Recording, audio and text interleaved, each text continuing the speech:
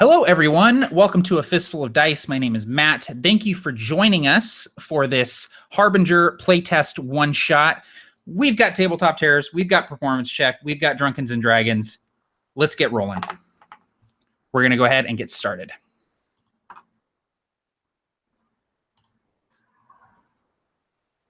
The bog moon of Karr is a sickly green sphere, perpetually shrouded in hazy clouds and encircled with the husks of long-dead battle cruisers. No one lives today who remembers who fought who, or why, or who won, or even what was worth fighting for on this dingy, waterlogged moon on the outskirts of the known orbits. But all the same, the steel skeletons drift, picked clean by scavengers, fallen warriors long forgotten. A glimmering streak of yellow flickers against the void. A ship, an ant amongst the husks of giants. It weaves its way deftly through the debris field, trailing yellow Astra, and begins its descent. It's a patrol boat with faded green paint, and the word Raptor is scrawled across the hull. We find ourselves in the cramped sleeping quarters of the patrol boat. The ship vibrates as it slips into the atmosphere of Karr. 4 bunks hang suspended from cables against the bulkhead, and in 3 of these are slumbering forms. Nearby, a sconce flares to life, and the room is illuminated by a bright, flickering blue flame. A vaguely human face coalesces within the flame, and it surveys the sleeping figures with a cold, mechanical gaze. A wispy female voice floats into the cabin. Attention. Now entering the atmosphere of Karr, approaching the seat of Sept Malchus. We have received Whisper Link clearance to land. Please prepare to disembark. Please prepare to disembark. So who wakes first?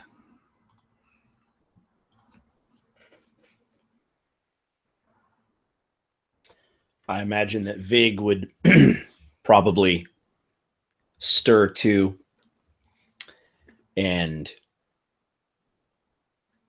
his good eye sort of open, and in a methodical, mechanical fashion, he would jump from one of the top bunks and start stretching.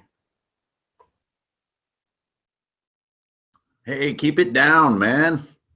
There's no way we're here yet. You're already doing push-ups? What's happening? Oh, I hate going between moons, man. It's so weird sleeping in low gravity.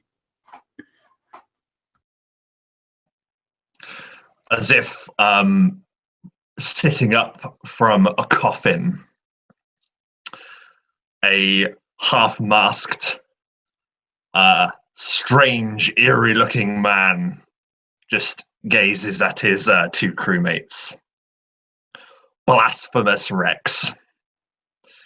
He coldly swings his legs over the side of his cot, rises, and with one stretch says, "Rise and shine, boys. Let's get to work."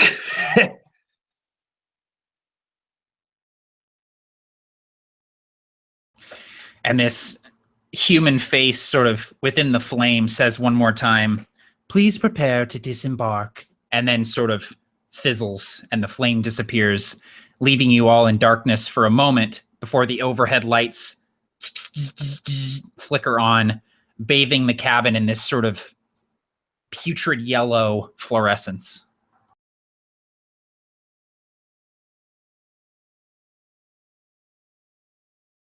Well, looks like another day in paradise, boys. Let's see where old Raptors brought us this time. And you'd see, Vig's lips moving, but a corner of his mouth is scarred, sort of shut.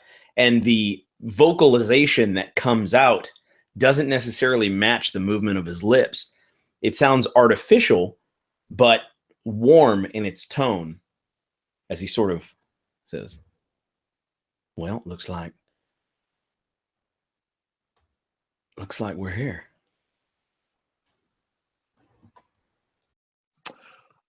Rex is making his way out of the quarters where they've been sleeping, and he flips a switch that's maybe on his wrist or something. And from speakers somewhere on his armor, his person, there comes the metallic, tinny noise of a speaker playing classical music. As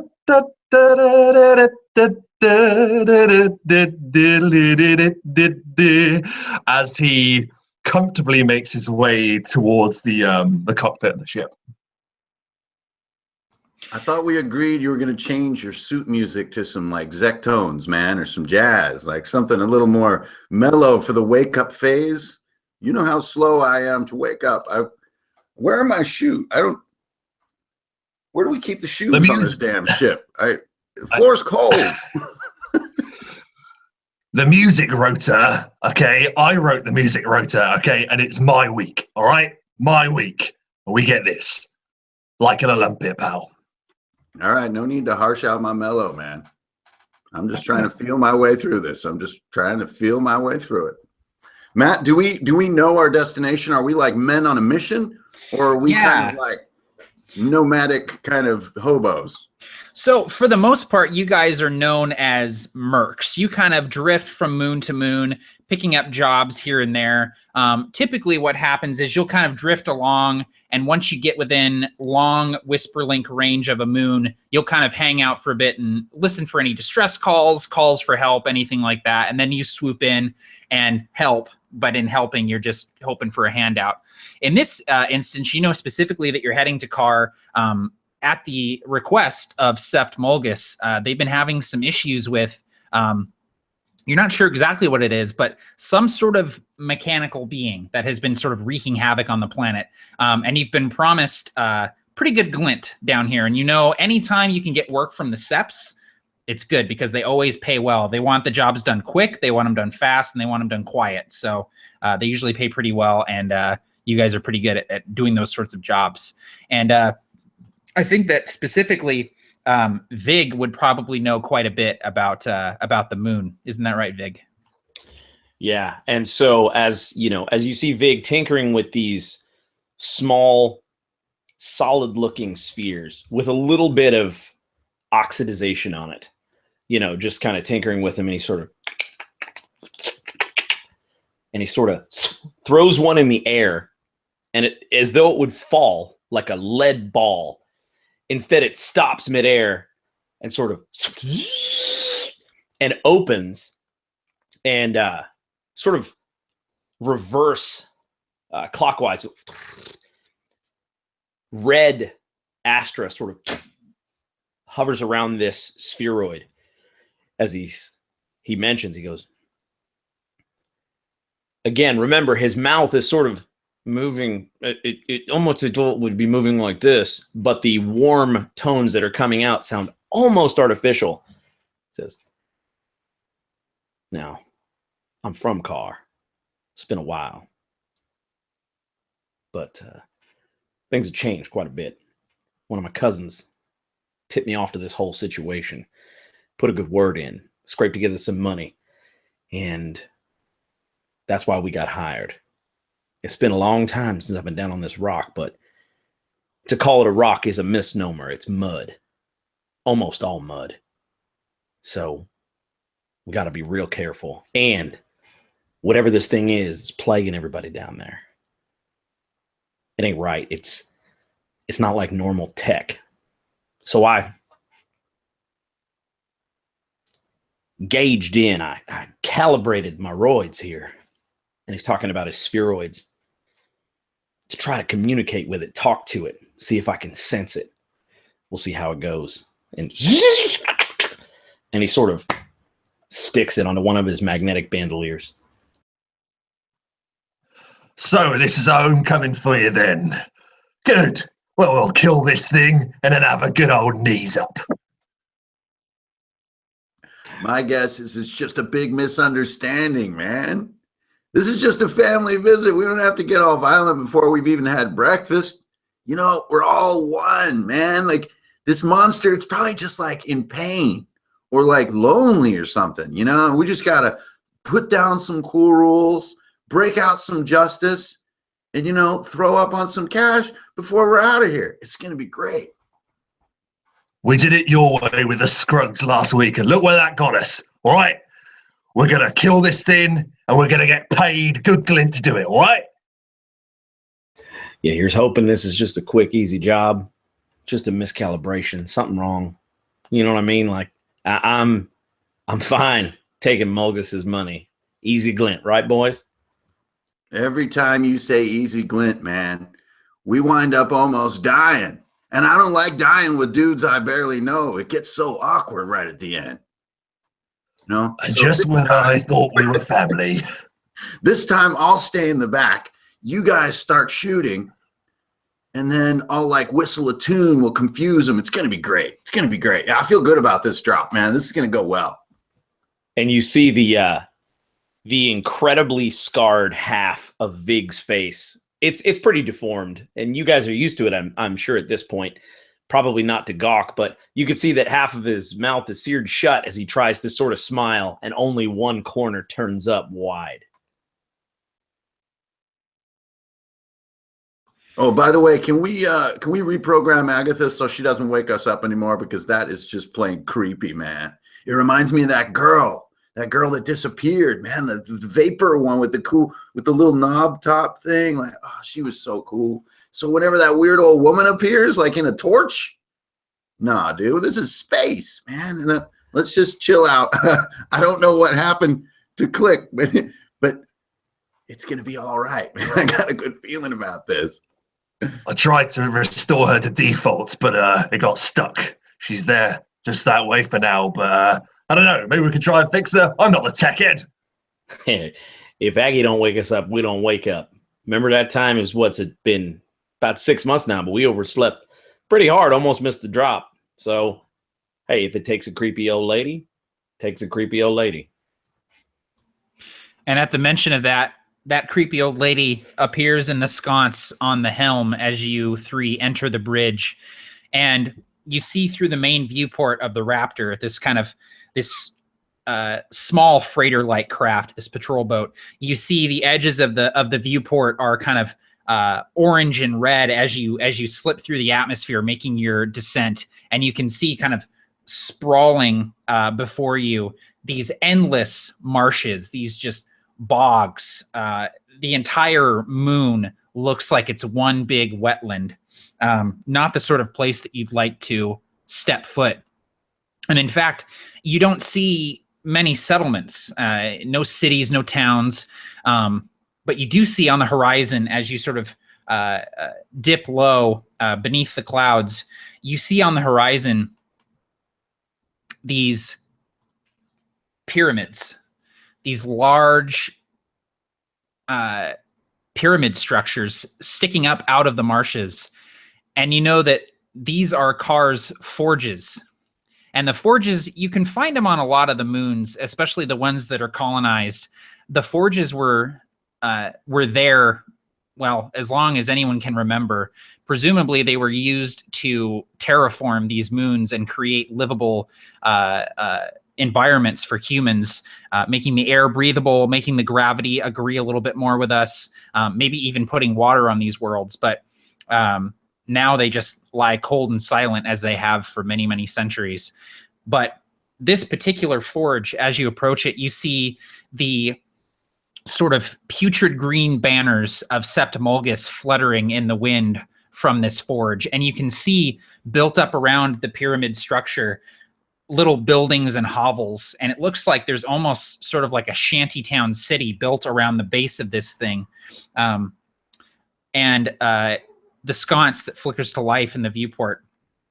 You see Agatha kind of appear, her face appearing within the flame. And she says, "We have received clearance to land on landing pay 4. I will direct you there now, unless you'd prefer to take the helm, Rex." Thank you, Eggy. I do like to bring her in myself, if you don't mind. That's what I assumed. And the the yokes kind of go kind of loosen as Agatha takes it off autopilot, and you can bring the ship in. It's an easy landing, but like she said, she knows that you like to park the car when you get there. Absolutely. And Rex just looks over his shoulder as he slumps himself into this tatty, moth-eaten sort of seat that's before the main control dials. He looks to his companions and he says, "Get ready to ditch those sea legs, boys!" And he cracks his knuckles and brings the Raptor in for a swift landing. We're going to say he's going to try and handbrake turn this thing into the garage. Yeah, I imagine that you probably come in a little bit faster than you need to, and maybe hit the brakes a little bit harder than you need to, and so you make it an exciting landing, but a skilled one for sure. The Raptor touches down, and you all feel the gravity of the moon. You feel as though you're on solid ground now. And Agatha immediately drops the gangplank, and the hatch opens in a gout of steam. And the air from the moon rushes in, mingling with the recycled air of the Raptor. And it just smells like farts, for lack of a better. It's rotten eggs. It smells like swamp gas as it floods in. And you imagine that this smell of natural gas and mud and just mildew would become, second nature after a time. But having never been here or having been away for some time in Vig's case, it's quite jarring as the wind gushes in. And Matt, just before we do disembark, would it be okay if Rex, and you could tell me what I need to do, just make a few sort of checks that he would make every time he lands anywhere in a new place, just to get kind of like atmosphere details, anything that might be out of the ordinary before we disembark? Or Sure thing. And you can ask Agatha for the rundown, and she'll essentially tell you that the atmosphere is perfectly breathable, that the temperature today is expected to be, fairly mild. There may be some rain later on, and that it's not advised that you step on the ground outside of structures, as you may just sink and never be found. Man, I love the smell in this moon, man. It's like abundant life, you guys feel that? It's just like thick in the air. Oh, I like this place already. Yeah, a lot of memories tied with smell. And let's just say I'm remembering a lot of things right now. I think you boys are being very insensitive. And he taps his rebreather. Rex may not have smelled anything other than recycled oxygen or whatever into his. Something is wrong with his face. You may not know what, but like he is just breathing through this thing. So, yeah. Yeah, it just smells like burnt rubber all the time to him with that rebreather, I'm sure. You can see that there are several people sort of coming out of the forge and stepping onto the landing pad. One of them you can see is a large figure. It's hard to make out specifically, but it looks as though it's someone wearing power armor, stepping onto the landing pad and waiting for you to disembark.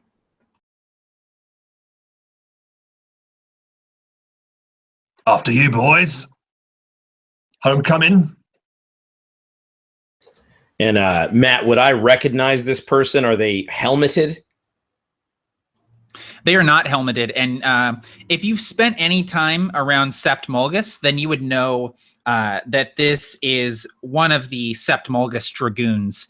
You don't know the person specifically, but the dragoons of the Septs are the ones that wear power armor, and it's fairly rare. And in fact, as it comes to Sept Mulgus, this may be their only set of power armor because they're not a very well-off Sept. Nice. And I think especially being a mechanist and understanding that, this power armor and how it looks a little worn, nice German automobile that's just from the 80s. It's like, wow, that thing's been well kept, but it's old. Sort of eyeballing it, etc. And then I think I would approach this person and essentially report for duty, but in a way that's casual, feigning some sort of pageantry, like trying my best to look as though I'm doing a good job already? Yeah, so the three of you walk down the gangplank, and the hatch it closes up behind you, and you all get a message on your whisper links that only the three of you can hear, and it's Agatha that says, "I'll keep the engine running," and she just kind of quiets after that. You approach this group of people with Vig sort of taking the lead, and Deck and Rex kind of coming up behind, and you see that the people that are meeting you are some common sort of Septmulgus foot soldiers. They're carrying spears, a few carbines. They're wearing this sort of muddy colored leather weave armor, but the one leading them is indeed wearing this power armor. And like you said, Tim, the power armor is very worn, very old, but also very well maintained. You know, part of being a dragoon is caring for your power armor like it's an extension of your own body. And so this person steps forward, and you see that it's a woman in the power armor, a female dragoon. She steps forward, and she's got this huge greatsword on her back. And with every movement she makes, you can hear the servos whirring in the power armor, augmenting every single move of her body. She takes a step forward, inclines her head, says, "You must be the mercs here to help us. Crew of the Raptor." Indeed. Greetings, moon units. I know we're all heavily armed here, but you can all just take it down a couple of notches. And let's get inside pronto, because we haven't had any real food for like 2 weeks. And let's talk about what's going down in this groovy swamp.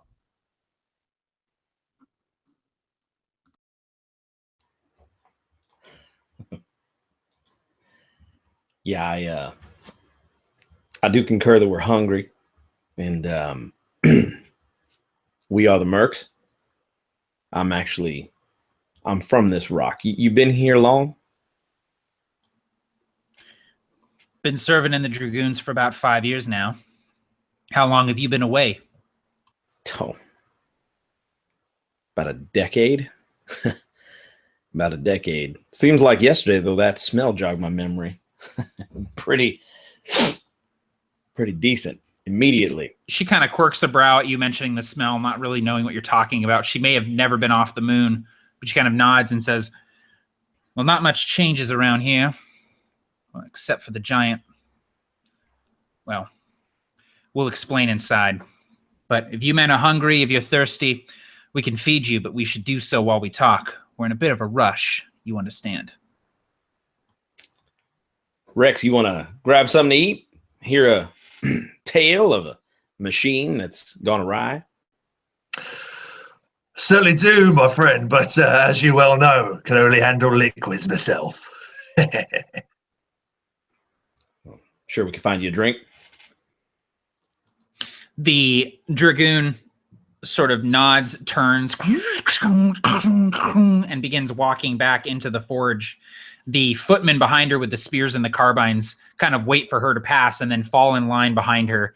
And a few of them actually take up posts behind you three as you walk in, so you're sort of flanked by these footmen. They lead you through the forge, this giant pyramid. It's made of stone, but the stone is not. It's almost like it was built by people who know how to sculpt stone, who know how to make it into liquid and then harden it somehow. Like there's no mortar to it. It's just, there's no lines of the stones. It's just one smooth stone structure. The forge is filled with items of fake opulence. There's sort of like tattered banners from different septs, gaudy trinkets that are sort of put on these pedestals and sort of displayed. There's this kind of strange colored smoke that's just kind of wafting everywhere. And the Dragoon sort of takes you through and into this audience chamber. And you see at the far end of this audience chamber, sort of sprawled across this stone seat, is the Marsh Lord. And he's this tall, spindly looking man with really an intense skullet. Like he's totally bald on the top, but his hair on the sides is just long and draping down.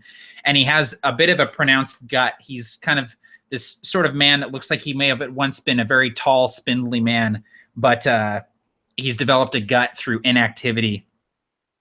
And he has this this bubbling sort of hookah-like device next to him, and he keeps taking long draws off of it and blowing out this very sort of rainbow-colored smoke. And as you approach, you can see that there's no chairs, but there's pillows kind of laid everywhere, all these kind of ratty-looking pillows. It's almost like he's fashioned his audience chamber on like a grand vizier or something like that. But as you come and you sort of pat the pillows, like dust just puffs up from these pillows. Sit if you please. I'll tell you a tale.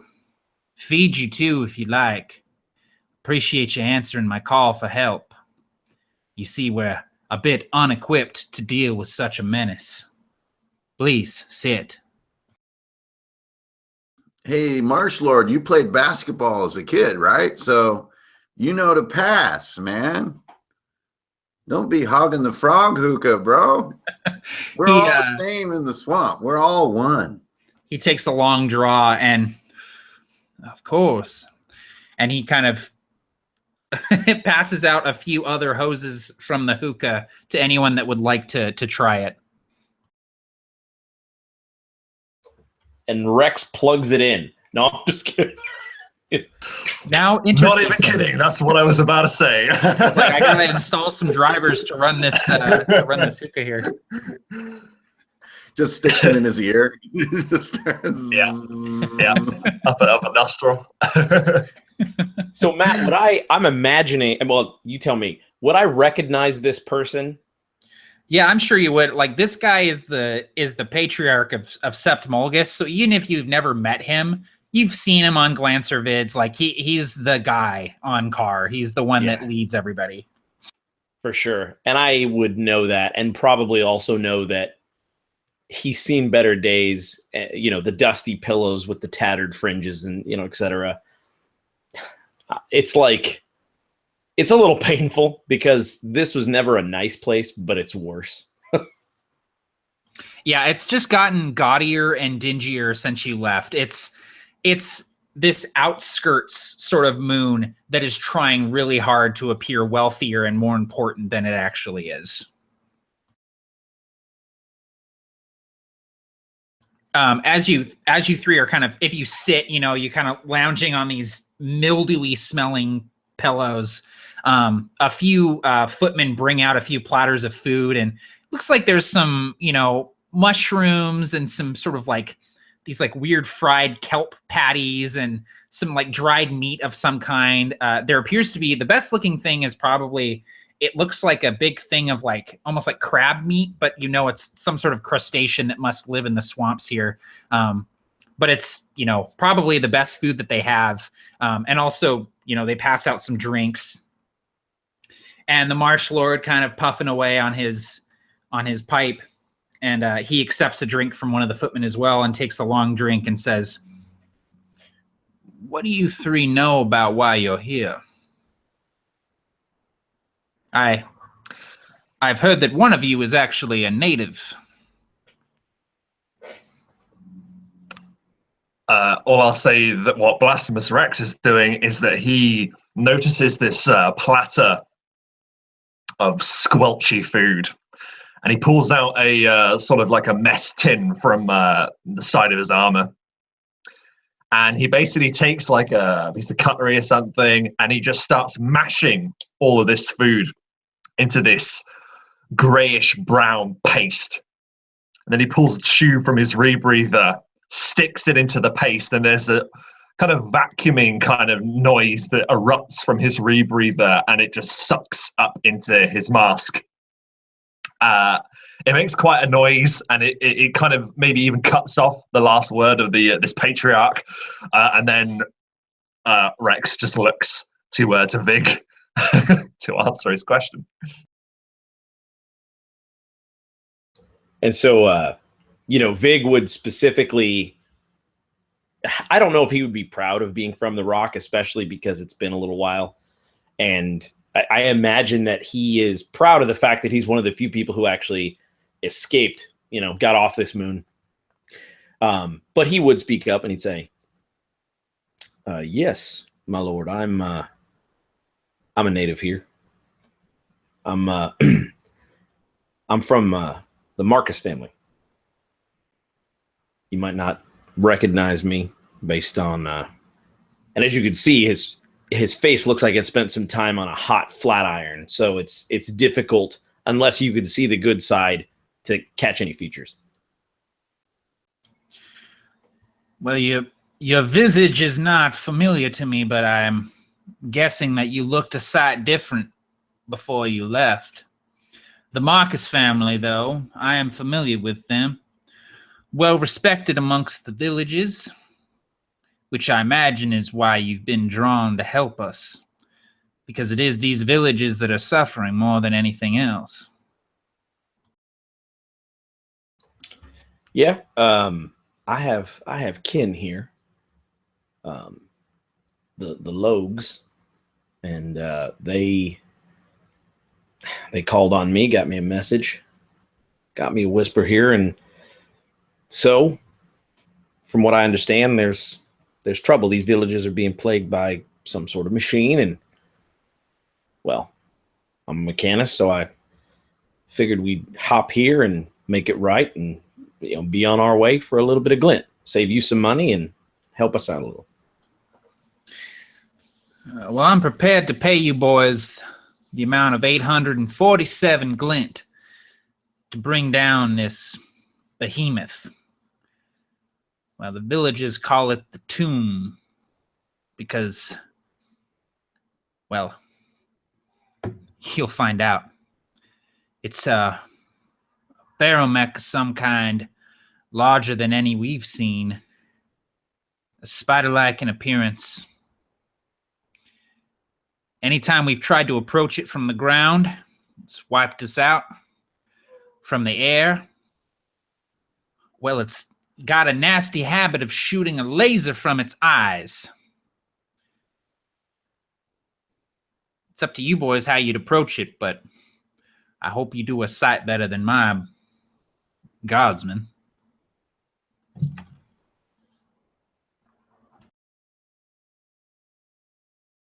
Well, first of all, thanks for the smoke, man. Not bad for a backwater moon. I mean, for a nice moon. But it sounds a little dangerous to me. Maybe we could take that cool dragoon, throw her in the team, maybe like on a cable, plop right out of the ship or something. Maybe we could swing her like a wrecking ball, man. That might be cool. Dragoon Rusk is my personal bodyguard. She will not be accompanying you. Her place is here in the forge. Stone cold, man. Stone cold, bro. How about 848 then for no dragoon? You drive a hard bargain. We can talk about adjusting the price based on your performance. Rex stares the patriarch in the eye and he says, "You got much need for protection in this palace of yours?" Well, any head of a sept such as myself can expect certain dangers that come along with the position. Hey, Matt, what's the approximate worth of the Raptor? The Raptor, I imagine that it's probably a couple thousand glint at the most. Interesting. That puts an interesting spin on things. Like, it's about what you'd pay for, like, an okay car at a used car lot that's maybe, like, 15 years old. Just three dudes tooling around in a used car. That's right. That's right. That's Harbinger. That's actually the subtitle. We're going to replace, it's not going to be science fantasy role-playing game. It's going to be Harbinger. Three dudes tooling around in a used car. We're in a Civic. That's haunted. It's a haunted Civic. But it has the tape deck, so we do the adapter. with the It's wire. it's got the auxiliary tape deck in there. Yeah. Yeah, it's nice.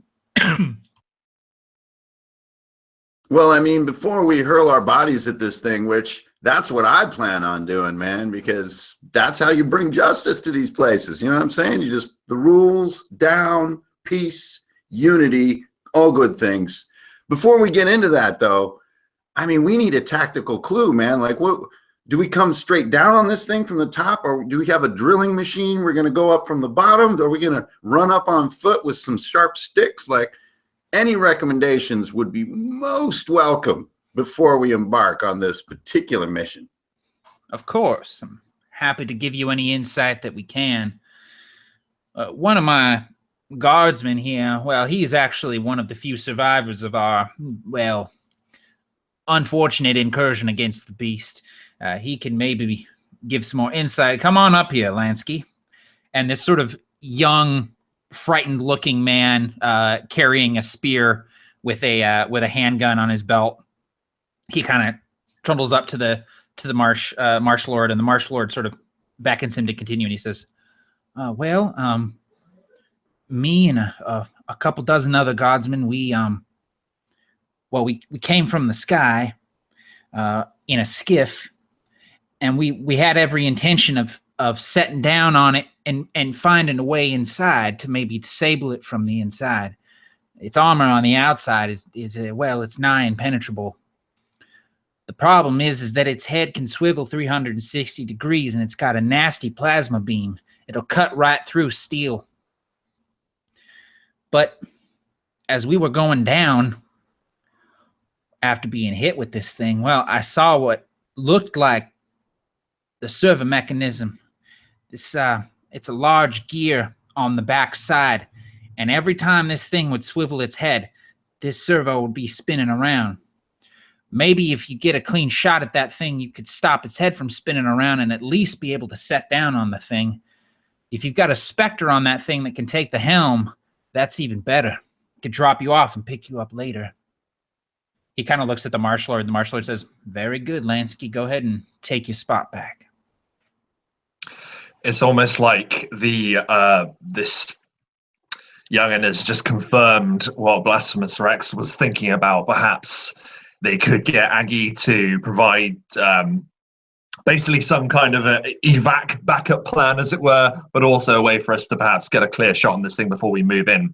And Rex sort of takes a sideways glance over to his mechanist friend, and sort of under his tin-like breath behind the mask says, "You ever heard of a barrowmech, boy? You know what this fella's talking about?" Yeah, I know what this fella's talking about. Let me ask you a question, Lansky. And you see, as he sort of addresses Lansky, Vig puts his hand to his neck, and there's this almost plasticky, like 2001, A Space Odyssey sort of connector on the very front of his Adam's apple. And then it's surrounded by these green lights, these sort of glyphs. And, he unclips it.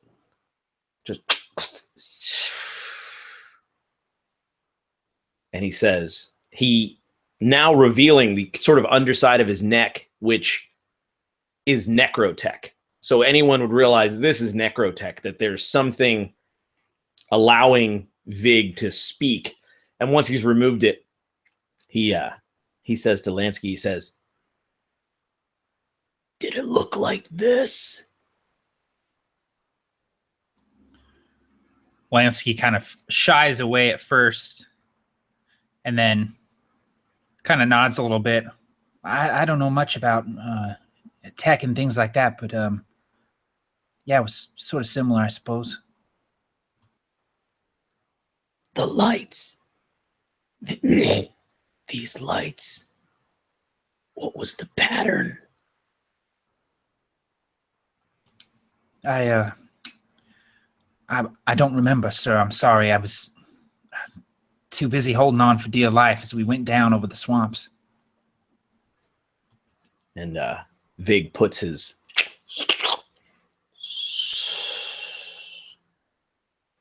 It's all right. No worries. Well, friends, fellow swamp dwellers and mud rakers, it's been beautiful sitting and having kelp patties with you guys, man. You guys are all right. You might want to do a little more upkeep before friends show up next time. That's just an inside tip. But I think we got ourselves a plan here, man. Like, we just go in, whoop, go down, grapple hook, gear. Agatha pops out. It's not going to be a big deal. And as Deck describes this plan and his robes are flowing around and there's a little bit of a glow in his goggles, I would like to zero my attention on what I hope to be one of the sort of the help who are bringing these platters of kelp patties to us. Walk over to hopefully her, put one hand on the platter and lower it just a little bit and reach up and do a sort of like a weird Vulcan hand on her temple and her chin and her cheek, and close my eyes and kind of vibrate and be like, no, I'm just messing with you. I can't do any of that mind reading stuff. All right, I think we're ready to go, you guys.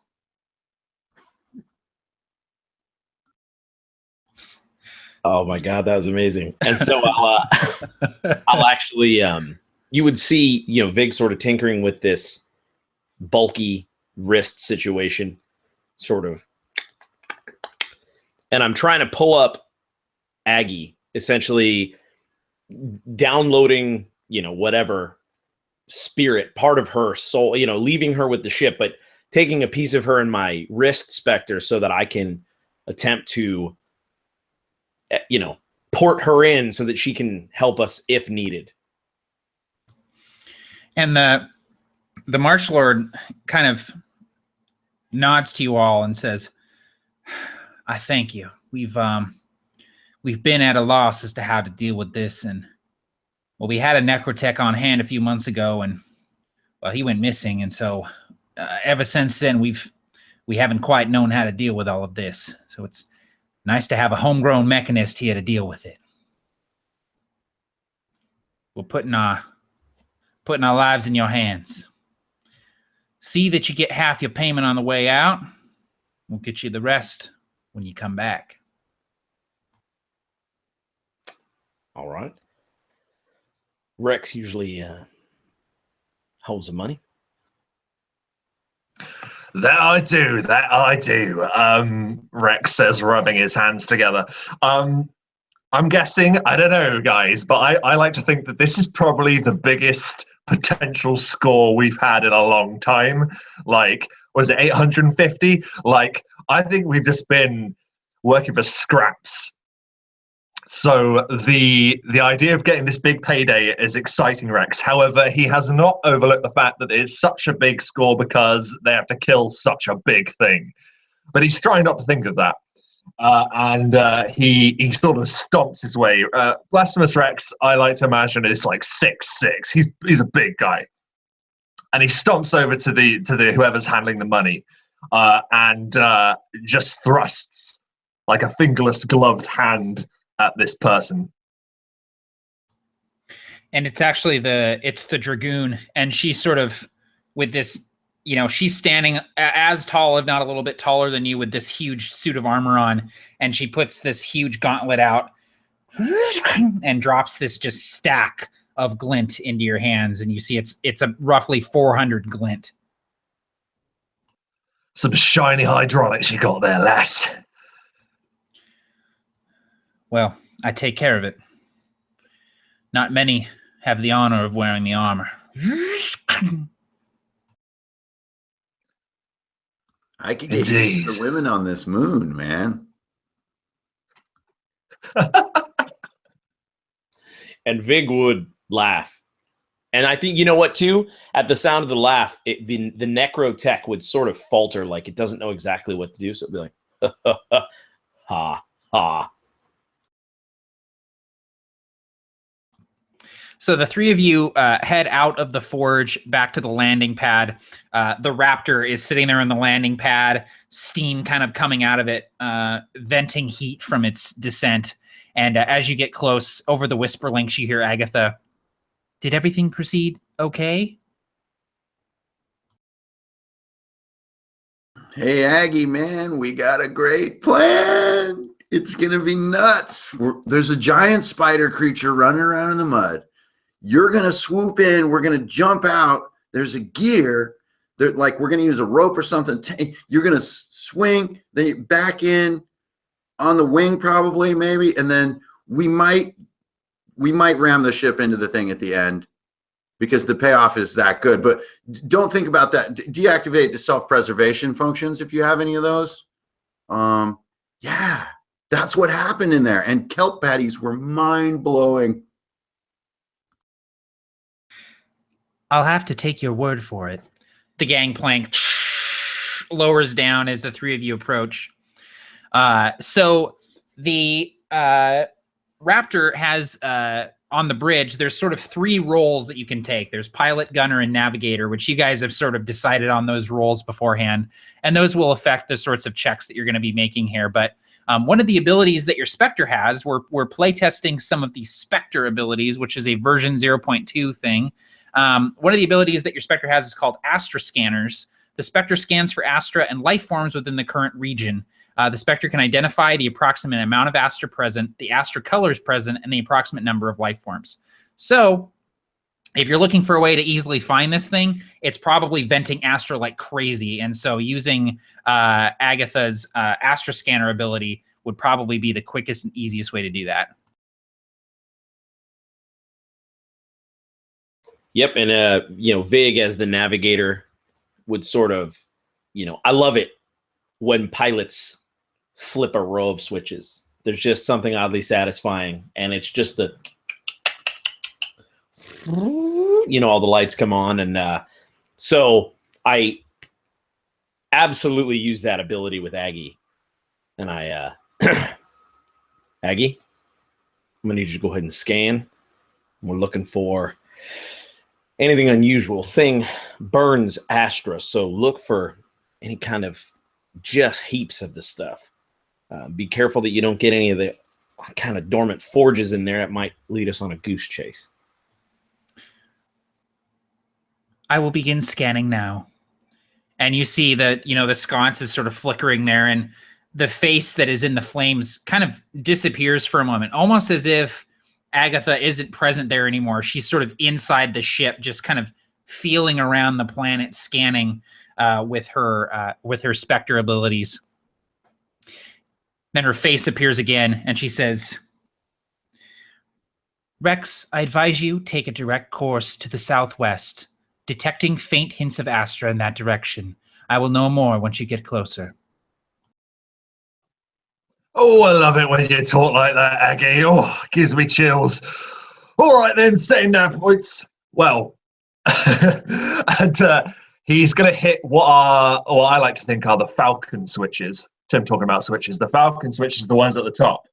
Yeah, the ones in the little cluster up here with the little things between them. Yep, that's exactly it. You're talking my language. It's all up there. And he's like, do, and he's just going to set a course in. Well, no, actually, no, because you're the navigator, Vic, so you should probably set the course. And the way I imagine it is more like, it's like guidance. And I don't know what the screen looks on this thing, but I imagine it sort of gives you this suggested trajectory, but it's all on you because Aggie's busy, so you're doing the flying here. She's busy looking for this thing. So, Matt, we got yellow Astra cooking on the ship. Is that right? Yeah, yellow Astra for the engines. So I'm thinking this sort of vapor, this very spectral sort of vapor makes like a Terminator outline. Just like these yellow, like, and then they wisp away as you choose a different path, sort of giving you the best possible way. Couple alternates, that kind of thing. It's Astra Google Google Maps. Yeah, dude, we got an Astra GPS in our Civic. And then Deck, the Raptor is outfitted with a heavy repeater, it's just a giant Gatling gun that you are able to control from the bridge. So as the gunner, that's sort of your purview, is that big giant gun. Well, I tend to be one of the most ill-skilled gunners you could ever really have on a used car. So I won't man my station, actually. I would like to go over to one of the far too small and unergonomic portholes we have on this bucket. And I'm going to go low tech. I'm not going to flip any switches. I'm going to look out the window. Like, is there anything out there of interest? Like, do I see a giant spider mech walking across the swamp? He does this with his hand out the, like, as it's blowing. Yeah. You guys, look at Put that. on the road trip playlist. You don't see a spider mech yet. All you see is just endless marsh with like distant sort of pyramids, hazy in the fog. But as the raptor sort of shudders and takes off, sort of Vig sort of charts the course, and Rex sort of augers it in, and the raptor sort of takes off. And I imagine that you kind of fly low, sweeping across the marshlands. It just rolling away behind you as you travel very quickly across the moon's surface. And all the while, Agatha is sort of reaching out. After about 10, 15 minutes of flying in a single direction, weaving around these forges, taking in the sights and the smells of Karr, Agatha appears again within the flame of the sconce, detecting massive amounts of blue astra about 3 clicks to the southwest. Please continue on charted course. We will be within visual range in minutes. Lock onto that power source, Aggie. We don't want to lose it, just in case. Bring her in. And Rex is actually going to do a bit of a drift. So he actually lets the forward momentum of the Raptor keep them forward, but he's actually turning the controls so the cockpit, the bridge, will be facing whatever this thing is as they drift over the horizon. Awesome. You're Tokyo drifting this thing around the corner. Yeah, and, man, it's a soft drift. pulling the e-brake as you do. But you fly a little bit longer, and you skirt around, and over the horizon, you see something. And at first you think it might just be a forge. And Deck, you see it too, kind of, looking out of this porthole here. It looks like it might just be another forge in the distance, this sort of just black speck on the horizon. But as you get closer to it, you see that it's moving, and you begin to make out the shape of limbs sort of carrying this thing forward. And as you get closer, the image of this thing becomes clearer. You see blue astra pluming from it, and you see a single giant, like, blue eye as this head swivels around and sort of focuses on your ship as this giant mechanical spider, stories and stories tall, clambers across the surface of the moon. Man, no wonder these mud farmers are freaking out. That thing's not cool, man. It's not cool. And you made me spill my tea with that maneuver too. So I don't know about this drop anymore. And Matt, when you say stories and stories, I'm not looking for an exact number, but like double digits, high single digits. Like there's a reason why you mistook it for a forge. It's like as big as one of these pyramids. Ooh. Okay. So it's definitely big enough to have an expansive interior, right? Like a large ship. Yes, indeed. It's almost like it's big enough to have a dungeon inside of it, if you will. Sorry. I say we crash the ship straight through it. Just boom and wreck his prep. Straight. I say that in Let's do game. it. I say we wreck his prep, and I'm not talking about meta. This is real. No. And I think Blasphemous Rex is actually going to listen to that comment for a second, because Matt, do you think I might be able to make some scan with the equipment or a perception check with good old fashioned looking out the window like we talked about earlier? Do you think there might be a way for us to actually pilot inside this thing, or? So just looking at it, you don't imagine that there's a safe place to really put down or fly inside of it. You'd have to get a little bit closer to know for sure. But just at a distance, you're thinking that your best bet would probably be to do a drop off essentially and just get as close as you can to get onto this thing. Like Lansky mentioned, there's some sort of mechanism on the back that allows it to turn its head really quickly that you might be able to destroy or at least disable somehow. So you won't know more until you get closer, unfortunately. Well, I'd say, Rex, why don't you put some of those drifting skills to use rather than just spilling my tasty beverage? Whip us around the back, and maybe I'll get lucky, and with under 2,000 rounds, I might be able to peg that gear.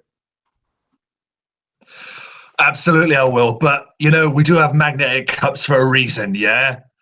Use one of those in future. And Rex is, going to absolutely do that. He is going to do his best to line up perfectly with that gear that was discussed. So Larry can make hopefully an effective shot against this thing, I think. Perfect. So what I'll need from all of you is from our pilot, we'll need a dexterity check, and you can add your proficiency bonus because treaders are proficient in space vehicles. Right on. From our navigator, we will need a tech check. Rightio. And from our gunner, I will need a dexterity check, adding your proficiency. Sweet sauce. Right. I got a 15 up, 18 modified. Woo! Damn. We're looking for 14 or better. This is a DC 14 encounter. Okay, wicked. For my piloting, I've got a 19. Perfect. And tech is 15. Awesome. Okay, so what happens is you guys are sort of approaching this thing, and as you are, I mentioned that the head sort of swivels to look at you, focusing in on the ship, and you begin seeing red astra begin pulling out of the air, sort of coalescing around this central eye. And you begin to hear this thrumming, this and Agatha comes up on the sconce. It is targeting us. Target locked. Firing primary weapon. And this just blood red crackling beam of red astra just erupts from this thing's eye and shoots in a straight line towards the ship. Now, Rex, you're a fairly capable pilot, and you manage to just turn the ship almost on its side, thanking your stars for the harnesses that you guys are all buckled into. And you feel the turbulence from this energy passing, within feet of the ship's bottom, just and the ship rocking as you do so. But you manage to avoid this beam, and you see it just kind of pass over the horizon, this beam just continuing on and on and on, maybe even shooting into space over the horizon of this moon. And as it misses, the spider sort of turns its body to sort of connect up with its head. With your tech check, Vig, you sort of begin scanning this thing very quickly with your navigational tools, scanning over and over in it. And then you, with your tech check of 15, you find that gear on the back. You see it there on the back of this thing as Rex brings the ship around, and you point it out to your gunner. And what did you get? Oh, 18. Awesome. The gunner got 18. So go ahead and describe to me what that looks like as you nail this gear with the heavy repeater on the bottom of this ship. So did all three of us just as a crew make like mid-teens rolls? That's yeah, awesome. you guys killed it. Well, I mean, that's how we do. I've never been with such a all of us. The thought of crashing the ship into this thing crossed all three of our minds. That's why we roll together as a group. So as we come around, this burn goes right past us. The last thing that Larry would ever want to do is fire a gun at a thing. So I'm going to really quickly, we don't cross ourselves in Harbinger. We triangle ourselves to remember the everything. We're all one. So I triangle myself real quick because I know this thing's just in pain. It's just lonely. But holy shit! Ah! Luckily, this repeater has such a kick and throws out so many rounds, you really don't need much of a skilled operator. It just kind of sprays stuff. And hell yeah, let's pop the neck on this thing. You send a few rounds into this gear, and at first it seems like nothing is going to get through this armor, but you know, with Vig sort of zeroing in on the specific gear that is controlling the servos on this thing's swiveling head, you just pop a bunch of rounds into it, and you see it kind of heating up and melting almost into slag, and then sparks just start flying. And this thing actually stumbles a little bit, kind of staggering backwards. It's one of its main sort of mechanisms just crumbles and crushes. Agatha says, "The next servos are now disabled. I can drop you off if you allow me control of the helm." And Vig can't help but say, "Why, Larry McKay, nice shooting." You know, I have my moments every once in a while. They're few and far between, but as long as I close my eyes when I'm shooting, I do pretty good. Rex. Rex ignores the comment completely, actually, and says, "All right, Aggie, handed over primary control. Let's do this." Here we go again. The raptor comes up alongside the behemoth, and the side hatch opens up, and you're all standing with the open air in front of you, and this thing just looming before you. Agatha says, "Good luck. I will maintain a distance of 1 mile to maintain Whisperlink range. Call if you need me." And she tips the raptor forward to sort of urge you to jump. So I'm going to need athletics checks from everybody. Ship's trying to kill us, man. She's dropping the kids off at school. She's like, "Guys, come on, get out of here. Mom's got to go home and watch her soaps." Wow. Oh, watch my stories.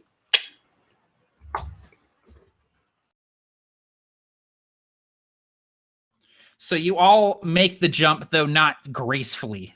You manage to leap off, and you land on this sort of semi-solid, semi-flat surface of this thing. And as you do, you hear it begin sort of walking again, and you see the raptor. The hatch closes, and it takes off and disappears into the clouds. Over the Whisperlink, you hear, "I'm here if you need me. Good luck." And then static. Hey, you guys, on the next mission, remind me to recruit a bard, because people need to know about this shit, man. I will remind you. Hey, but that's why we have these whispers, right? Record them, play them back. Sometimes the story is better than the truth, though.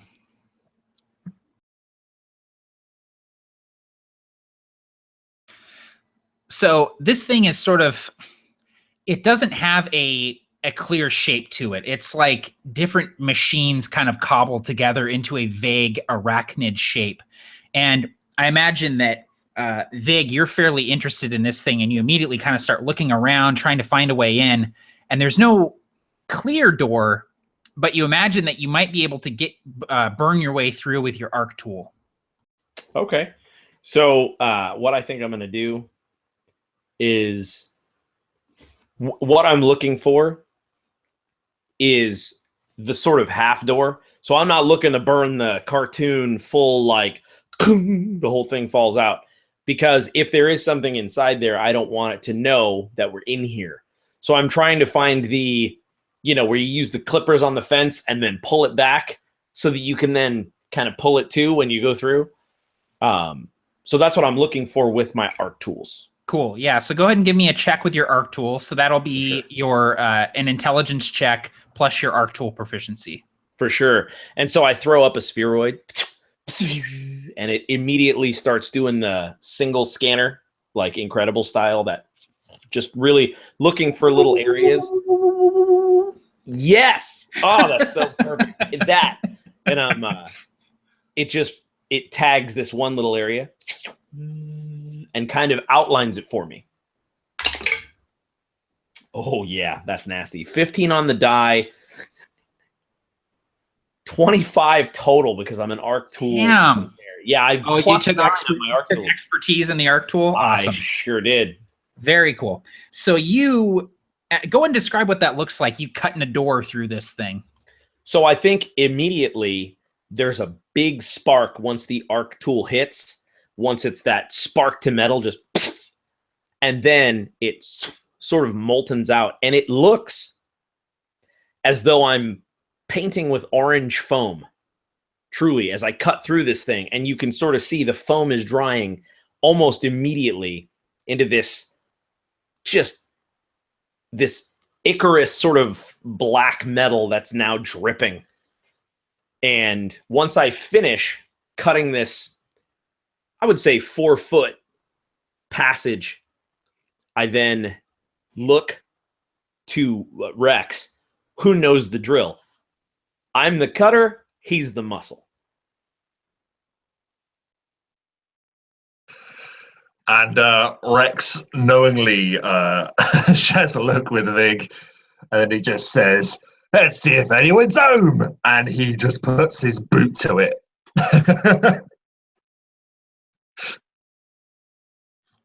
And this sort of half sphere of hot-edged metal just falls inside the barrowmech.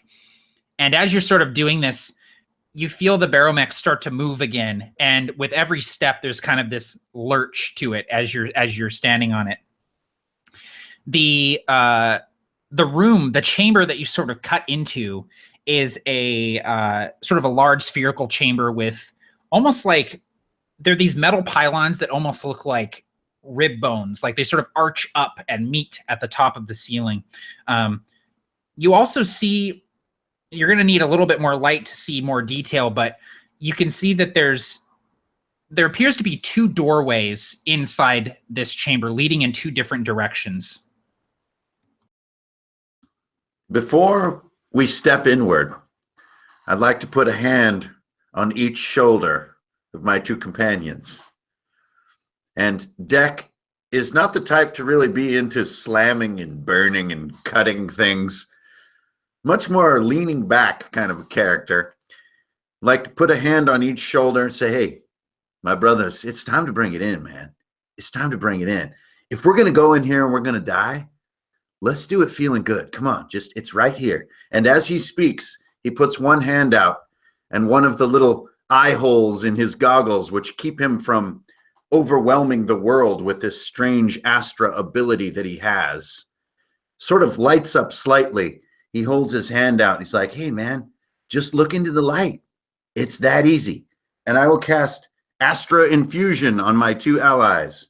So both of you have plus 10 HP max, and you'll heal 10, which doesn't matter for the moment, but I just want to give you the max bump right away. So we're doing like Legion of Boom style huddle up before we go in. So your HP max goes up by 10, and that's a 2 fade for me. And I immediately know what you're doing, because this is the ritual. You know what I mean? We kind of bring it in, and you sort of have That's right. some sort of trick up your sleeve. Maybe it's not always Astra Infusion, but it's always something that fits the day, you know? Everyone's hooking us up. And I know that this is like a swapsy. It's like, so as you do that, and this blue light like surges over me, and I'm just like, it's like taking that first crisp drink, you know? I feel that.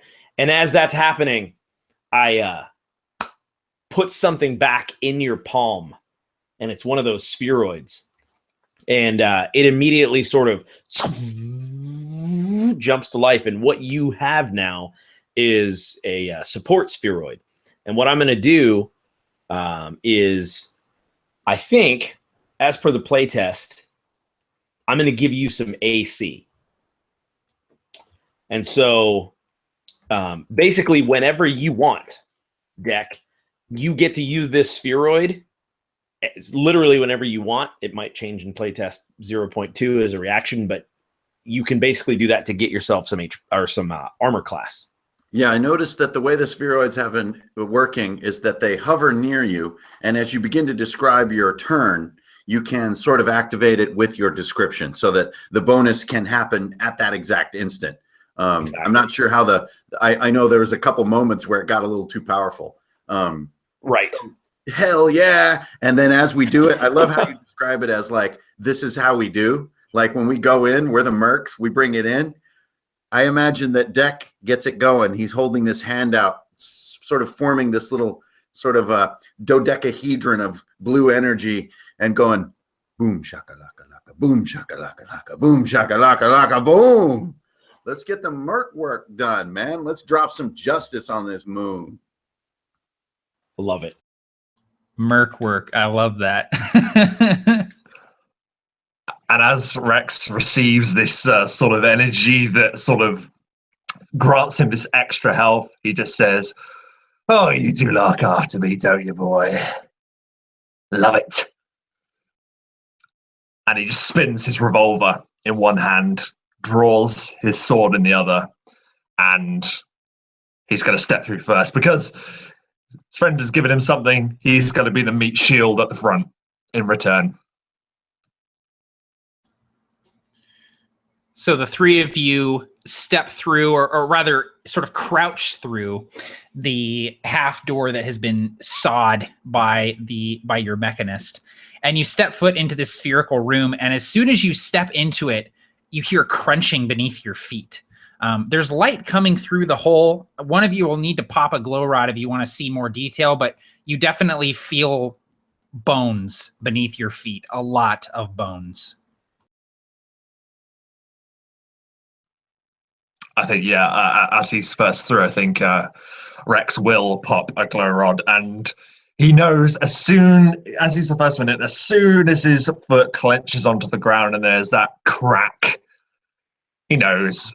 And he looks back to his friends, and then he looks and casts this glow rod as far as he can into the room to see if any further light can be shed on the situation, shall we say.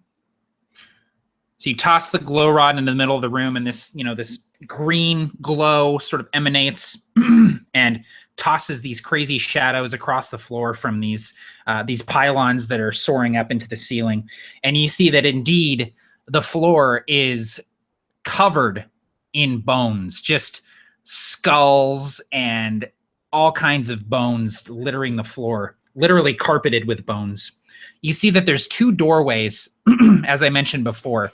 Both doorways are open, seemingly open. There's no doors or hatches, but you see that beside each door is a small spherical indentation, almost like a half sphere, each of them with a different sort of weird etching inside.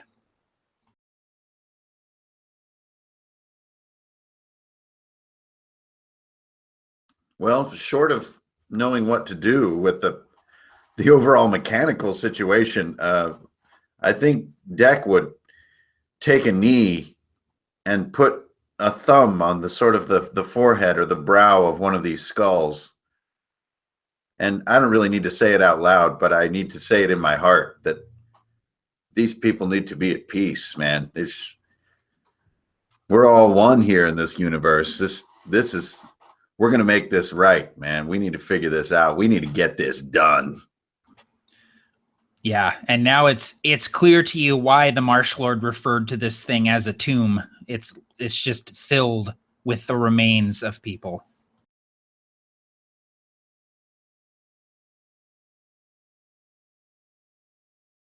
Damn it, Matt. I had to make a giant walking spider tomb. I had to do it. Listen, That's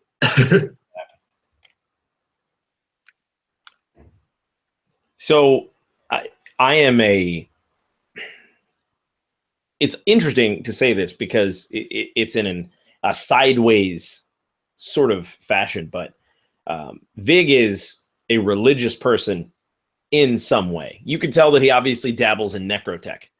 So when I say religious, it's more like a learning of a textbook so that you can reroute the souls of the dead to make your machines work.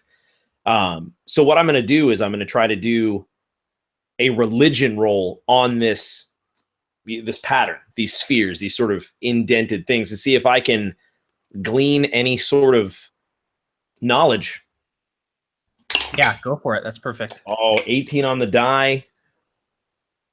So that's a 24. So looking at these runes, so first off, the first thing you notice when you get close to these doorways is that though they are open and there's no hatches or doors, you immediately sense that there's some sort of energy there. And as you get closer, you see that there's... So have you ever been to like a laser show, like Laser Floyd? Or have you ever seen like lasers cut through smoke? Yeah. You kind of see that like smoky laser look that's sort of this red color on each of the doorways. It seems as though there's a field of red astra covering each doorway. And then in those spherical indents, you see that there's 2 different runes in each of these. And the runes they're prelude runes. They're runes that don't... It's a dead language that nobody really understands. They're like Egyptian hieroglyphics, but you can clearly see that they're 2 different runes.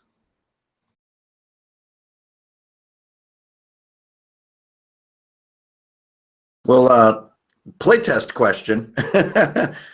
If you see phenomenon like that, is this where the sort of the Astra skill is a thing? Is this what? How do we pierce the veil of what this thing is? Totally. So if you wanted to give me a Astra check, you could probably discern what the sort of purpose of these fields of red Astra are, or what's going to happen if you touch them. 17 up. God damn, guys. It's going to be really hard to Dude, kill you guys. I if you're know. rolling this well. We're That's a rolling like 21 champs. modified. So I don't know if you've seen this sort of phenomenon before, Deck, but you definitely know that stepping through or putting any sort of body part through the red field would likely just turn you into ash instantly. It's like concentrated red Astra. So there's no door here, but you do not want to step through the doorway. It's kind of like not crossing the streams. Important safety tip. Yes. Let's take that forward. Yeah, and I imagine that as you're realizing this, like Vig is sort of like leaning really close to it to inspect the spherical indent.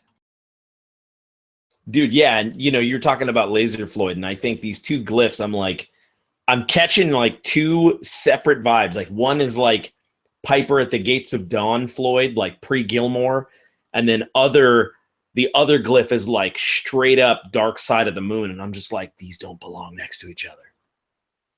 So we need an object that can survive the Piper at the Gates of Dawn.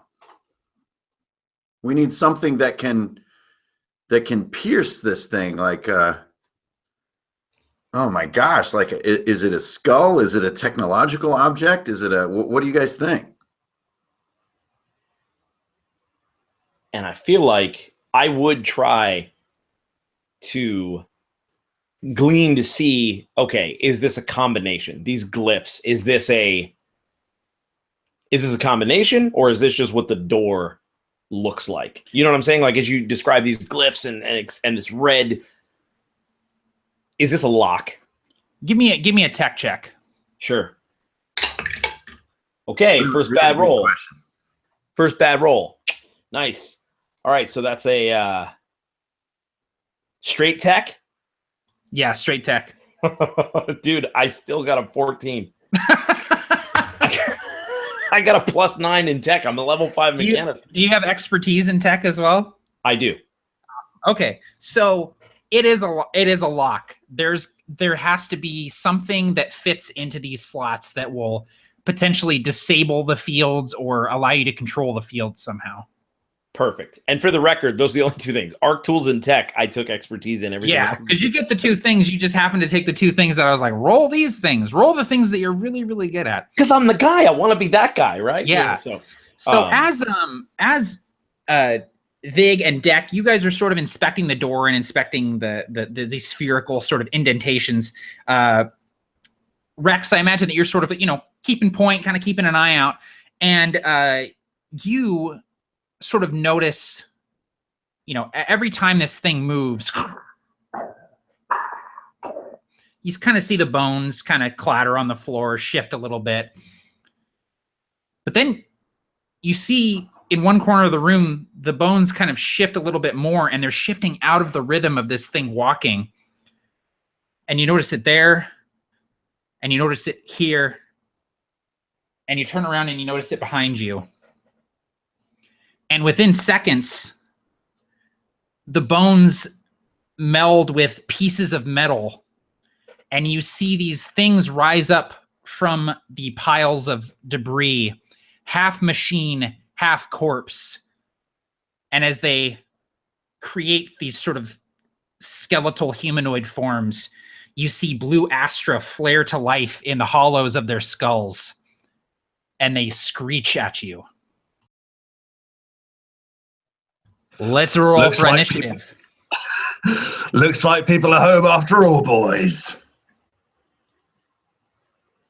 That is so amazing, by the way.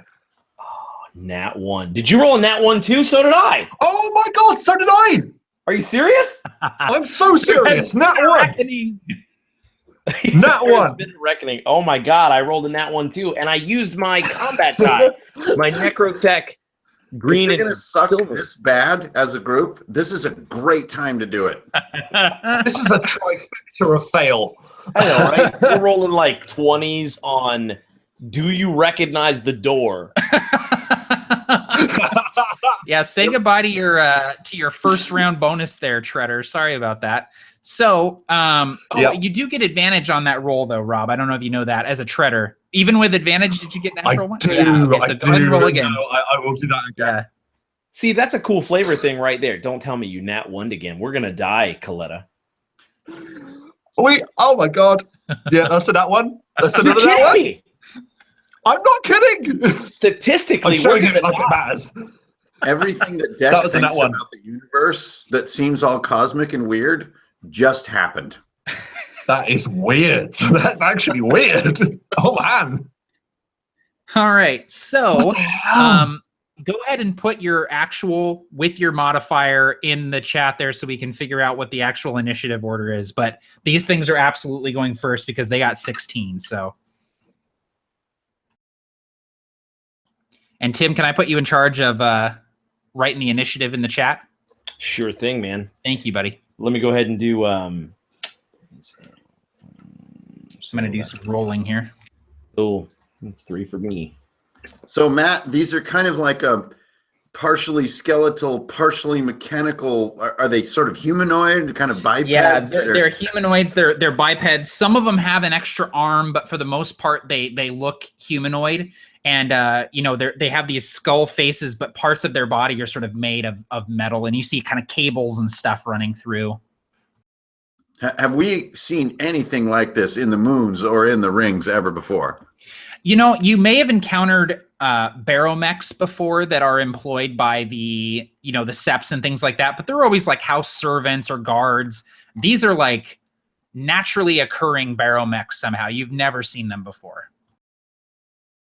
It's almost like you guys are a virus, and this spider just generated some like white blood cells to come take care of you. That's disconcerting. So we've got, I went ahead and rolled some damage here. So these things aren't carrying weapons, but they have these sort of like metal claws, just these sharpened steel claws. And they sort of like hulk forward, just carrying themselves, crushing bones beneath their feet. One of them comes for each of you. And let's see here. Deck, now would be a good time to use your spheroid if you want to. Well, would I do it on my turn, or do I do it as they... Is it sort of a reaction, or is it an action? I guess this is the joy of this spheroid question. Yeah, you can do it whenever you want. In version 2, we're making it a reaction, so you can do it anytime you want. So right now you can do it, and it doesn't count it doesn't count as a reaction since that's how it is in the rules. But technically, you can do it right now. Yes. Awesome, because I'm wearing basically like my pajamas. So. Yeah. You rolled out of I bed have and put on some rolled a yoga pants. 1. Yeah. Oh. I have No. an armor class bonus of, as the Spanish would say, 1. Dude, your goggles just got like 2 tiny crystals on the edge. That's it. So I'm going to hand out some damage here. It's One like I of just the- hold a hand up. That's a 1 Yeah, AC you're like, bonus. no, please don't. One of the barrowmechs charges towards Deck, slashes across, cutting through your robes and dealing 5 slashing damage. A second barrowmech comes forward and sort of grabs Rex by the shoulder and sort of scrapes its claws back against his shoulder, dealing 3 slashing damage. And the third comes forward towards Vig. And Vig, you feel in your back almost like a dagger going into your back, and it's this claws just digging into your back for 5 slashing damage. And let me remind my companions that Legion of Boom gave us 10 extra hit points, so that's hugely important right now. Yes. So Barrowmechs just went, so now it is Rex's turn.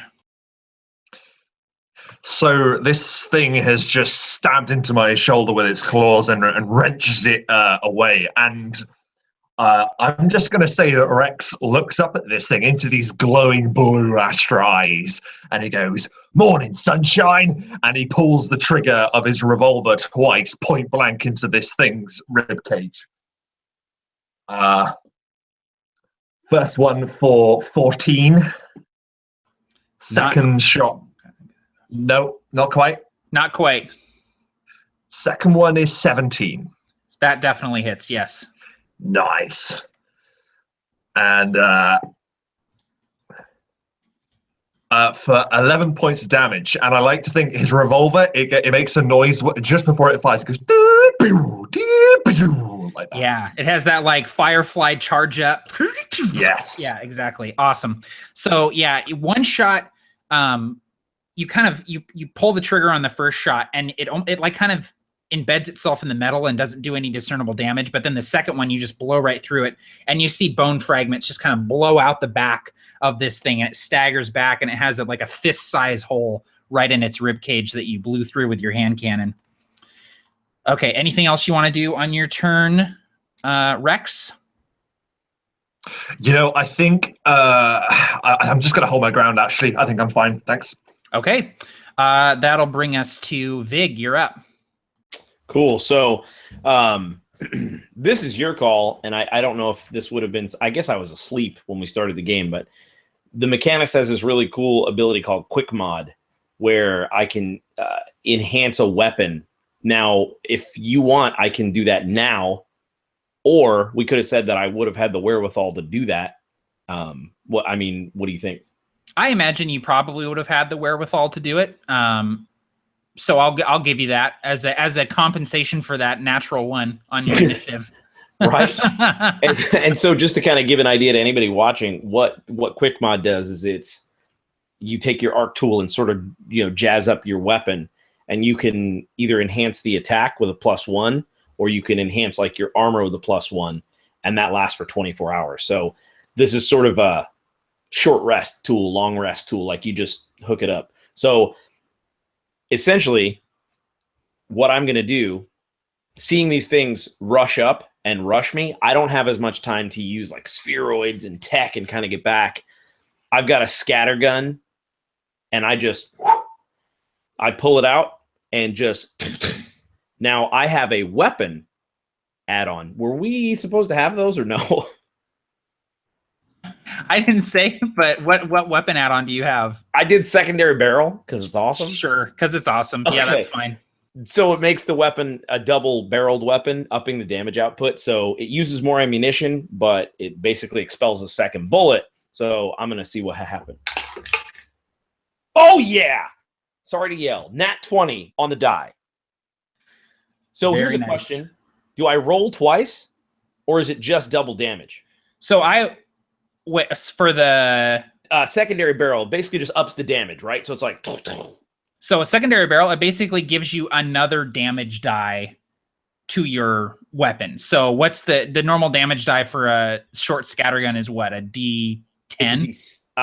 Yes, it's a D10 plus. Yes, that's right. So it's you just add another piercing. D10, yeah.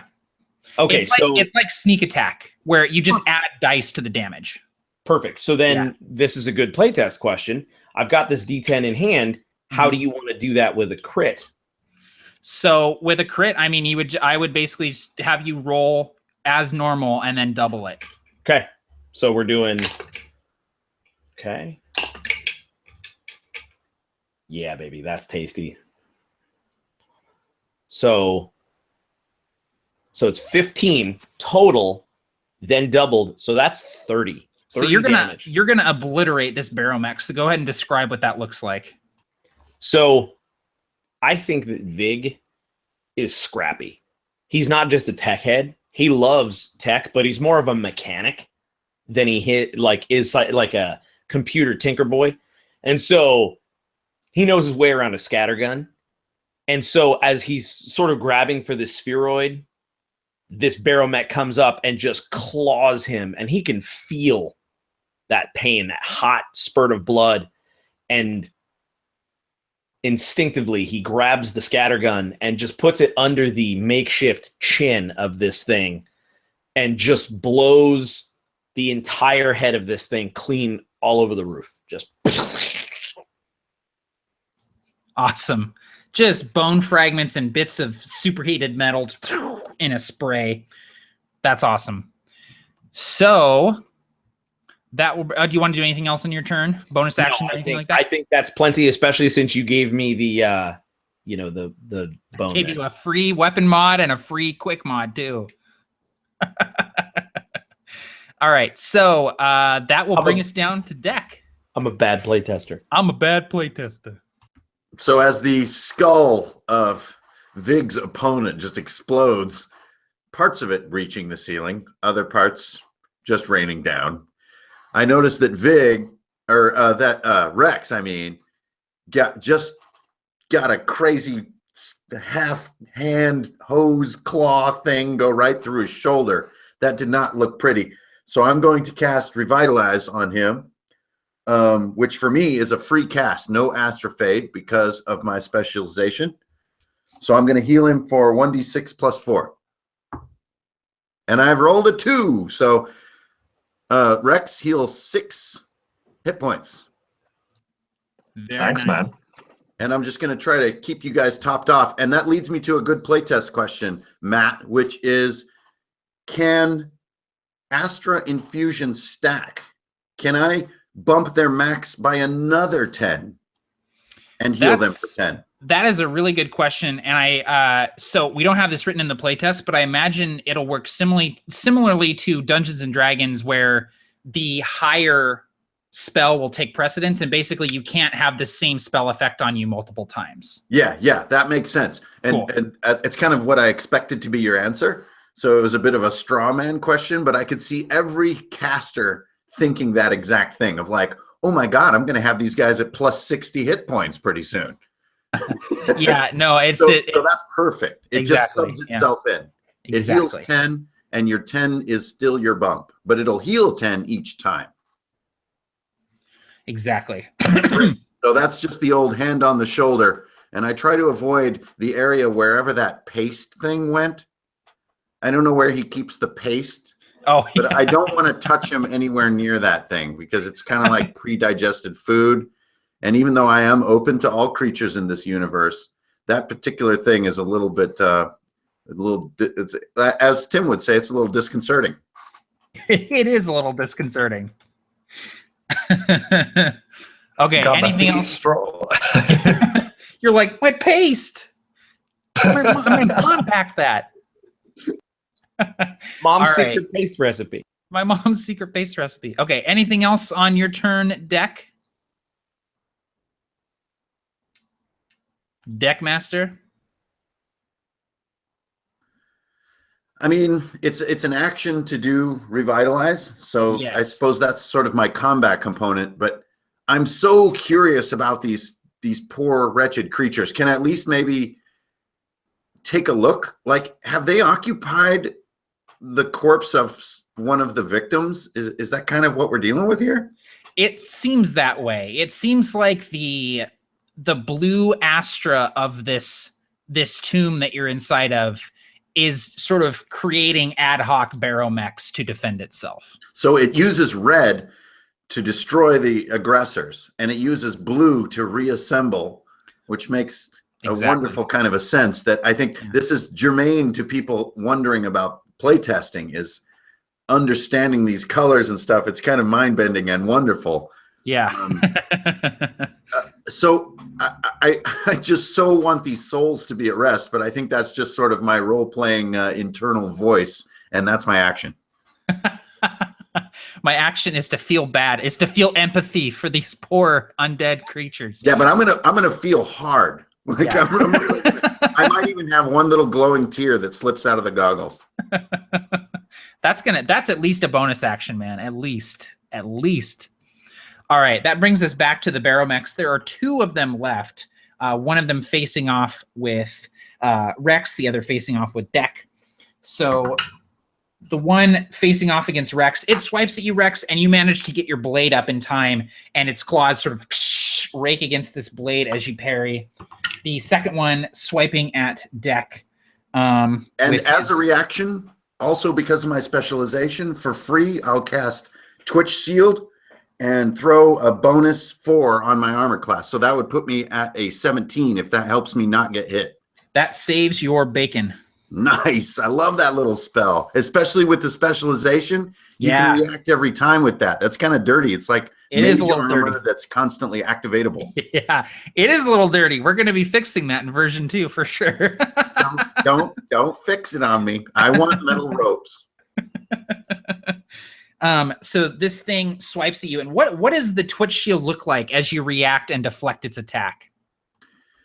It stems from the moment that was just before, which is I was staring this thing in its hollow eyes and feeling this terrible sense of woe and despair that such a lonely creature would wreak this on these innocent people, and sort of reaching a hand up to it like, we can be one, man. We can be brothers. And he goes to attack, and my will and my empathy he just strikes at a thing that isn't there. He just swings at a person that isn't even me. He's deluded. It's a ghost. It's confused. I went straight up Jennifer Love Hewitt on his ass.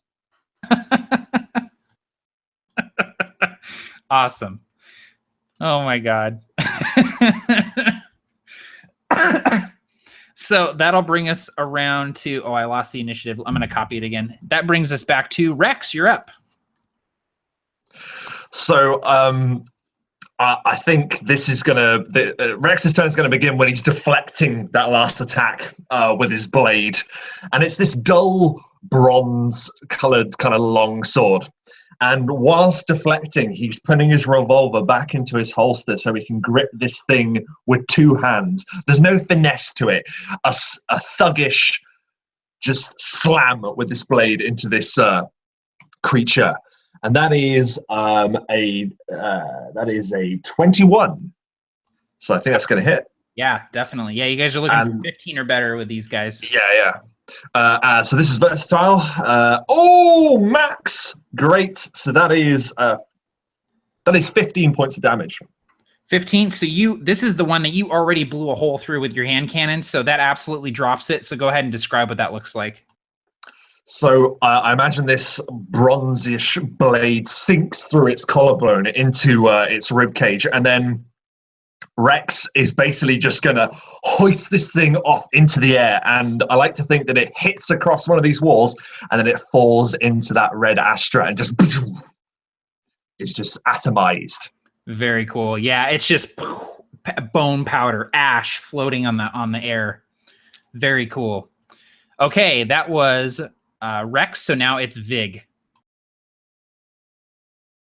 So I think having had that visceral moment with the scattergun, I think I'm going to holster that thing and just stress test some of this stuff. So I'm thinking, as far as spheroids go, what I want to do is take one and essentially basically chuck it in the air, and you see it whir to life, and it sort of pulls and matches the color of the red Astra, sort of like. And this is a targeting spheroid. So basically what I'm going to do is, as I chuck this thing in the air and use it, let me ask you this. As it is now, the action economy, aside from the flavor I threw in there, that's still free, right? Just using that since it's mine? Actually, so using it is free. Putting a spheroid out there is a bonus action, and it costs Astra. Gotcha. All right. Yeah. So I'm going to do that. I'm going to be like, fade me up, fam. And so I wanted to fade me up, fam. So I'm like, yo, and so throwing it out there. And then what I'm going to do is use that targeting spheroid to add a D6 to my own attack, which is basically, it's infusing Astra energy to increase my own physical abilities. So, retcon, I still have my scattergun out because I wouldn't put it away. I'm going to one-handed grab my spheroid off my magnetic bandolier. And I imagine this thing sort of Terminator, I want you to close your boots in your bike. It's just like finding this, and I see this sort of like weak spot, and yay, 6. Oh, I'm going to need it. 16, all said and done. Okay, 16 on the remaining one, which has not sustained any damage yet. So this is the one that's sort of bearing down on deck. And so I imagine you sort of like hit it from behind, and bone fragments and pieces of metal just kind of shower over deck as this thing kind of hunches forward after being hit in the back with a scattergun. And that brings us to deck. So do we have one surviving barrow assembly creature? Yeah, one last barrowmech standing. Man, as much as we have to dispatch these, I can't say that my character would want to pull his revolver out of his boot. I keep the revolver in the boot because it's a big universe, but it just doesn't quite feel right, especially with these two badasses just blowing shit to pieces left and right. So, hey, Vig, are you hurt at all? I am, but it's kind of dichotomous because I'm hurt off of the wicked cool shield that you gave me. So I know, but topping you off is what I'm all about. So I'll top me off, man. I'll reach over with a hand on the shoulder and be like, man, it's all one piece, brother. You're only looking because you haven't found yourself, man. I love this guy. And I heal you for 7. Oh, I love that. That's kind of what I needed. I got to say, Matt, also, this is interesting for the playtest because as a heal character, it's so great to be able to specialize into a free spell. It's fantastic. Yeah, I do like that quite a bit. I mean, it might be, I think people who are used to 5e might feel like, whoa, I don't have to roll an attack and I just can heal every turn. Are you insane? But if we're at 5th level and I have the feeling the next thing might be a little worse, that little heal really isn't a game breaker. It's just a nice free heal. And I've kind of always missed that in a good guy kind of healer character. So thumbs up, I guess, is my summary. Awesome. Yeah, no, that's definitely something that we want to we want to finesse it, but also not lose that aspect of it for sure. Okay, cool. So you're all right. You healed up old Vig there with 7 healing. Perfect. And that will bring us back around to the last remaining barrowmech. Oh man. See, now I'm rolling poorly. So it swings at you, and even without the Twitch shield to protect you, Deck, you managed to kind of slide out of the way. I imagine that, the scattergun blast that it took, its servos are kind of, and it's kind of moving a little slower. Pieces of it are falling off as it's trying to swipe at you, sort of limping forward, trying to grab at you. Much like my Daggerfall t-shirt as he's kind of clawing at you with his hand. Oh, dude, yeah. King Barrowmech. Yes, King Barrowmech from Daggerfall. All right, so that will bring us back around to Rex. And as this shambling creature is sort of falling forwards towards my companion, Rex is rising up to meet it with an uppercut with his sword. And that is a 16. So that is a hit. That is. And that is 13 points of damage as he slams it into this thing. So with that and with the scattergun blast from earlier, that dismembers this thing and drops it to the floor. So what does that look like? Yeah, I don't think this one falls into the Astra. This one basically explodes from the waist up. So then there's just the pelvis and these two bone and metallic legs just sort of still staggering forward for a moment, and then they fall like directly in front of deck, and then dust just hangs in the air, silence. And as it collapses, you know, these bits of metal and bone kind of spill out, and you see this, as it falls, this sort of orb falls out of its rib cage, and falls on the floor and kind of rolls, and it hits Vig's boot. And Vig, if you look down, you see that it's just this metal sphere, and it has a rune that matches one of the doorways kind of etched into it. Oh, snap. Says Tim, not Vig. So I think I would immediately put the pieces together, figuratively and literally, if possible. Are we, you said initiative's over, right? I'm just cracking up. Rob put in the chat, grenade! Oh, I didn't see it. I was only cracking up because he jumped on it. Yeah. Rex hurls himself onto it, yeah. He jumps on it, and then it does nothing. Yeah. Who are we kidding? Rex wouldn't even throw someone else onto a grenade. Now we know who's going to be Captain America. Yeah. Yeah, exactly. Oh, so you were Sweet super call. before the rebreather, and that's Yeah. why you're my favorite hero. Yeah. So this actually is a really good time for us to take a little break. We're about halfway through the session now. Before we go on break, I'm going to give these guys a chance to introduce themselves. They can talk a little bit about their characters, and they can also plug their channels if they want to. So we're going to go from my left to right. We're going to start with Hankering for an Ale of Dungeons and Dragons. Greetings, beings of the multiverse. It's old Gilhelm here, Hankering for an Ale from Drunkards and Dragons. I'm playing Deck 1. That's just my stream name, though, man, for the Zectones and stuff. My actual name is Larry McKay. I'm just another Joe trying to float from rock to rock. Screw the rings, man. There's too many buildings in there. I like it out here. Got myself on a farm moon, met a girl. She disappeared.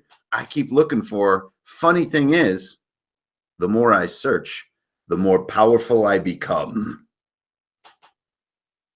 And I've only found her, or not found her, because I've both found and not found myself. What a mind bender, right, man? The Astra makes the world weird, and being weird's okay. So, Schrodinger's girlfriend.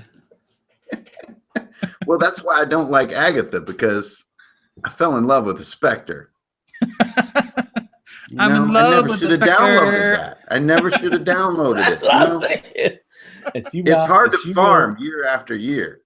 You want to download some stuff, and then you get your heart broken. You start looking, and that's when you learn about the true power. We're all one, man. It's all one piece. All you got to do is find yourself. You'll find everything.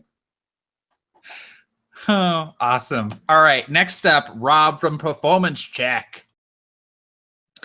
Hey guys, so I'm playing Blasphemous Rex. He is sort of kind of like a Mad Maxian character almost. Like that's what I wanted for Harbinger, all that grit, you know. And I'm loving this so far. This is an evening of firsts for me. This is my first Mac Click game, and my God, it is breathtaking so far. Like I'm in there, man. I'm in there. This is my first Harbinger game as well, and who better to like play Harbinger with than two of the creators? I mean, oh my God. And this is also the first time that I've played with or even met the legendary Hankering from Drunkards and Dragons. This is just great. This is just great all around.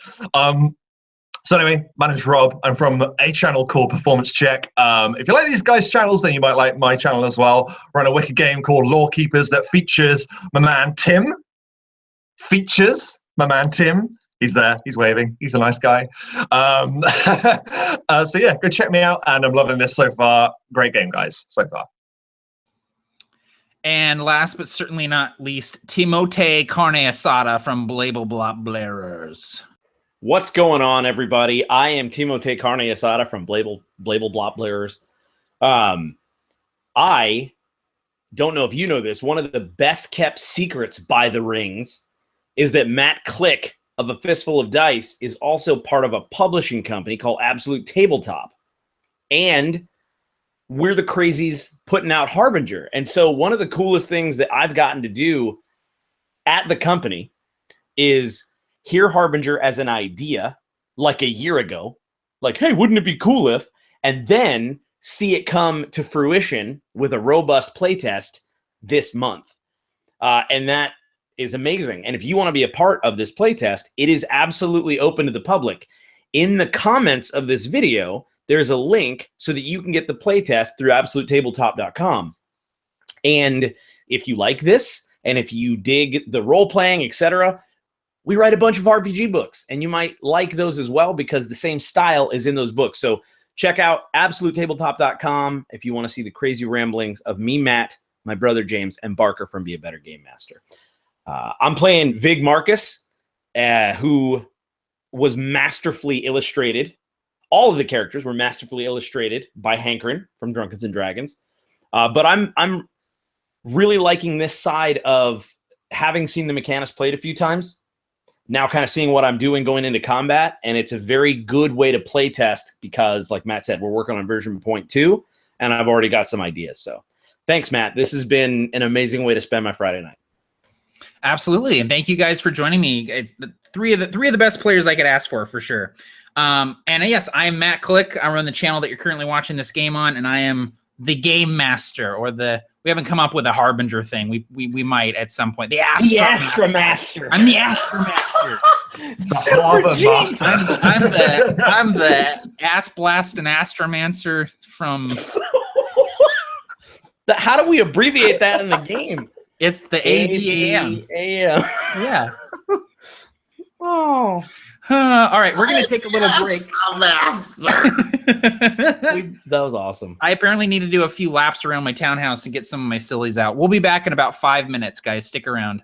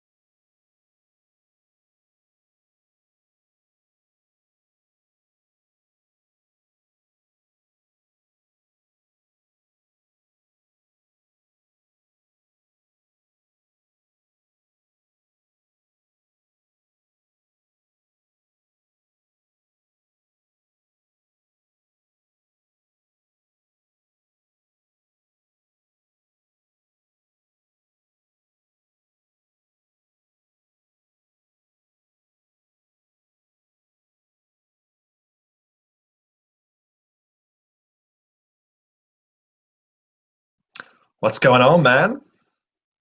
I'm just sitting here drinking beer. That is the best thing to do all the time. What time is it over there, my brother?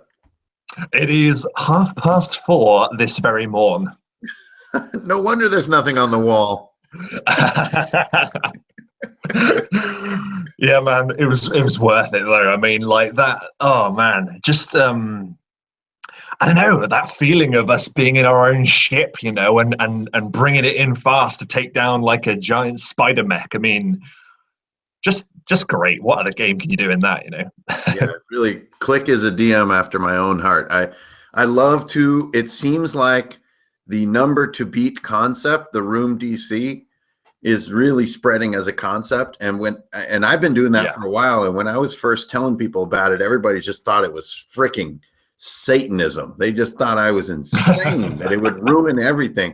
And I really, really getting to like it. It's so great to set when things go from 1 to the next. Like we were at 14 and then we bumped just to 15 and it's so good. And then I love to have a group of brothers that feels like that. Like I loved when you said I look over at my friends. Like that's a good feeling. Yeah, man. No, I know what you mean, and I think with the like the room DC and stuff, like I think particularly for online play, I mean, it's good because it kind of speed things up a bit. There's like this whole mystique, isn't there, that a DM should like hide behind, like keep the numbers secret. You know what I mean? Like, right? And, like they know something you don't, which they totally don't. Well, well, yeah, I guess so. Yeah, it's interesting. I mean, I've done that a few times now, and I do like it, but sometimes. Like if it's a boss encounter, I don't tell any of the numbers. You know what I mean? Like I'm just like you got to find out if you want to know these numbers. Yeah. Well, and I think if you try it as an experiment with your real life table group to make an entire session where every single thing is 10, it is mind blowing how fun it is, because man. all those statistical pieces get removed. And the dice become so clutch, and the dice are such assholes. You can never rely on them. No, that is very true. You got to embrace the chaos, man. Like, yeah. But dude, I love your character, man. Like the stoner kind of like like the hippie kind of all we are all one. Like I love that idea about the Astra. Like it's kind of like this spiritual thing for your guy. Like I love it. Well, I've been working on. I noticed that maybe it's off limits, or, you know, a lot of people use Google to grab images, especially when it comes to Harbinger, because there's so many great science fiction concept artists out there. And I'm a science fiction concept artist by trade. And so when I see all the Googling, it breaks my heart a little bit. So I'm not the best artist or whatever. I never will be, but I really do like to imagine things myself. And so I started working on actually rendering the Harbinger itself. And I haven't released these images because it's me and Click have been working on what it really is. And the more that I worked on it, this is where the character of Deck emerged, is that I became very friendly with this thing, this huge evil thing sort of floating out in the gas. And I found myself sort of liking trying to render it and painting it and getting to know it a little more. And it's when this character was born, is that I realized, like, there's no evil.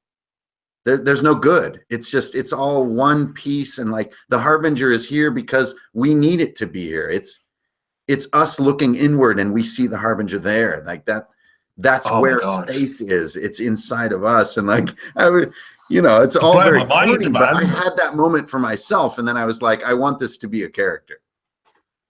I absolutely adore that. Like when you were saying about the we try with the triangle, like that was just inspired, man.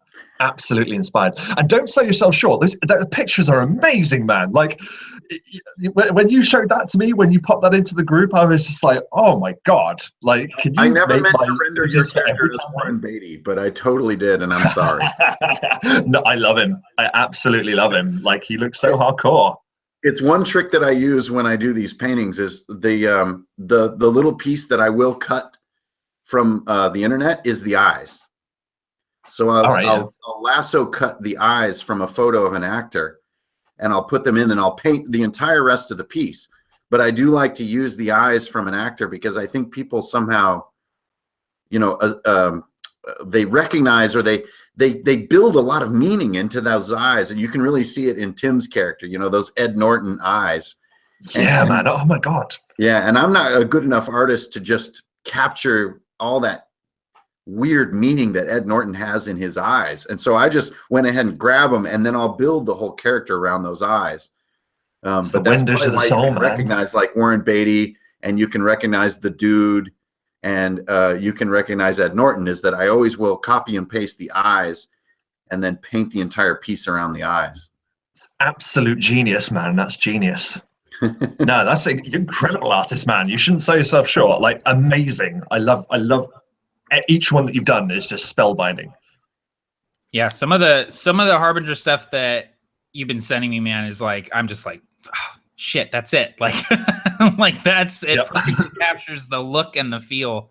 Because that was like, I remember it was around Thanksgiving, and I was really starting to work on Harbinger a lot, and it was like I was having such a hard time even writing the mechanics because I didn't know what anything looked like. And so I actually took like a few weeks and compiled just a ton of images, and I'm like, it's somewhere in between all of these. It's not quite any of these, but it's somewhere in between. And so yeah, your stuff has been awesome to look at, man. I think one of the most brilliant and most insightful ways to see the Harbinger world is the concept of banners.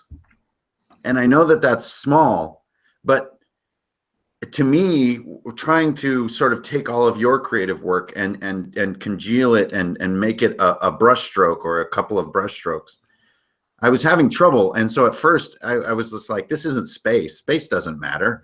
And then the banners are what, for me, broke it. And I love that you mentioned it tonight, is that when these massive ships float up, and this is a very Frank Herbert kind of theme, a very Dune-like theme. Yeah. These massive ships float up, and they're kind of not even going forward. They're kind of going sideways. And they have these richly colored banners hanging off the bottom. And these old pyramids on this swamp moon, and they have these green banners. What is a banner really in a futuristic world? It's a piece of cloth that like 50 women had to sit in a cave and form these banners by hand.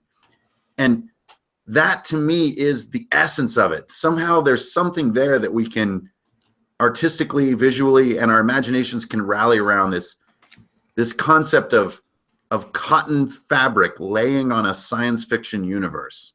Yeah, that's like really, really touchable to that I really like. And I think that's why in the Rune Drive piece that I did, I felt very happy because those banners were coming off the ship. Yeah, there's a few things. So this piece right here is one that Hankrin did. It's Harbinger inspired, and I just love. That's the thing, is I love the cherry blossoms kind of floating. I love the banners, and I love the runes encircling the engines of this thing. Like, it's just, oh my God. There's so many little pieces here that are like you don't see in sci-fi very often. And I just love the idea of these big ships that are coming from the Seps being almost like the king's carriage, as he rides through town, and having the flags and the banners of the king sort of fluttering in the breeze. And the thing that makes it for me is these two little guys, the two little silhouettes there watching the ships come in, because you just know this is two like scrappy scavenger guys, just like, shit, Sept Alzarine's here. Like, there goes the neighborhood. Yeah, like those two little guys in the foreground, all they need is a grapple hook. Yep, exactly.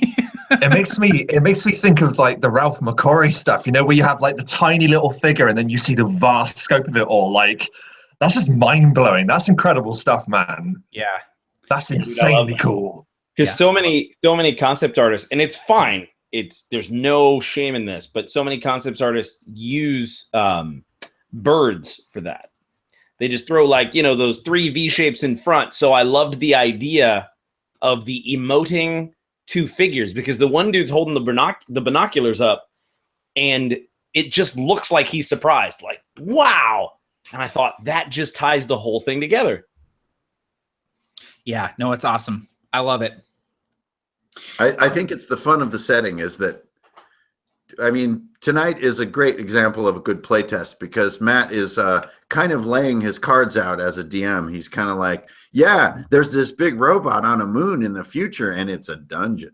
Yeah, exactly. Because this is the kind of stuff that I want to see in Harbinger games. And like going to a moon and meeting a swamp king in a pyramid that used to be a terraforming machine and he's smoking a hookah is like, I'm just like, that's Harbinger, man. I don't know why, but it is. That's Harbinger, and that's the way. One of the bullet points on the Kickstarter. Like, why should you back this?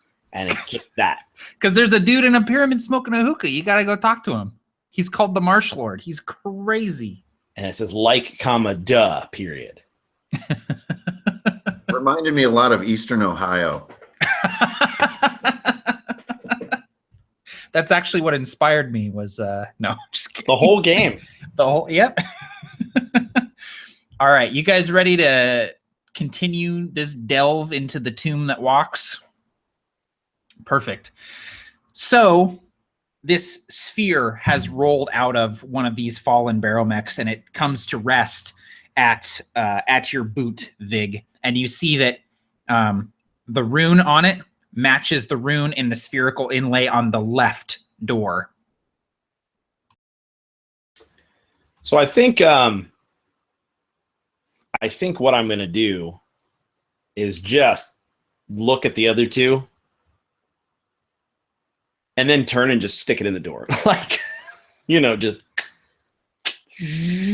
and try to get it to react or respond. What happens? The entire thing explodes. I'm just kidding. You put it in, and there's it slides in with a satisfying just, and it sort of, even though there's not really enough indent there for it to stay in the hole, as you take your hands off of it, it's almost like it's magnetized. It just sticks in there, and it kind of glows, and you see the shimmering red astra kind of just fade very slowly. And there's now an open doorway in front of you.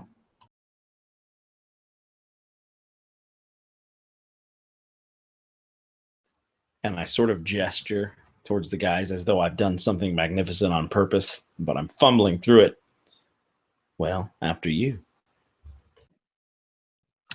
And I think Blasphemous Rex he's going to be the meat shield. This is his job. He's actually going to... Matt, where he threw the glow stick, is there any dangerous red laser beams in the way of where he threw it? Can he reuse that one? No, you can absolutely grab it and carry it with you. Yeah. There's a dangerous rave. Yeah. A raver came and picked it up. You're going to have to get it from him. I'm going to use my pacifier spheroid. Yeah. Rex doesn't, he believes in recycling. He's not going to waste anything. So he picks it up, brusts some bone off it, and then he chucks it into this hole. And he's gonna peer through this door and see what awaits them before he steps in.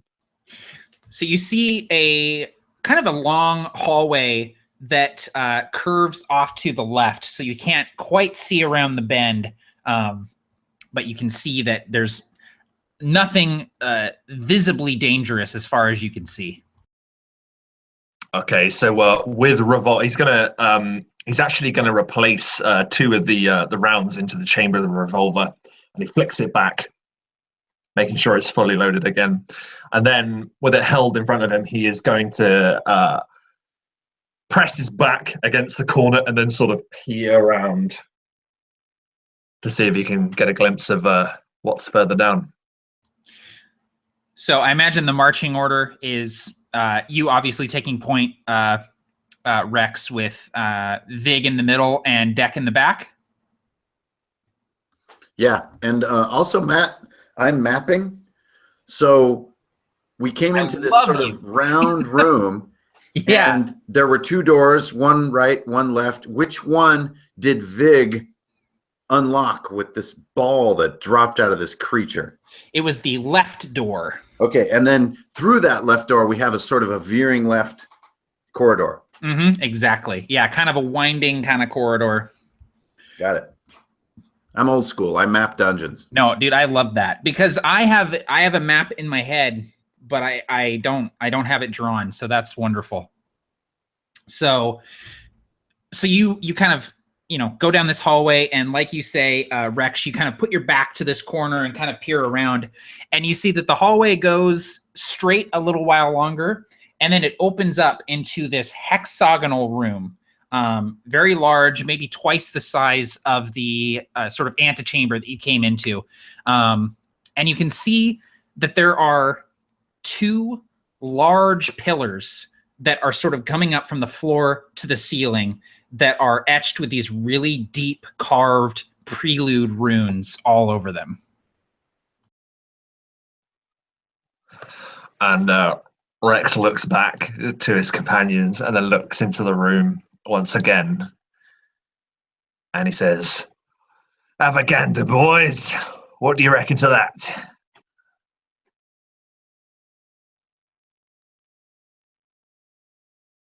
Well, I'm not the smartest tool in the drawer. Is that the saying? Either way, I'm pretty sure that prelude runes are epigraphic in nature, not really referring to an alphabet or a word system, but more Mayan in nature if we go Earth on it. What is Earth anyway? I don't know. It's just a word that popped in my head. So can I try an investigation on these two pillars? See what this epigraphic language is trying to, at least to suggest, not necessarily to say. Absolutely. All right. Got only one on this little roll. Let's get a +1. Holy crap, there's a 17 on the dice. I love tonight. You're going down, Click. Oh, your 18 puzzles mean modified. nothing. Click, you are done. Done, man. You guys are going to Secrets. TPK me for some reason. I don't even know how.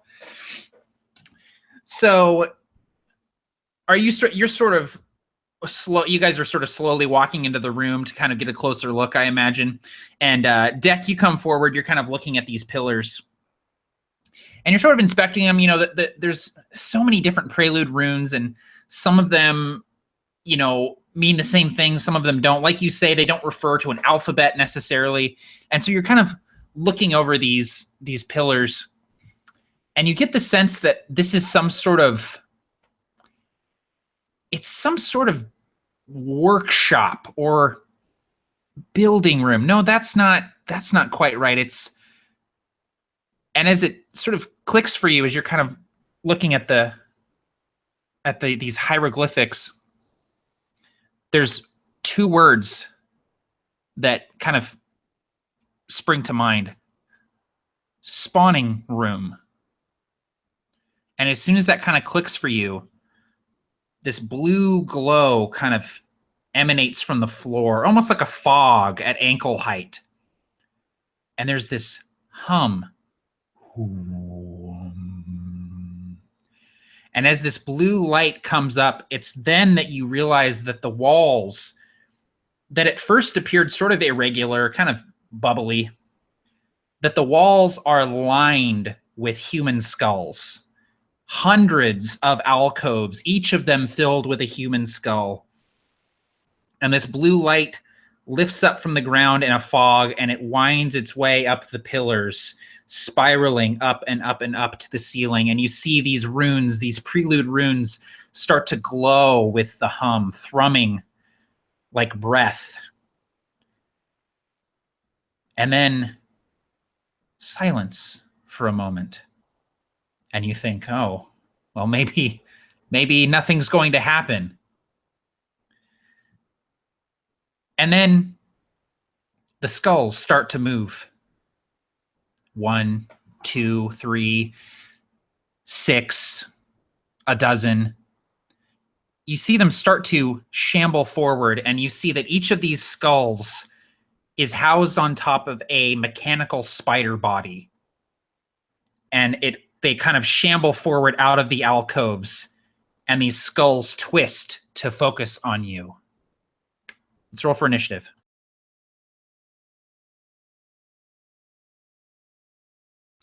I would like to roll to leave. I'd like to roll to retire from merc work. Don't forget you got advantage on that roll, Rob. Sweet. Beep boop. Nat Boop. fucking 20. Oh, shit. This is the initiative rolls that you want. But not the ones I deserve.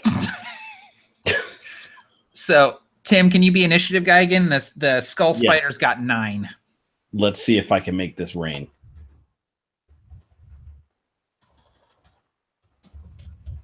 Oh, my mic's on and I'm typing like a jabroni.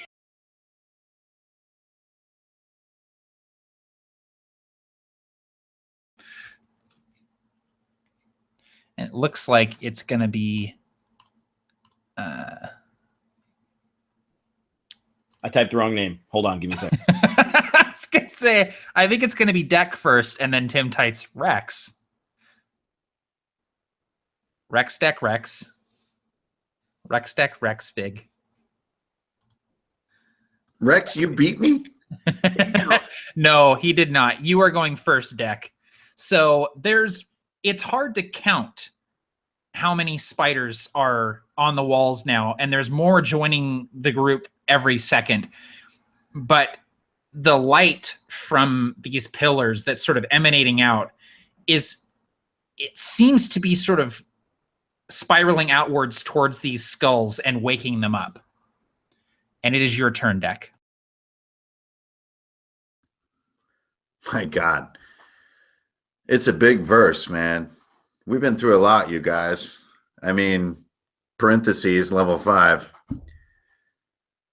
Holy shit balls, basically, is my summary on this one. So I have to go on character instinct and not player instinct here, and I'm so sorry. But I think I have to go Rio de Janeiro on this shit. So I'm going to walk out into the center of this space between these two pillars and extend my robed arms. And I'm not even going to cast a spell. I'm just going to world, Mother Universe, come in. One more skull. One more skull, if that's what you really want. But all of your souls, they're still there. They're still in your bones. I call on you. Fight. Fight. The Astra is not absolute. Your will lives even now. You must fight. And I will just lean back.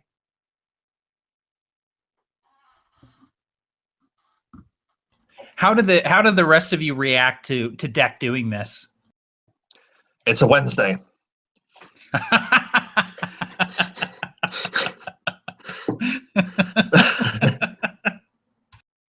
Yeah, dude, I love that. I love that in the end, it all comes out in the wash. But truly, you never know whose side he's going to take. And I imagine that as you're doing this, Deck, like the blue Astra is sort of crackling towards your fingers, almost arcing towards you as you, a mancer, a funnel, a channel, an implement for Astra are sort of between these two pillars, and you feel the tingling sensation of it sort of coming towards you. And what I'm going to have you do is just give me a roll on the tier 1 Astra Fade table.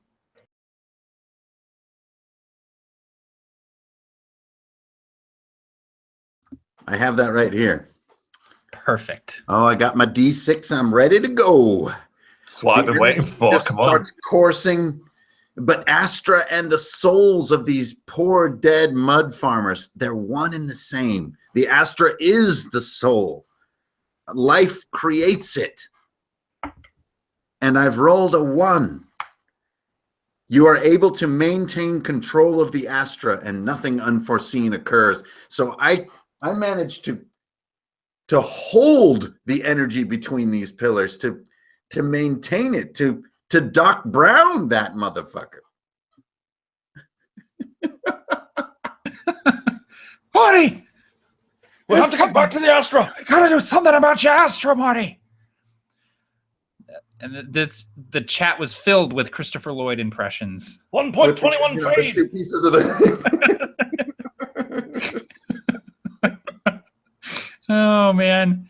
Okay, so Deck is currently sort of channeling the energy of these two pillars. Rex, what would you like to do? I think as Tech is just monologuing at this horde that is just sweeping towards us like a wave, Rex is just gonna fall into procedure, and he is just going to fire a shot off the revolver under one arm and then at another one like that. So let's see. And I believe I have advantage because they have not acted yet. So. Yeah, Okay, the predator jumps after it. Yeah. So the first shot is a 19 and the second one is a 21. Both of those hit. We're still in DC 15 right now. Sweet. Okay. Have I got the right dice? There we go. So that is 15 points of damage for the first one. Okay. And 14 for the next. Okay. So two of these spiders, I imagine you just find your target, bam, bam, and two of them just kind of explode into fragments. But for every one that you shoot, another one just kind of skitters forward to take its place. And they're beginning to sort of come off of the wall and skitter across the floor in just a wave of these mechanical spider with human skull faces. Okay. Vig, you're up. So, to kind of let's push these mechanics a little bit and let me get your thoughts on this stuff. So one of the things that I get are spheroid sentries. And so I imagine that since this is an action to place or retrieve one, what I'm going to do is flavor it as though I think Vig has these ripcords, and I just sort of like, and one of them just cling, and the legs just immediately sprout out. So if that's my action, what I'd like to do is use the spheroid for the targeting spheroid, because that is a bonus action. So what I'd like to do then is take my bonus action, take this spheroid, put the baby in the cradle, and I've got my sentries rigged up to where I can go, and the spheroid goes, and is like hovering above it. And I'd like to use my D6 for my targeting or for my sentry. Is that allowable? I think that's totally allowable. Yeah. Cool. So now, and this is where, again, I'm metagaming way more than I normally would, playtest status. It says that I can use this sentry at the beginning of my turn. Now, does that mean I have to wait until the next turn, or can I use them as soon as I drop them? Go ahead and use them now. That's another thing that I've been reworking in version 2. So go ahead and use it now. Cool. So now that drops. So that's one action to place it. I've got my bonus action to place my spheroid. And now essentially I'm going to use the my proficiency bonus, which is 3 at this point, to make my attack. So let's see what happens. So I'm going to take a ranged attack and just fire this sentry into the gaggle of spiders. Okay, so it's 11 on the die, 12, 34. So 14. Does that hit? Yeah. So what does your sentry look like as it's shooting? So I like to think that it sort of just pulls Astra from wherever. Out of my Astra. No. So so I just like to think that it's sort of like these wisps, like pulling it into this air chamber and sort of these super Star Wars blaster fire, like. Awesome. And it kind of is taking a few shots into this just mob of spiders, and you see a few of them kind of go down, a few of them take a few shots and kind of continue forward. But Perfect. It's doing some good work. I was going to say, so essentially, since I get to add that die, the spheroid, or sorry, the spheroid sentry does a D6 plus my proficiency bonus damage, and then I get to add that extra D6. So that's a total of 5, 6, 7, 8, 11 damage total. That's not too shabby. Very nice. Yeah, a couple of spiders just kind of spark and explode as this thing just rains fire into the mob of them. Sweet, and that'll be my turn. I hadn't considered doing the pairing up the spheroids. That's cool. That's a cool idea.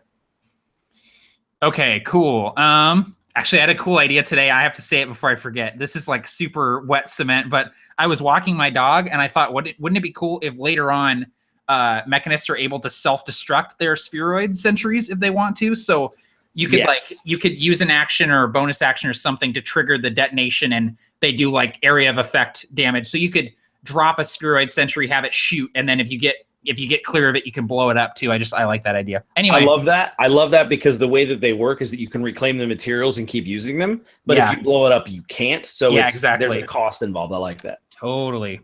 That was just a thought I had earlier today, and I had to get it out there. So, okay, cool. So that was Vig. So now it's Spiderface's turn. So what I'm going to need from all of you is a dexterity saving throw, please. DC 15. Oh, son.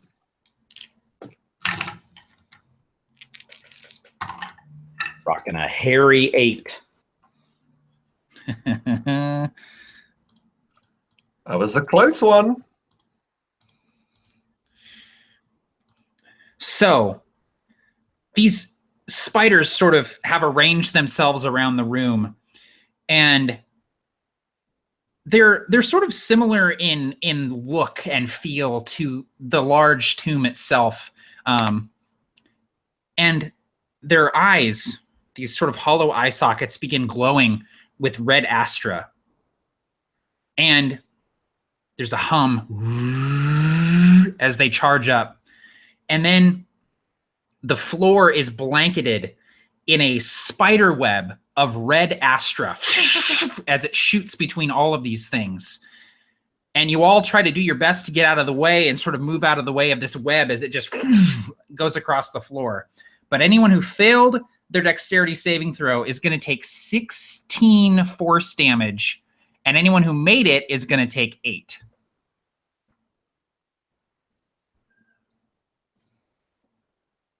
And then as quickly as this web appears, it fizzles as it goes out.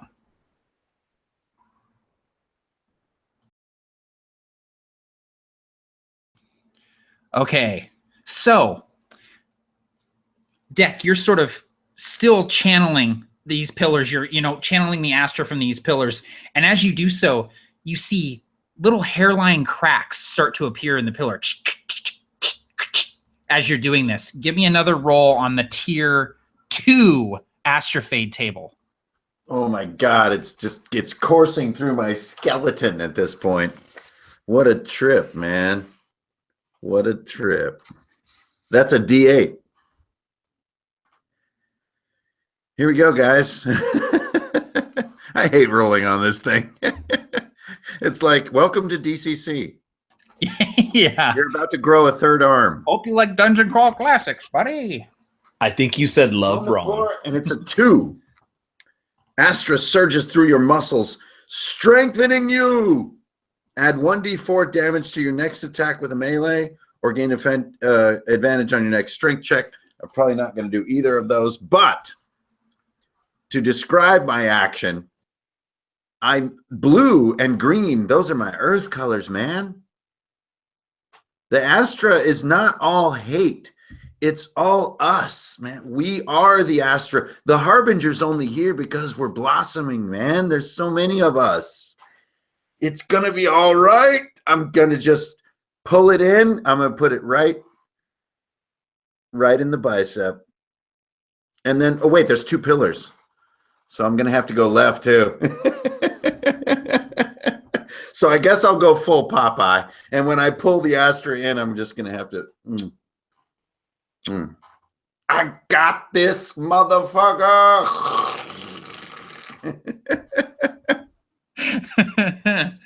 So you guys see that Deck he's doing something with these pillars. He's taking in the Astra and controlling it somehow. And he seems to be maintaining it okay. His body is not shriveling into a corpse just yet. Good job, Deck. Okay, so that brings us to Rex. So Blasphemous Rex looks over the battlefield and noticing that the space that they all have to move in is shrinking. And Rex, he you could describe him as a bit of a Philistine. He doesn't really understand Astra. He has been able to unwittingly harness it, but only in acts of aggression. But he understands that Deck is doing something vital to their survival. He knows that this dude has a trick up his sleeve. So what he's going to do is he is going to take his movement and he's going to position himself directly in front of him to protect, at least to try and give him some form of protection against this this onslaught. Mechanically, I don't know how you want to do that. Like, it's up to you, Matt. Like, yeah, I'll just say that you put yourself in between these spiders and Deck as much as you can, so they would attack you before they attacked him. Great. And do I still get my actions, or? Yes, of course. I didn't know if that was going to like take up anything. Okay, cool. In that case, I think as he's moving across the battlefield, he's going to take 2 other shots with his revolver. So that is a 16 on the first shot, and a 16 again. 2 16s. Perfect. That's 2 hits. Awesome. Let's see. So that is 11 points of damage and 10 points of damage. Perfect. And I imagine, the skull spiders are like, they're closing in. They're almost at like right in front of you. So I imagine you're doing like a fan the hammer thing with your revolver, just like putting rounds into these guys. And they're blowing back as you're laying into them, but they're just still surging forward. I like to think one is leaping in midair as I catch one leaping towards my face. Yeah. Yep, exactly. Oh man. Okay, so that brings us to Vig. So I want to do something creatively. I want to try this out, and you tell me if this would fly or no. Essentially, I want to try to use another one of the abilities that I have called creative engineering, where it's basically I can automatically solve problems relating to tech. So it says in the description, I'm capable of rigging just about anything into working order.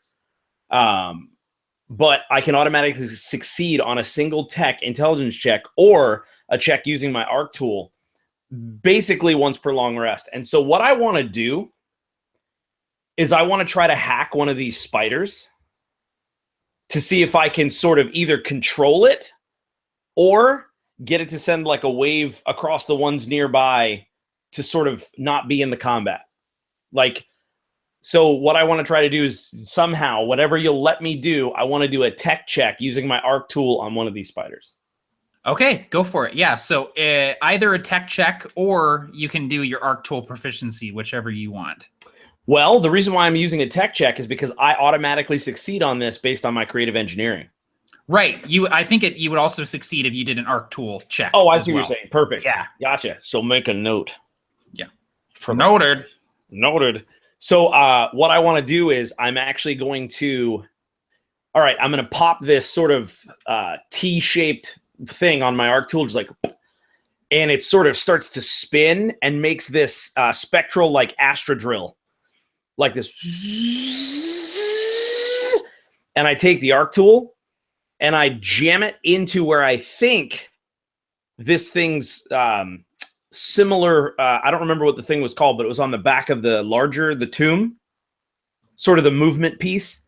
And I sort of want to, incapacitate that and send this jolt, like injection, like I'm injecting it with my own sort of Astra vibey tech stuff to maybe something. I don't know, maybe stop the spiders around it, maybe have this thing attack for me like a sentry, whatever you'll let me do.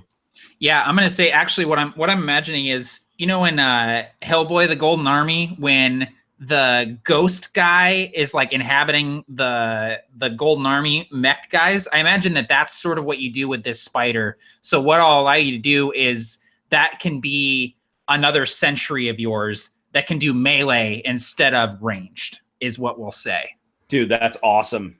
And I just see its head going like, and like breaking open with all this mechanical stuff inside there. And that's just how you know it's mine. I do that to all my skull spiders. Bandolier right there. Perfect. So now you've got a pet skull spider. It's horrifying and adorable. So now you can do your sentry thing. So you have your ranged sentry and your skull spider as well that can act on your turn. Cool. So what I'll do is I will have the skull spider, if you'll let me use it right away, I'll have my skull spider essentially cannibalize another skull spider. So what I'm going to see if this thing can do is like take its arms and start feeding this other thing into it. What I'm trying to do is one by one, I want to be controlling this huge tangle of skull spiders. Okay, awesome. So I want him to just take it and be like, and then there's like two of them. I don't know. I'm just totally taking player agency to, at the Harbinger level here. I want to control the boss, bad guy. So yeah, I want it to keep eating until it controls the tomb itself. Yeah, until it's big enough. So, I don't know. If you want me to just do a melee attack, if that's more. Do a melee attack, and you can flavor it however you want. Okay. And then I'll use the same rules as the sentry. Essentially, I add my proficiency bonus 50c. So that's an 18. And then I'll use the same, what's a d6. So that's 6 damage from the skull. The sentry's going to miss. Maybe it overheats for a second. And I think that'll be my turn. Plasma rifle from Halo. You just had to hold it out at arm's length and let it vent the plasma. Yeah, and this spider just is like digging into its brothers and sisters, just cannibalizing. Yeah, dude. Yeah. And I use my bonus action to make it play In Waves by Trivium. Perfect. Tim once again though drops mad playtest skills because it would be great in Harbinger if the mechanist was to machines what a cleric is to the undead in fantasy. Yeah. Which is a repeller, a controller, and a warper. And there's some kind of loose zone which a good DM will play with.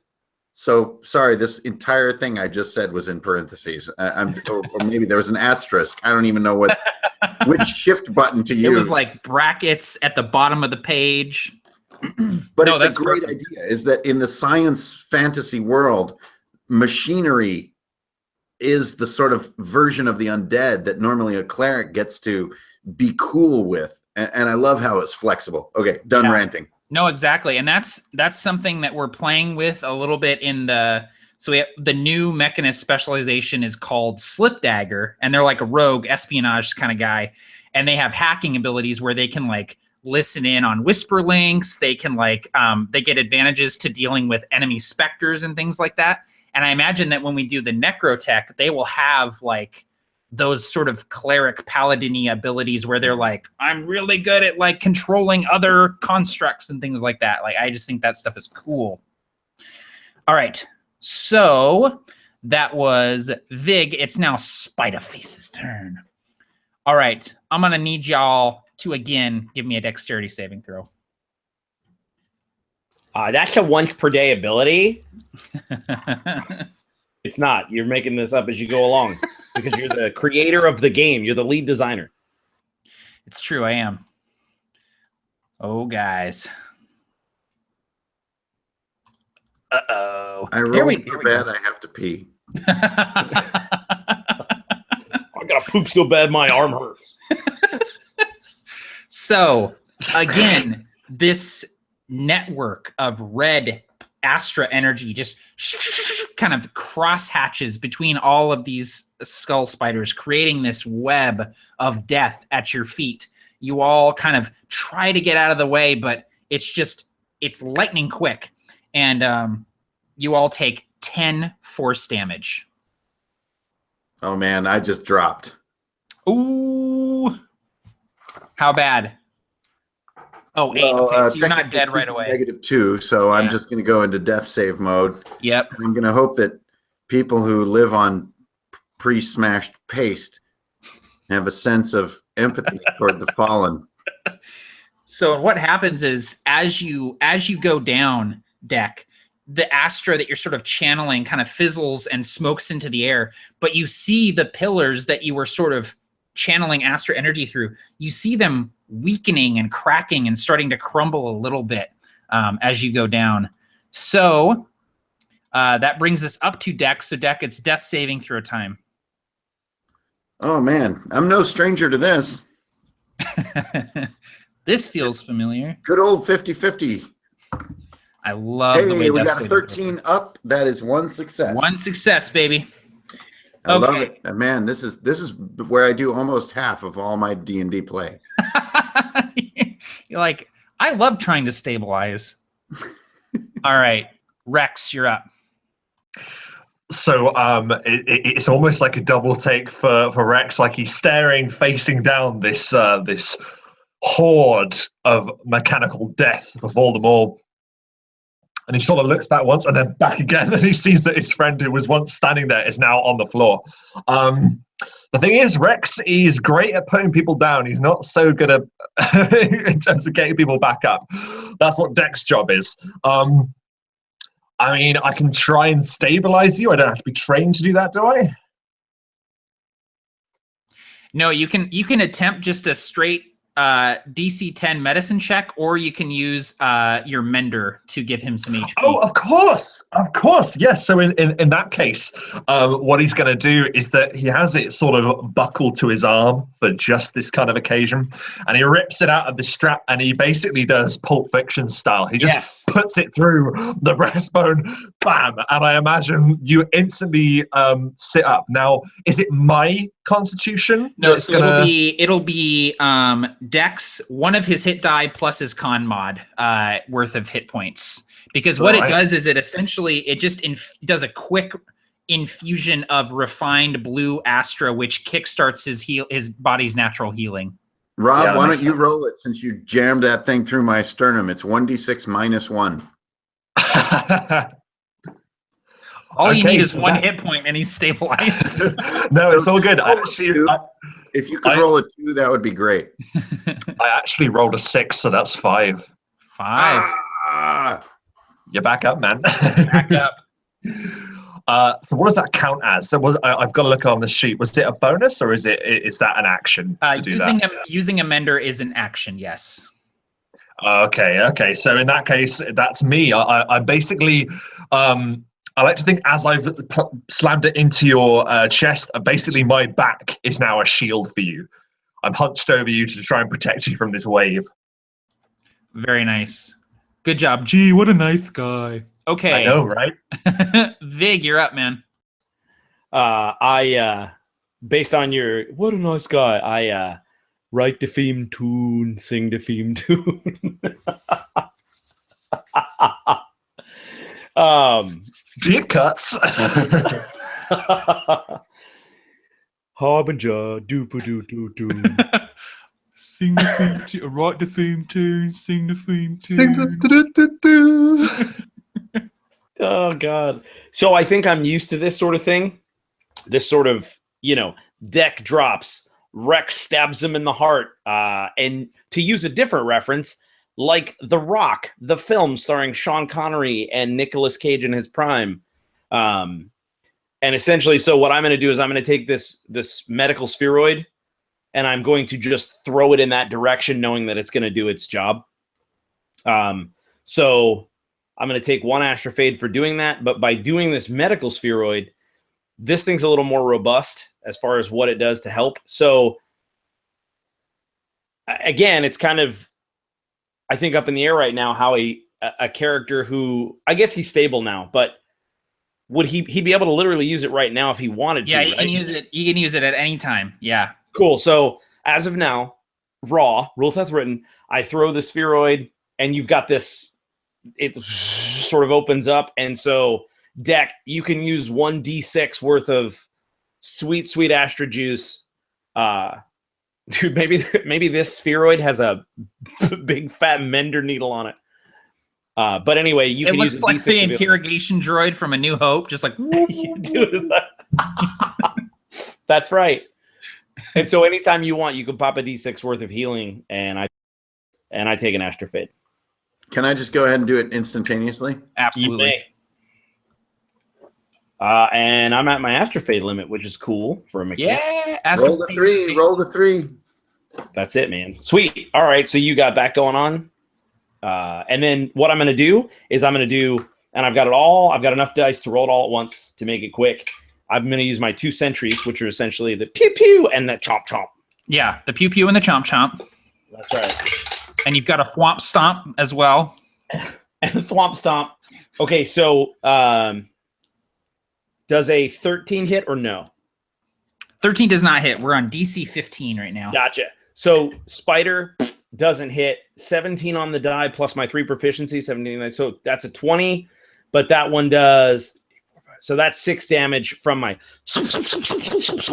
Yeah, and again, it sprays. It's hard to not hit. He's just spraying into the spiders, and a few of them just kind of go belly up.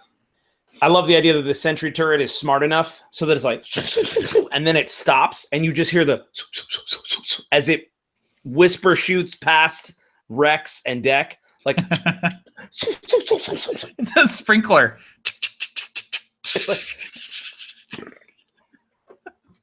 Perfect. All right, awesome. Okay, it's spider time. Once again, gentlemen, dexterity saving throws, please.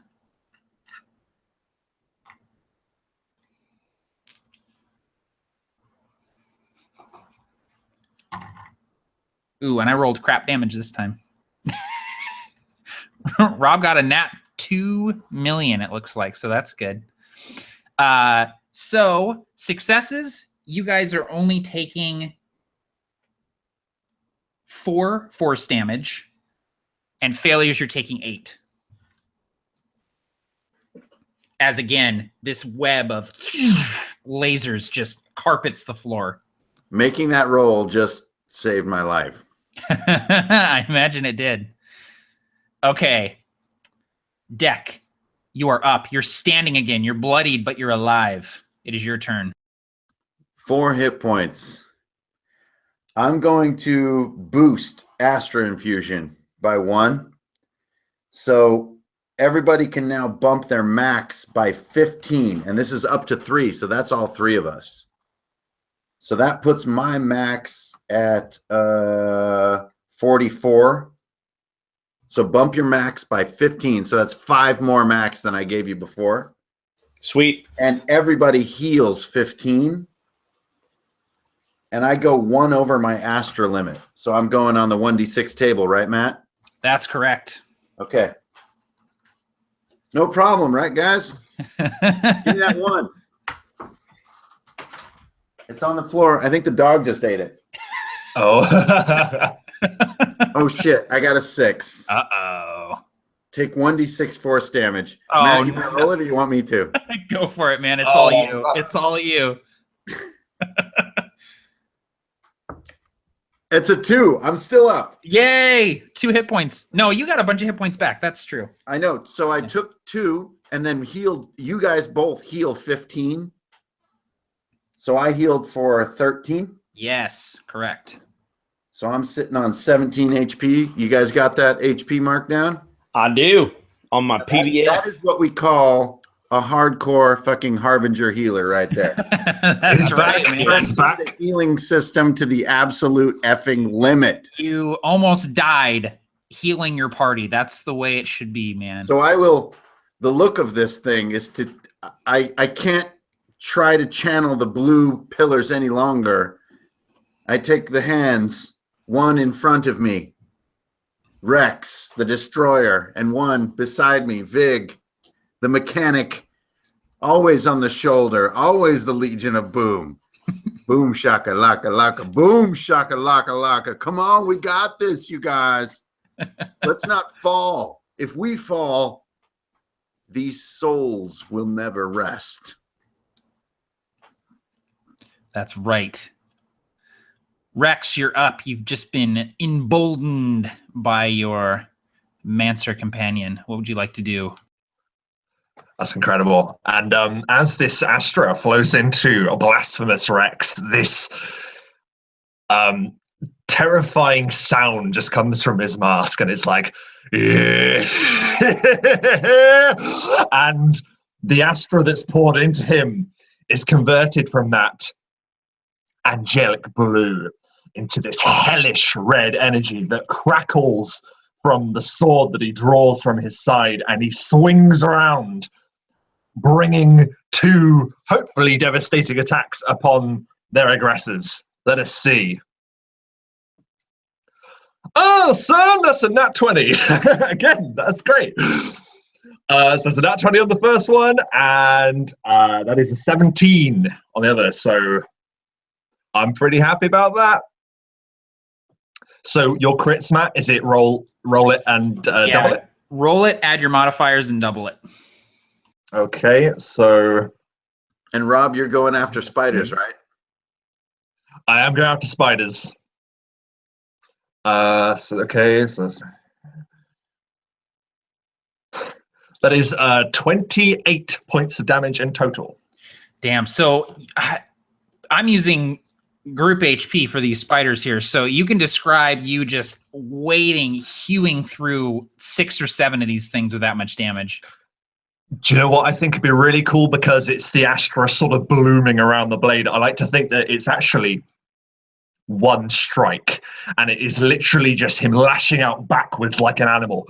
And this wave of red Astra just collides with the kinetic force of all these spiders lunging at us and just sends parts of them flying into the air.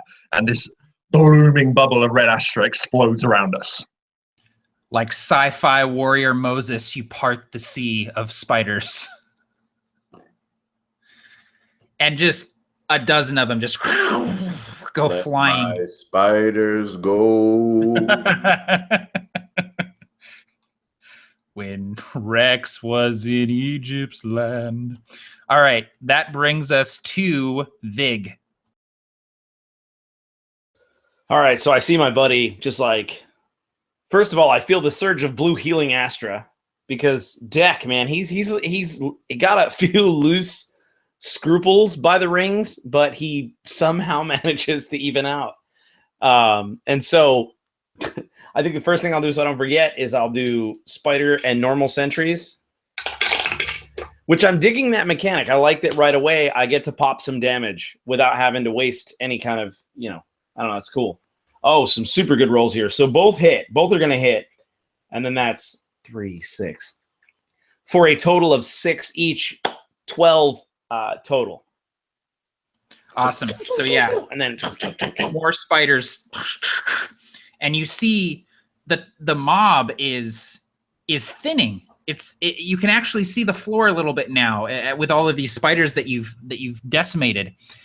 And you see again the pillars kind of this thrust of blue energy comes out of them a little bit weaker than it was before. And as the pillars do this, you see more cracks appear in the pillars as more spiders kind of tumble out of the wall, out of these alcoves. The pillars look as though they might be losing some of their Astra channeling properties. Perfect. So we're going to go ahead and make dexterity saving throws again as the spiders again channel this red Astra. Less effective than they were before as you guys have thinned their numbers considerably. So here's a question, just playtest wise. My sentries move for free, right? The sentries actually can't move. They're immobile. I'm sorry, I apologize. Meaning they use a bonus action on my turn? They shoot for free. Okay, they do. So then technically I didn't really go. Oh, yeah. So you can actually do stuff on your turn. Sorry. Forgot about that. Well, what I was thinking I'm going to do, again, breaking the system and trying to metagame and push this, what I want to do is take one of these spiders that's running around half damaged, and I want to jam one of my sentries on top of it so that I now have a little mobile ranged guy. And I don't even care if I can control where it goes. I'm just glad that I've got a gun running around the room that knows where to shoot. That. There's no, you are Torbjorn on that level with the floating platforms, and you can put your turret on the floating platform. You're doing that. Go ahead and do that. Totally. So that's done, and that's what I'm going to use my action for. So now I actually have 3 turrets. Yeah, exactly. And one of them's a spider that's eating other spiders. And now my turn's over. Awesome. I love that. I hadn't thought of doing that, but that's absolutely perfect. That's great. All right. So dex saving throws, it looks like Rob and Hankern already made theirs, so I just need one from you, Timbo. They are designed for the Tim Carney turn. Yeah, the sentry. Rob said in the chat, these sentries were designed for the Tim Carney turn. It's true. It just plays to your strengths, man. Like, it plays to your strengths. That's all I'm going to say. And then I think a good follow-up is crit failing my deck save. That's perfect. That's great. I love that. So, failure. You guys, I'm really good at things. Oh, I like machines, but I don't like moving. I only want one of my boots. So, failures, you guys are taking 6 force damage. Successes, you guys are taking 3 force damage. Is a fail under 15? Yes, under 15. Damn. 6 force damage. So just playtest note, as far as with Hank popping all this healing, I have scantly gone below my hit point max, which is a very interesting mechanic. Yeah, it's true. Which is great. But at the same time, don't nerf my ass because I have given my entire character to basically Agreed. keep you near your max. It has come agreed. at great cost. It has. I haven't even pulled the revolver out of my boot yet. So if you nerf me, well, you know, I guess it's all part of the cosmos, man. Hey, man. No, I actually think it's cool. I think maybe a tiny bit of fine-tuning, but I think that it's actually a really cool mechanic that you're a well of life while we tread into danger. It's really cool. I like it too. Exactly. It reminds me a lot of Spirit Guardians, which is a spell in 50 that just is, for a DM, just drives you crazy. Oh, man. But as a definitely. player, it's a blast. So I think the burden falls on the DM to be ready. Exactly. Rather than nerfing the player so that they feel less awesome. Yeah, exactly. You probably know how I feel about that, Tim and Click both. Like, that spell make you nutso, man. As soon as you said Spirit Guys are Guardians, using that shit. Oh. I was triggered, man, because like that was Brasswick's spell in the Provokers. He was constantly popping Spirit Guardians, and every time it was like, oh, the fight's over. Okay, great. Thank you for casting that spell. I appreciate that. All right. So damage has been dealt. We are back up to the top with deck. Well, I've known what barely alive feels like, man, and I don't think this is it. I feel pretty good. But you know, these pillars, they're not going to give. It's not going to give without a little bit of sacrifice. So I'm going to pull the revolver out of my boot. I'm going to, I don't think I was even holding the dual lightning anymore. I was out of Doc Brown mode because I just got too beat up. I'm going to reach over to one of the pillars, put my hand on it, shipstone style, and put the revolver to the back of my hand and put a bullet through my hand into the pillar. Let them know that they're not the only ones who are going to suffer. We can suffer together. This is our world. Enough. I know that there are souls inside these things, and maybe they think that we're just here to destroy them. They're all that they're used to is hate. But I still feel love for these creatures, man, and I want to give them some of my blood. Maybe just a little bit of it. Maybe a couple of little bits of finger bone, but definitely the left hand is getting shot because, I mean, you know, I don't want to mess up the girlfriend. So I'll just take the shot right there, right through the back of the hand with the revolver. And it's in my heart what's happening. I'm not sure what this means, but they need to know that people still care about their souls, man. It's not all just hate. It's not all just lasers and spaceships. These are human souls in this place. And I want to be one of them. I'm not willing to die, but I'll give them a little bit of blood. So I'll take the shot. I don't think I need to aim at my own hand. No, I just need you to roll me some damage. Yeah, and blast pistol is a D10, isn't it? Yeah, if you have a revolver, it's a D10. Yeah, so if I roll high, I could possibly blow my hand off. Yeah. 2. There you go. Not bad. Maybe a finger.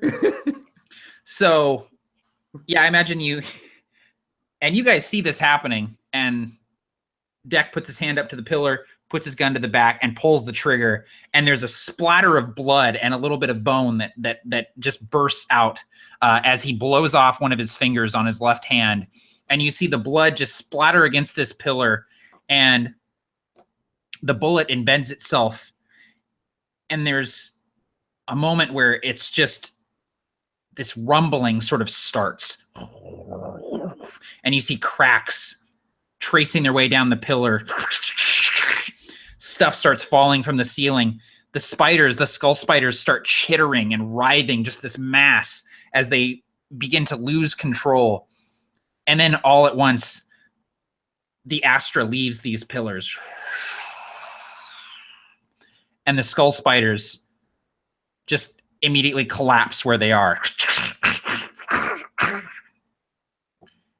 And the spider near you, Deck, as you're sitting there probably nursing your hand as blood is pouring out of it, the skull and a sphere rolls out of this thing's mouth.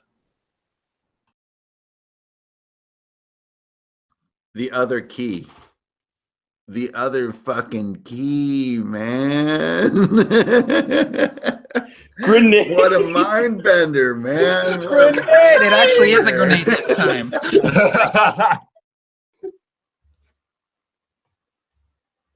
And sort of seeing the pattern and just like, I think that Vig would pick it up, sort of collect his sentries. One of them sort of spinning. The spider's dead. It's just like trying to turn against the ground. I just pick up the sphere and let it. Now that I know, I'm doing this for me, no one else. I let it get close. And you know that magnetic pull? You just gotta, and it just, and then I jam it into the dough.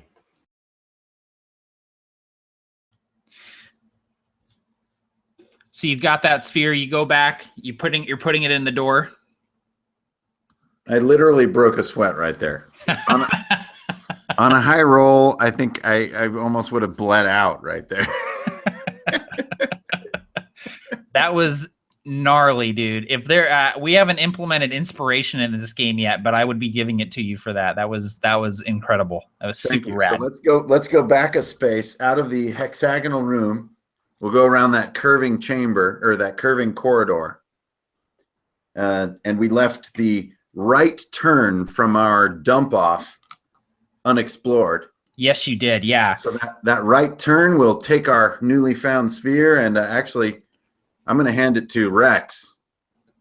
Why don't you do the honors, my paste supping brother? Blasphemous Rex has seen many things. He's seen Deck do many things. He has not ever seen him shoot himself in the hand for any reason. And he sort of just looks at him, just sort of mystified, but doesn't say anything. He just claps him around the shoulder, takes this thing, and he whacks at him. And again, it sort of sticks with almost a magnetism. And the rune just glows. And you see that red shimmering almost curtain of Astra dissipate. And the doorway is open to you. Can I call for a 5-minute bio break? Absolutely. We can take a quick break. We are just about done, guys. So let's take a quick break and then finish it up. All right. Coolio. I don't need a bio break, so I'm going to stay here and answer questions from the chat. Remember, you can check out the playtest yourself in the comments. So you can sign up for the Harbinger playtest on absolutetabletop.com. It's a very simple process. And the playtest, you basically just sign the agreement by clicking a couple of checkboxes, and then it's automatically emailed to you. So it's also not a lot of work. We are running playtest version 0.1. So we're not even in version 1 yet. And we're taking feedback to implement into version 0.2. The way that you give your feedback is also through a simple online Google form. We're collecting your thoughts on how you feel the game's going. As far as when you run it at your table, whether you're a game master or a player, what does that look like to you? And there are a lot of really good detailed questions so that you can go in depth about what abilities you like. And really the best kind of playtest feedback is, how does it feel? While we don't necessarily, we don't mind some solid mechanical suggestions and things like that during the playtest, that's not really the aim. We typically know how to dial it in and out and back and forth and kind of get to the target. What we're really looking for is for you to identify what that target is. So great playtest feedback is, hey, I want the mechanics to feel a little more versatile in combat. Then we'll apply what we think can do that based on a lot of the other stuff that we know is cooking in the background. Or if you say, I want the Mancer to have a little more damage output. I felt like I wanted to do a little more damage or be a little more physical. Even things like that. The feel of the game is really the best kind of playtest feedback, because then we can say, oh, okay, and slide things around behind the scenes. So anyway, let us go to the chat. The chat out. Hey, what's up? Rob is back. Hey, man. Let's see. What you looking at says, we don't pay you to take breaks. Oh, sorry. You can take it off my time card, man. Like, I'm not trying to be a time thief. Michael Lyles also says no breaks. So I think that's child labor. You're breaking the law there. I'm scantly 17. So I need to take a 15-minute break every 4 hours. It's a fresh-faced boy. That's right. Clicker size, exercising your mesmerizing DM skills in real time. That's what Chad Nick says. I'm also super, if you haven't listened to the Harbinger playlist, you have to join the Absolute Tabletop Facebook group, because Matt has posted it in there, and it's just got this really good, crazy electronic music and some metal in there as well. Let's see. Chad Nick says his bio break must have echoes.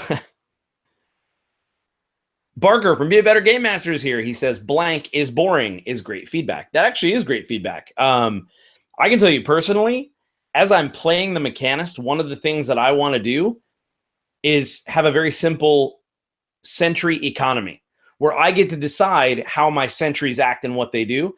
So similar to what the spheroids are doing, but I like the idea that maybe my damage output is done by my sentries versus me using a scatter gun or whatever. So I really like what Barker is saying there about a way for people to help build what could be an awesome book, which is to alleviate sort of blank spaces. And so now this is pretty rare that I play a healer type character. It'd be great if the book gave a little bit of seed information about what this is, because for me, I've had to completely visualize it for myself. What doing this is, it's really easy to imagine red Astra, which is sort of fucking, blast death energy. But to visualize good energy can be very difficult.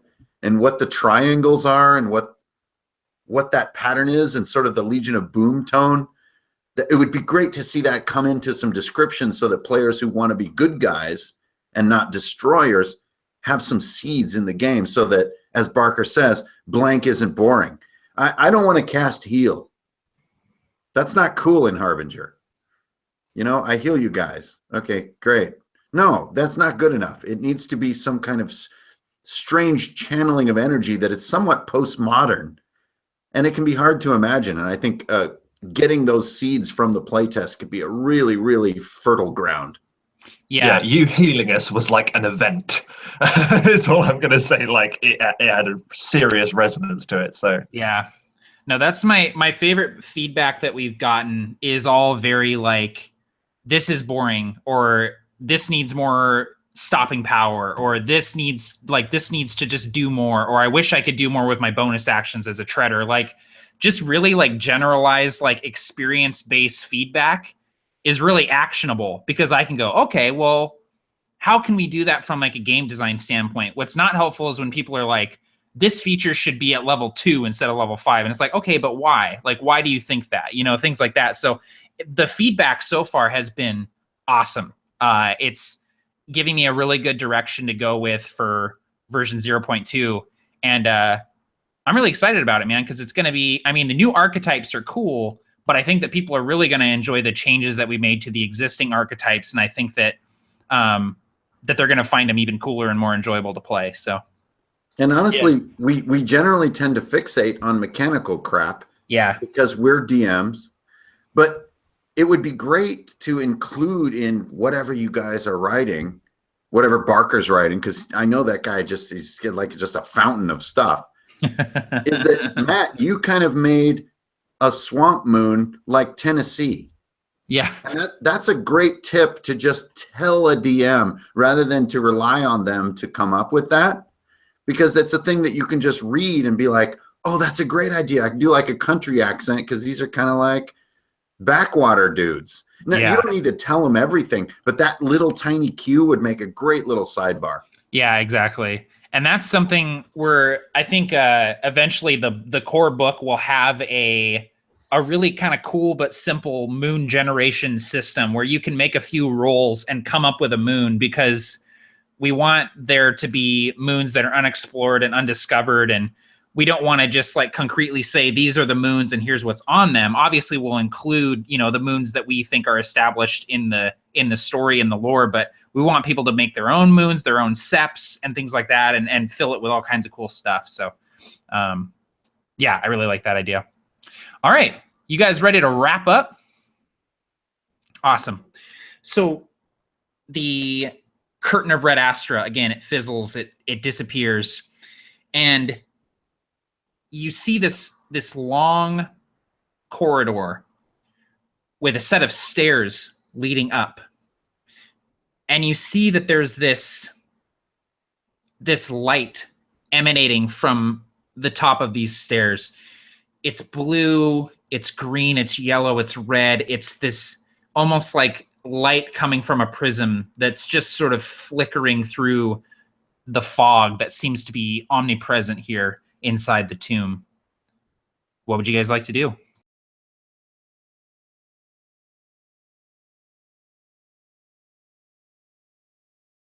So just as the mapper, this is our right turn from where we were dumped by the raptor. And then we go through a short corridor and we have a set of stairs, and up above these colors intermingling. So we have a sort of a radial layout to this structure. Exactly. Stairs going up. It kind of, I don't know, man. What do you think, Vig? So to me, I'm thinking, and Matt, you can kind of tell me, you know, with my fascination with necrotech, and as you're saying, like describing this sort of like cryptic spiral staircase deck, like, can I don't know, can I glean the fact, like, is it getting more Toomey and mechy and necrotechy up in here as we get deeper into the guts of this thing? Toomey and mechy and necrotechy, it definitely is. I mean, the deeper into this thing that you get, the more sort of unsettling it is. Just the architecture of it, the way that the floors aren't really flat. They're sort of slanted a little bit, just slightly, so that you kind of feel off balance the whole time. And the thing kind of moving, you know, it's still rampaging across the countryside. So you're still kind of feeling your weight shifting back and forth with each step of this multi-limbed behemoth. Yeah, dude, I love that. Up in most vessels leads to the control center. I mean, let's not get distracted with the woe of this place, and let's bring the woe down on this place, if you know what I mean. Time to drop some justice. Let's make this critter gurgle. I don't know what that means. That means we're about to make some kelp patties. You're like, dude, I love the fillet of kelp on this moon. I gotta get the grill going. We're gonna grill some kelp patties when we get back. Fire up the grill. You use Astra? No, I only use charcoal. If I knew it was going to be this kind of party, I would have brought some kelp patties.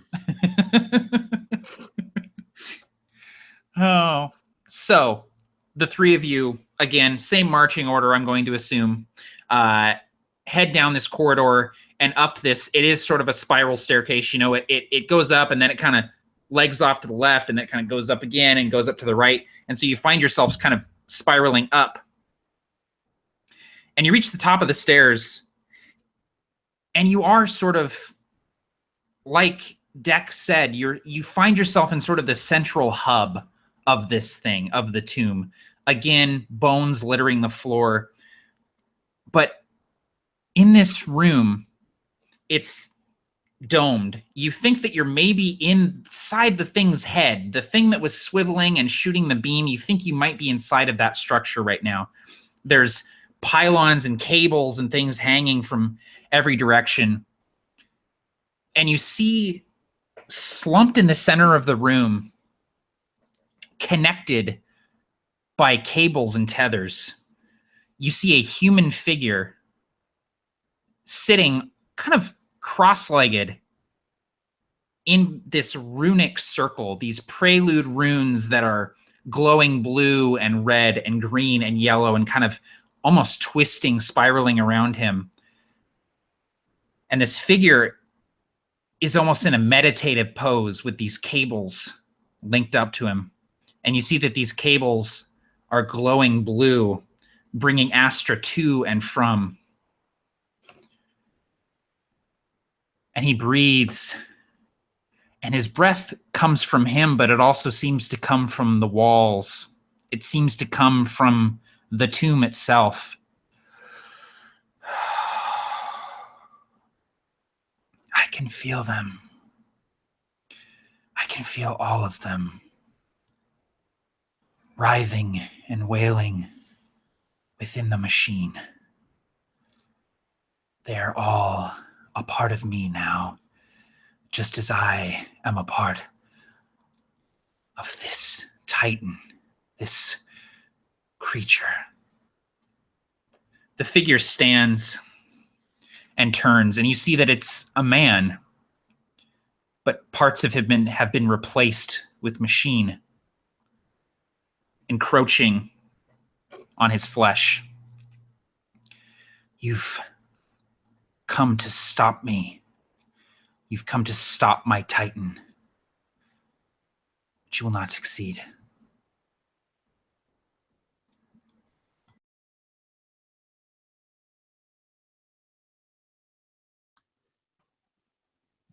Hey, man. Now, oh, go ahead. Well, Rex is pretty bold. You should probably speak first if you had an urge to speak. He's just going to look at this dude, and maybe the pieces of the puzzle are falling together. The individual that went missing into the marshlands. And Tet looks to his companions and then he looks back at this figure and he says, "Well, Sunshine, hate to break it to you, but it's just you standing in the way of a hell of a lot of glint."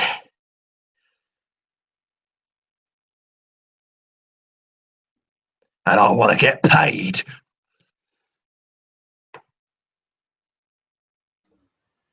And I think that that Vig would start to talk. And as he does so, he begins to sort of talk in his normal augmented necrotech voice. And as he does so, he says, "Now listen here.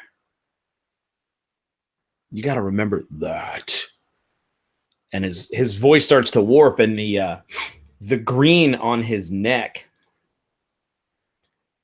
starts to trail and begins to turn this like blue and then red. And then it's just this like purplish blue and red as his voice gets very low, as the necrotech begins to just sort of creep in there every once in a while, because he's close to the source and it's very powerful, this source. And he looks at this barrow lich. Right? So he looks at this barrow lich. You son of a bitch. That's cool. And he goes, "Well, I think the only way we're going to learn how you make this tick is by taking it apart. And I raise a scattergun and shoot him in the face. Awesome. Go ahead and make your attack. Everybody roll for initiative as Tim does that. Because I don't like barrel liches, and it's not a race thing. I just rolled a nat 20 on his initiative, so. You know who else did? Your mom.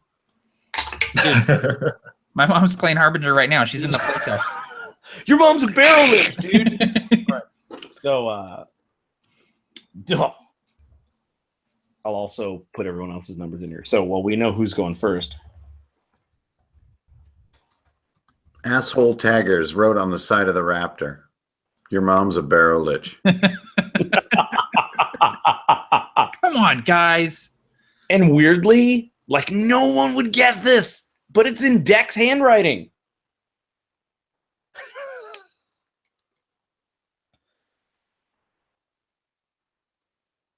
Oh, man. It's so many levels that I'm not even sure which level to laugh at. So I'm thinking, it's all right. So we're gonna go.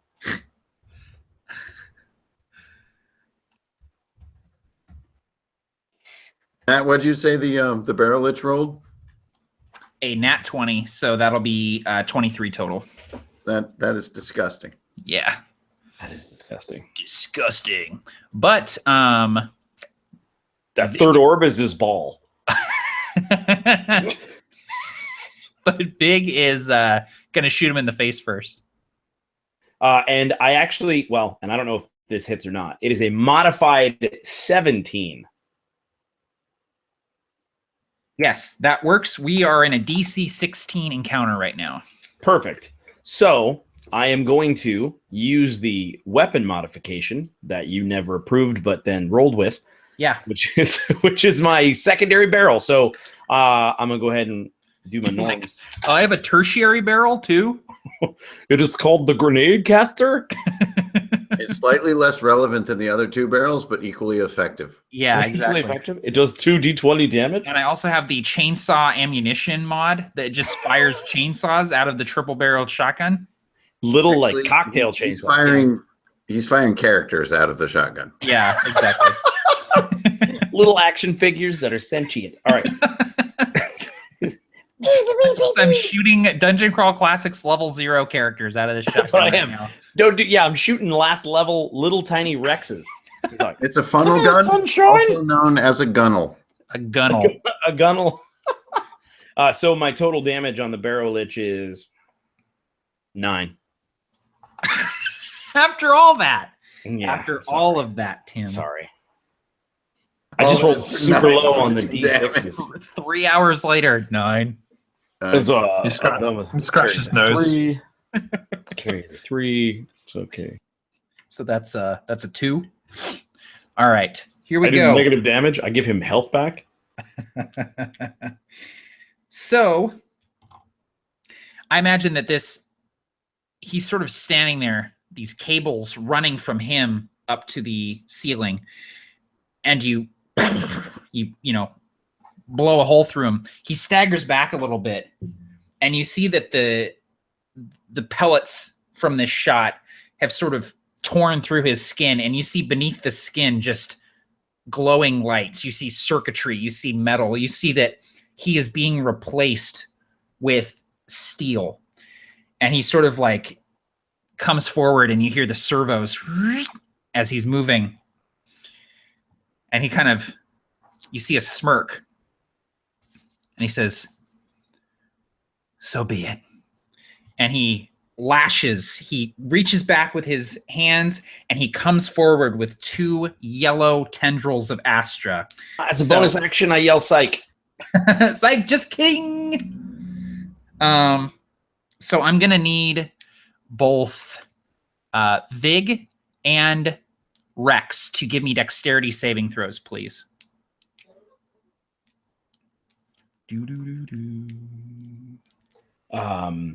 People in the chat are like, "Yes, barrel lich cannon."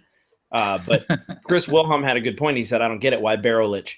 Chris, in the world, barrowmechs are the names of the sort of AI. Yeah. The robots powered by these sort of phantoms, these ghosts. And that's the Ronald robots. The Ronald robot. So we're in a barrowmech right now. We're in the super dungeon of a barrowmech. And so a barrowlich is just like Faiths too. I whiffed pretty hard. Okay. Modified 6, which I can't imagine. So he lashes out. Imagine Iron Man 2 Whiplash with these whips, but they're made out of energy instead. He whips out at Rex. Rex dodges out of the way. He whips out at Vig and actually gets you by the leg, Vig, with this tendril of yellow energy. And he immediately yanks you 15 feet closer to him. You find yourself being pulled towards him, and you are now grappled. Yikes. I did not know I was going to get Mickey Rourke. You got Mickey Rourke. I did. And that's not a place you want to be at, son. No, he's got the little platinum things on his teeth.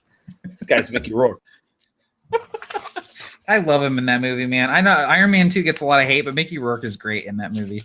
I want my bird. I want my bird. This is not my bird. That's right. Okay. So, one second. Sorry. Thought I had a thing, and now it's gone. Where did it go? There it is. Okay. Does he have a bird? He does not. Sorry, like skull with wings. It's Avenged Sevenfold symbol for Barker. So here's what it looks like. Lashes out with one. He misses Rex. Lashes out with another. He grabs you, Vig, pulls you towards him. And at the same time, he's collecting red Astra, pulling with his left hand. And he hurls a bolt of red Astra like a softball, just right at you. And it splashes across your armor. Your armor begins to melt. Your flesh burns. You're going to take 8 force damage from this Astra bolt that he hurls at you. And that will bring us to Rex. So Rex sort of heaves himself out of the way of this this astral whip thing, and he spins around. And in spinning around, he's drawn the revolver once again, and he focuses all of his joyful, gleeful hatred at this figure, and he says, "Well, ain't you a pretty kick of this castle?" And he is going to try and unload 2 Astra-powered shots at this guy's face. So let's see. That is an 18 and a 17. So I believe those 2 hit. That is a 12 points of damage on the first shot, and 15 points of damage on the second. Damn, yeah, you get some good hits in on there. Chunks of him come flying off from this hand cannon of yours. Very nice. Okay. That brings us to Deck. This guy is forgotten. He's clearly lonely.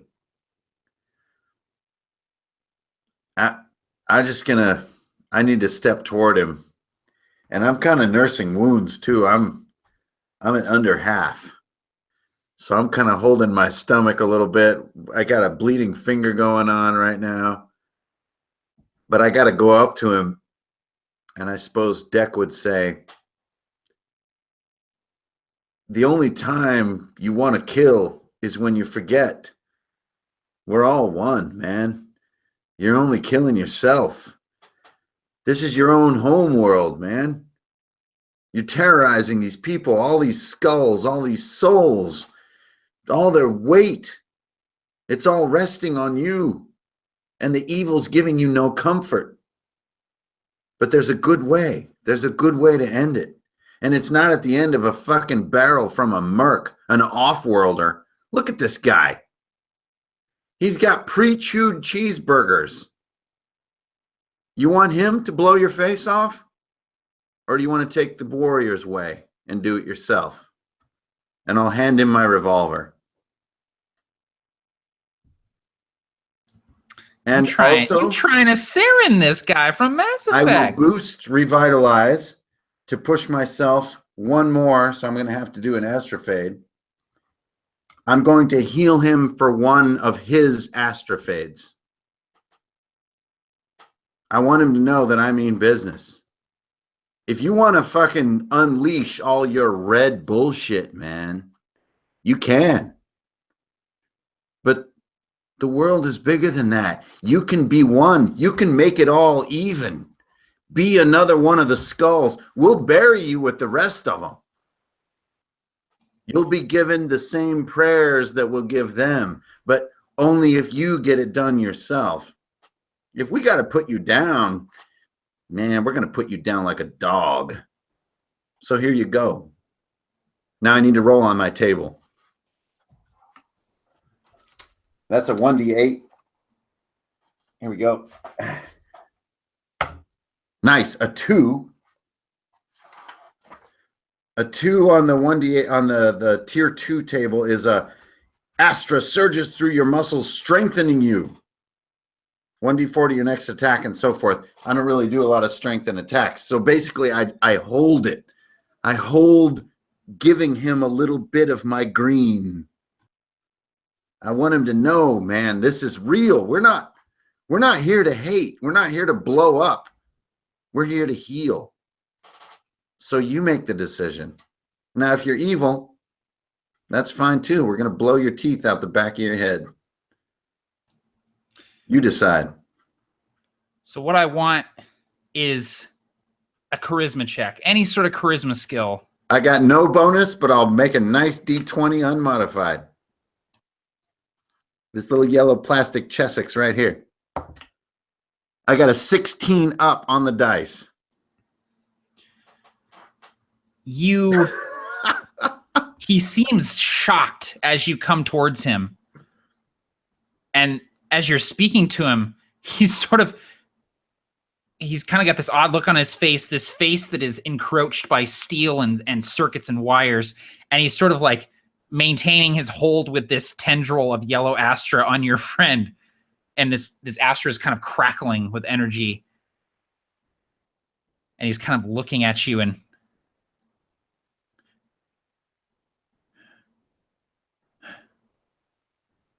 he lets go.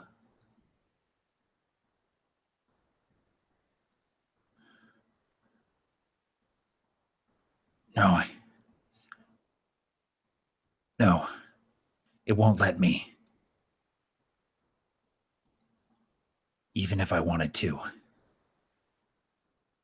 it won't let me. They won't let me. Man. We'll set you free. The powers are big. Rex, do what you do. And Vig does. He offers. He goes. He actually, he sort of slowly, hands up. He stands up, and you see that he peels back that plastic piece, that sort of revealing this necrotech neck. And he says to him, he goes, "Let us help you. Put some of it in me."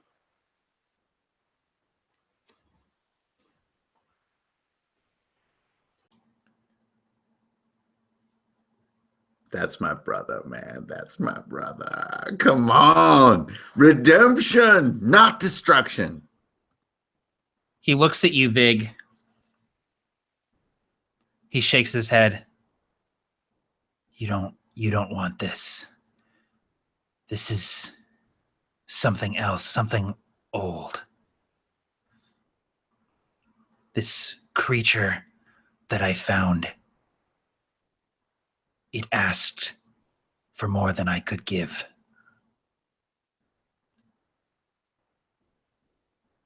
I don't think it will let me.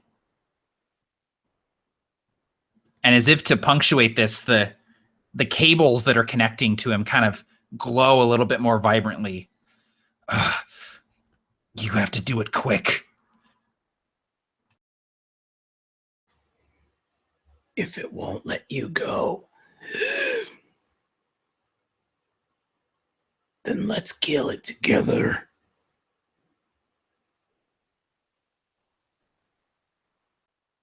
And you see a trickle of blood come out of Vig's mouth, as this is obviously very painful.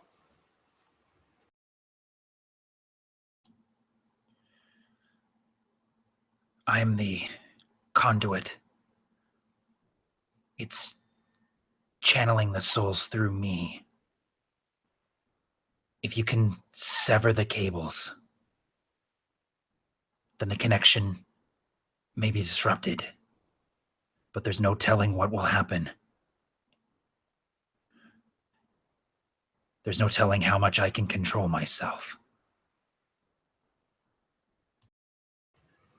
And Vig looks at Rex, and he looks down at his sword, and he pulls his own sort of makeshift mechanist hatchet.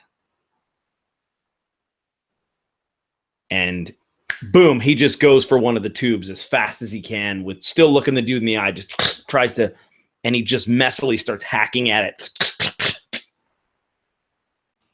Cool. So what I'll need from anyone that wants to attack the cables is just some attack checks. We're sort of in loosey-goosey initiative order right now. Sure, yeah. Okay. Rocking. So die plus proficiency, do you want to do? Yeah, just regular attacks. Cool. So regular attack, then I'm rocking 16 for that first one.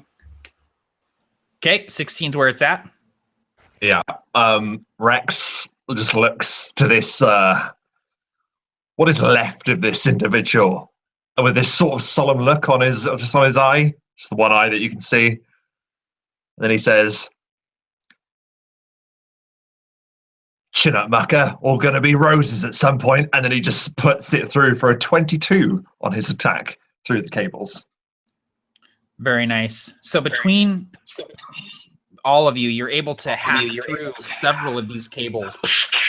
And as soon as you do, they come sort of popping out of him, and Blue Astra just starts kind of spewing from these cables and from him, from this necrotech. And he starts screaming, howling. He falls to his knees with the cables still connected to him. And the cables go from this blue to this red, sort of, and the red flows through him.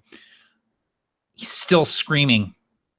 And then he sort of stands up again, and you see the red flooding in his eyes, coming out of every orifice, sort of streaming out of the wounds that you guys have dealt him.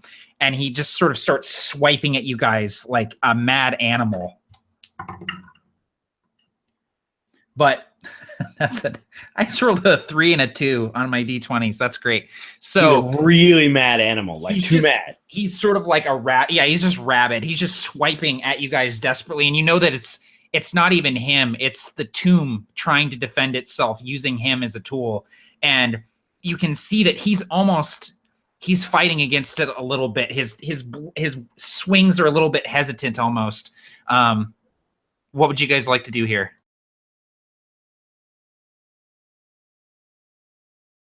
I would weirdly look to Deck for some insight. Like, this seems more his jam, you know? He's lost his mojo, yeah. I'd like to,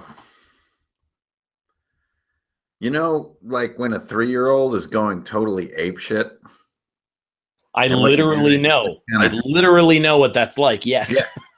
A lot of us do. It seems like you mean 30 minutes ago? Yes. Didn't know what that is, but it's something we're old enough to know. I'm going to try to just go in there and let some of the fists hit. Let the chin hit me maybe a couple of times. I'm just going to have to go in for the hug. I'm going to have to bro all the way. This is what this guy needs. It's the only thing he doesn't have. And while I do it, I'm going to have to look over my shoulder at Rex and nod to the sword. But I don't want this guy's head to hit the steel floor when the hoses are cut. We're going to let him down gentle. We're going to do the right thing. We're not going to do the fun thing. We're not going to end this. We're going to make it right. And those are my words as I go in, and he's batting at me and swatting, and he messed up my hood, which I like because it makes me kind of look more Jesus-like, and he knocked that back, and then you realize actually my hair isn't even that long because I had some whiskey the other night and I cut this left side off, and but it's okay. It's okay, man. It's okay. The one thing you've forgotten, what it feels like to have human arms around you. We're not dead yet. It's not over yet. We can all heal. And then looking back at Rex, the sword. That's my action.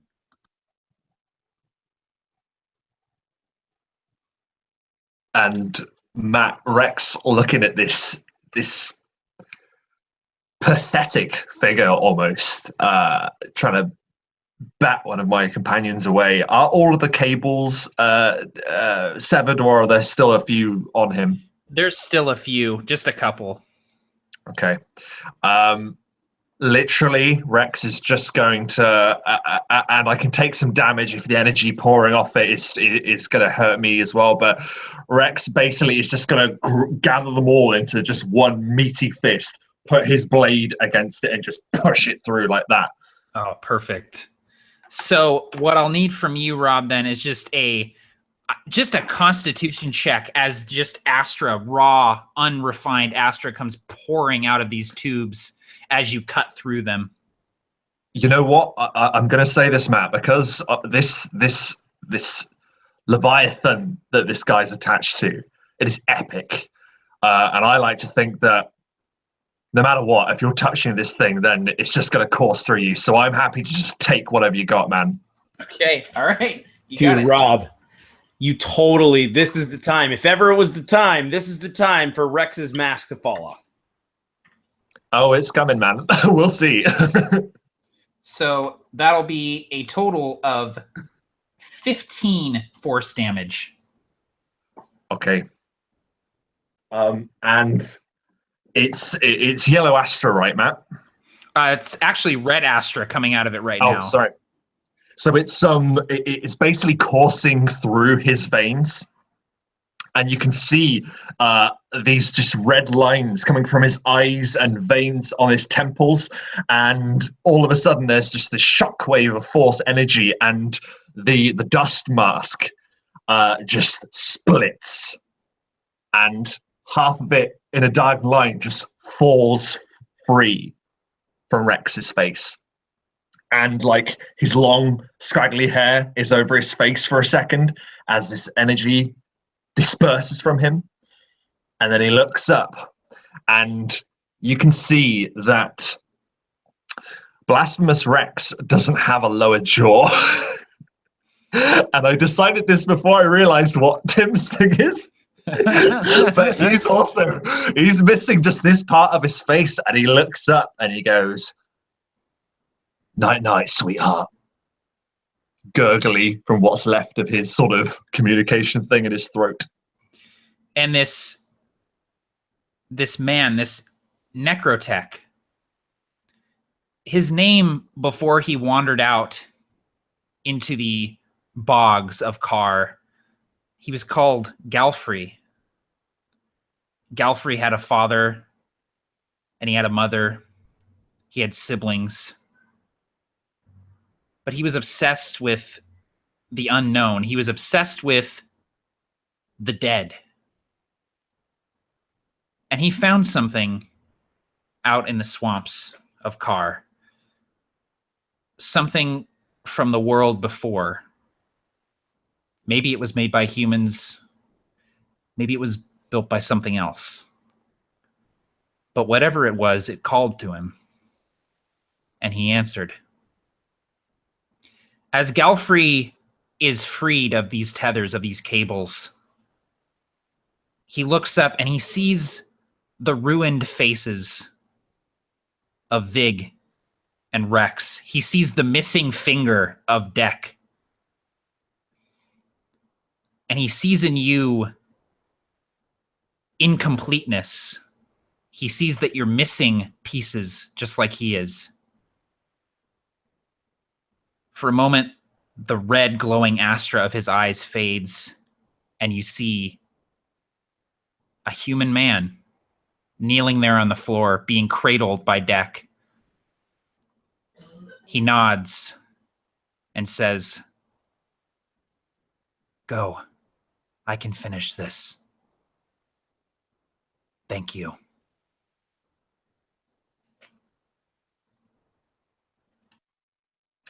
And literally, as soon as those words have escaped him, Rex is on the whisper link. Aggie, old gal. We need evac. Nah. There's static for a moment. Shh. On my way. Be ready for disembark in 2 minutes. Oh, bleeding hell. Come on then, boys. Let's go. So Matt, is he gone, or are his eyes open? What exactly is the state of our poor Gantry? Or Gantry? What's his name? Galfrey. Galfrey. What's his exact state right now? He's hurt, he's injured, he's weak, but you see resolution in his eyes, which are human again. And he's sort of pulling away from you a little bit, Deck, and he's putting his hands to the metal floor of this barrowmech titan that you're inside of.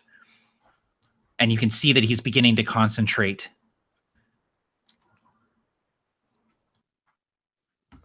I'm going to tell him, you're not going to die alone, my brother. Because there's no such thing as dying alone. Rex, get that ship in here. I'm not going to budge till the end.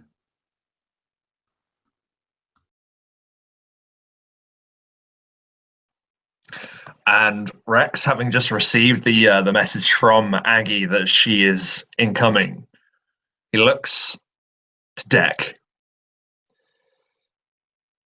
And then he thinks of the glint.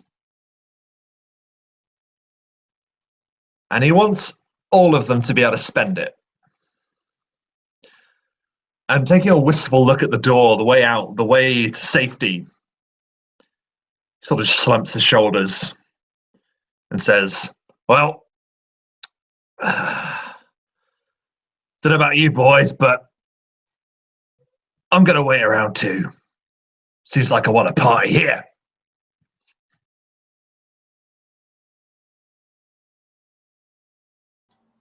What about you, Vig? Vig immediately is like, well, it really must be a Wednesday.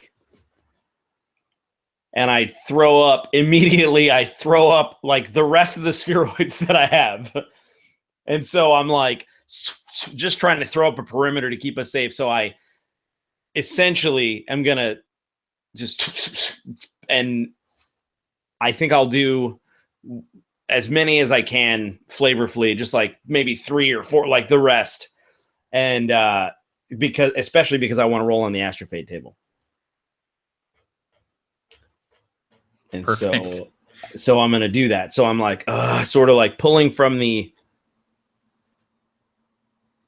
I guess that it's taxing to me who's not used to this. So it's a D6.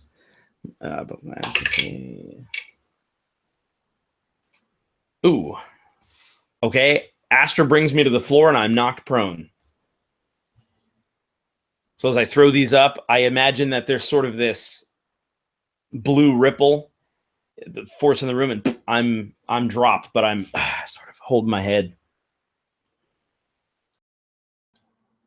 Here's a great playtest question or moment, which is I would love for, with certain colors, different feats, which are normally associated with casters, are unlocked. And spell sculpt would be fantastic with a green Astra caster. With a red caster, you get stupid shit like, fireballs that go around your allies. But I would love to cast particle wall in a circle rather than a line. So I guess I'm allowed to designate the points of the particle wall. So if I use, pi r squared, I can probably get the circumference that I could manage, which will be probably like what I'm guessing here, about a 6-foot radius, that I could form a circular particle wall with the corners of the wall, which I'm allowed to designate being at the same location. So I'm using geometric thinking here. And I would like to cast particle wall, and I would like to boost it. Perfect. Actually, I don't even know if I need to boost it. I think I can cast it as is. It puts me 1 up. And if, I don't know, when this whole shit hits the fan, we're all going to be in this little energy circle. But have you guys ever seen, do you know about solar babies and Bodai? I mean, this is an ancient movie from the early 80s. I'm a very old person. No, I don't, but I'm going to Google it right now. Basically, there is a tiny sphere that embodies pure goodness, and it protects these kids who are rollerbladers in the post-apocalyptic future. Okay, And some in pretty one standard scene- 80s stuff. Yes, it protects them with this sort of circular shield. And I want to do that so that Galfrey gets to go in peace. So if the whole thing starts coming to pieces like the Death Star does, he gets to have a little space of quiet. And I want to cast it, and I need a 1d8 to get it done on the fade. Is that okay, Matt? Absolutely. Okay. All right, on the fade, I have 4. Oh, that's probably not good. Astra drains your energy, making you feeble and inaccurate. Your next damage roll, blah, blah, blah. So I don't have any follow-up rolls. So I guess it just, basically the color drains out of my face. My beautiful long hair shrinks a little bit. It's a little shorter. The ladies are going to be disappointed. The sideburns are gone. The chin meat shrinks. The pectorals inward. But I give it all to Galfrey and us. We're going to go in. We're going to go straight Groot mode. And as the life force leaves his body, because I sense that's what's happening to him, I want to protect us. So sorry for the long turn, but I want to. No, that's perfect. I want to capture that moment with my Mancer. Yes. If that's okay. Absolutely, yeah. And I imagine it exactly like that moment in Guardians of the Galaxy when Groot is building the shield around them. All right. Rex, what about you? How are you preparing for this? So I'm guessing this is obviously all taking time, and Aggie has given us a strict time limit. And not counting themselves out yet, Rex is basically going to the Whisperlink, Matt. Like, what is it actually? Is it something that's attached to my wrist, or is it something in my ear, or? It's essentially a hoop around your ear. It looks like a metal sort of Bluetooth earpiece, and what it does is it utilizes the waves of Astra that are present almost everywhere to transmit messages. Right, wicked. So what Rex is going to do is that he's going to shout one last thing into his Whisperlink. He goes, Aggie, triangulate this signal. When I say I want you to unleash hell on this signal. And he unhoops the Whisperlink. And like climbing up like some of the rigging on the top of this thing, he is going to wedge it into the ceiling of this dome. You said it was on the top of, we're on the very top of the barrowmech map? Yeah. When I give the signal, Rex is going to basically order Aggie to just wipe out the top of this thing to give us a clear way out. So, because we're coming up here on 4 hours, I'm going to narrate what occurs with all of this preparation here. Galfrey concentrating, placing his hands on the runic circle that he was sitting on, disconnected now from the barrowmech. He's surrounded by this shimmering wall of Astra that has been conjured by Deck. Spheroids orbit, ready to place shields on anyone that needs it. And Rex, you sort of drop down from the pylons after placing your Whisperlink. You're all huddled in the center of this barrowmech who... The barrowmech seems to be moving quicker. You feel less stable. It seems to be moving at a quicker pace, almost like it's spinning around somewhat in a rage, trying to get whatever is inside of it out.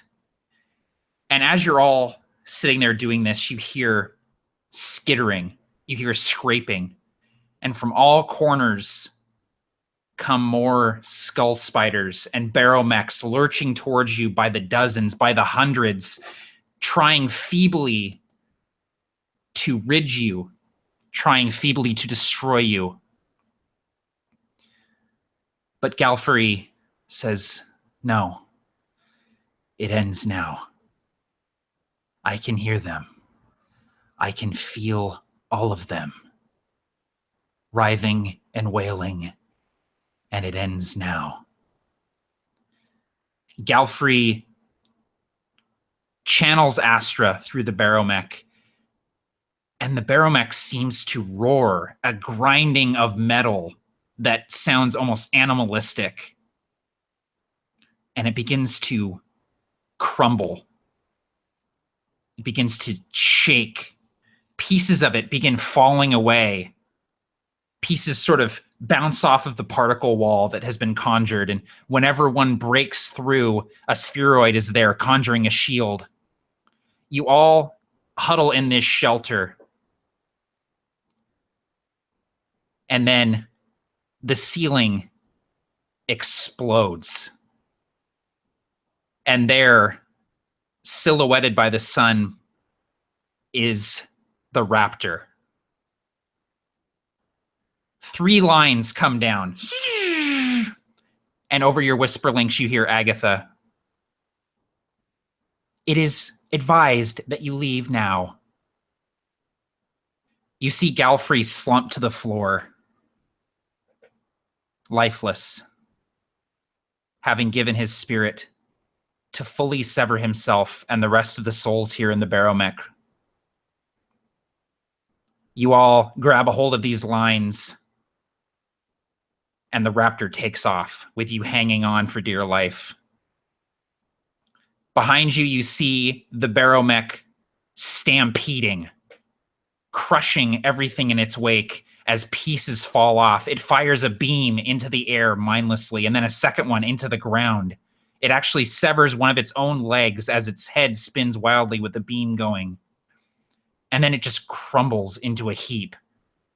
There's a massive explosion of blue Astra that mushrooms just on the horizon. As the 3 of you are winched back into the raptor, Agatha greets you all. Your mission was successful.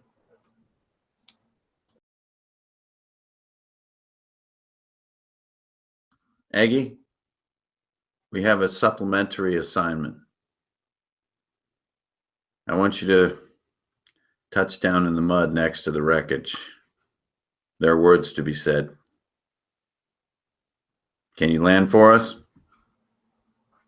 Of course. She swings the raptor around and brings it in low. She sets it down on a somewhat dry piece of land. And as the hatch opens, you see the smoldering wreckage that was once the barrowmech, that was once the tomb that walks. I'll tear a little piece off of my robe, off the sleeve, hand it to Rex. You might want to cover up, brother. And then I'll put my uninjured hand down in the mud as my feet are sinking into it. I hope that Vig will at least keep a grip on the back of my robe so that if I start sinking over the knee, he can give me a yank. And I'll put a little handprint into that mud. And onto those countless souls, may the triangles of the cosmos and the black between the stars lend them peace. And be this done. And let days be renewed on this moon. By the rings, let them be renewed. We're just three mercs, but words were said. Vig, pull me out of this muck, will you? Yeah. Here we go. Oh, I thought you were losing weight, but you're heavier.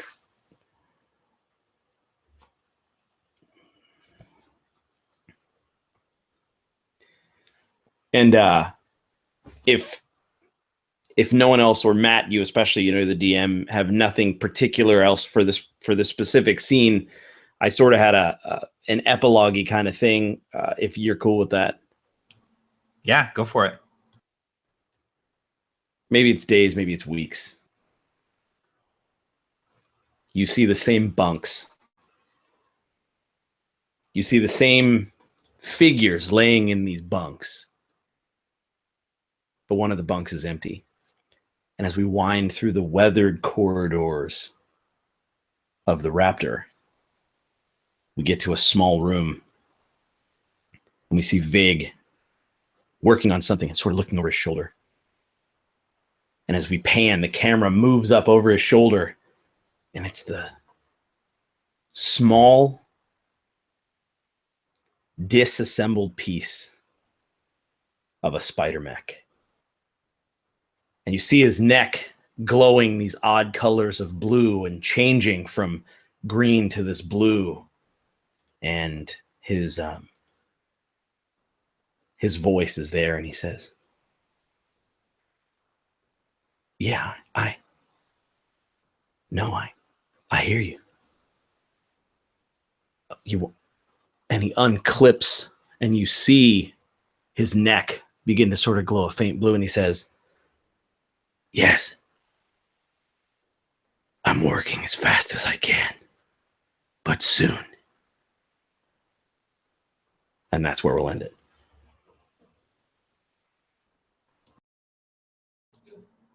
You cliff-hanging son of a bitch. Rob had one more line, too. Rob, you had a line. Say your line. Let's have a bloody good knees up, lads, all right? A little of the old horror show, eh? A bit of in, out, in, out. Oh. Somewhere on the outskirts of the known orbits, this all happened. And nobody really remembers it but the three that were there. The mercs, who did merc work that fateful day on the swamp moon of Karr. Thank you, everyone, for joining us on this playtest one-shot of Harbinger. That was an absolute blast. I had so much fun. Couldn't have asked for three better players. Thank you so much, guys. Oh my God, Matt, can you do me a favor? Because I'm sure people will be begging to know. Because end of the day, that was just spellbinding. That was epic. Can you quickly, if you may, just talk to us about how the Tomb That Walks came into being? Because that is so fucking rad. So it was this art by Taco Sauce Ninja on DeviantArt. He's an awesome artist. He's somebody that we're really wanting to work with at some point. But he had this piece that he posted. He does like multiple paintings a day. He's crazy productive, but he did this piece, this one here. And I saw that dude standing there and I go, that's a treader. And then I saw that mech and I said, that's a big old barrowmech. And I saw kind of the swampy terrain around it. And I built the whole session around this art, around this piece here. And I've been playing a lot of Zelda Breath of the Wild, and the way that the dungeons are designed in Breath of the Wild is just fantastic. So it was this art piece, it was Zelda Breath of the Wild, and then I don't know if you noticed this, Hankerin, but that was your gemlock puzzle, dude. Yeah, it Yeah, totally was. It was go left, Yep. get the thing, and go right. It's so simple. It was the and yet zigzag. It works so good. When nobody maps anymore, but I love mapping when I'm a player.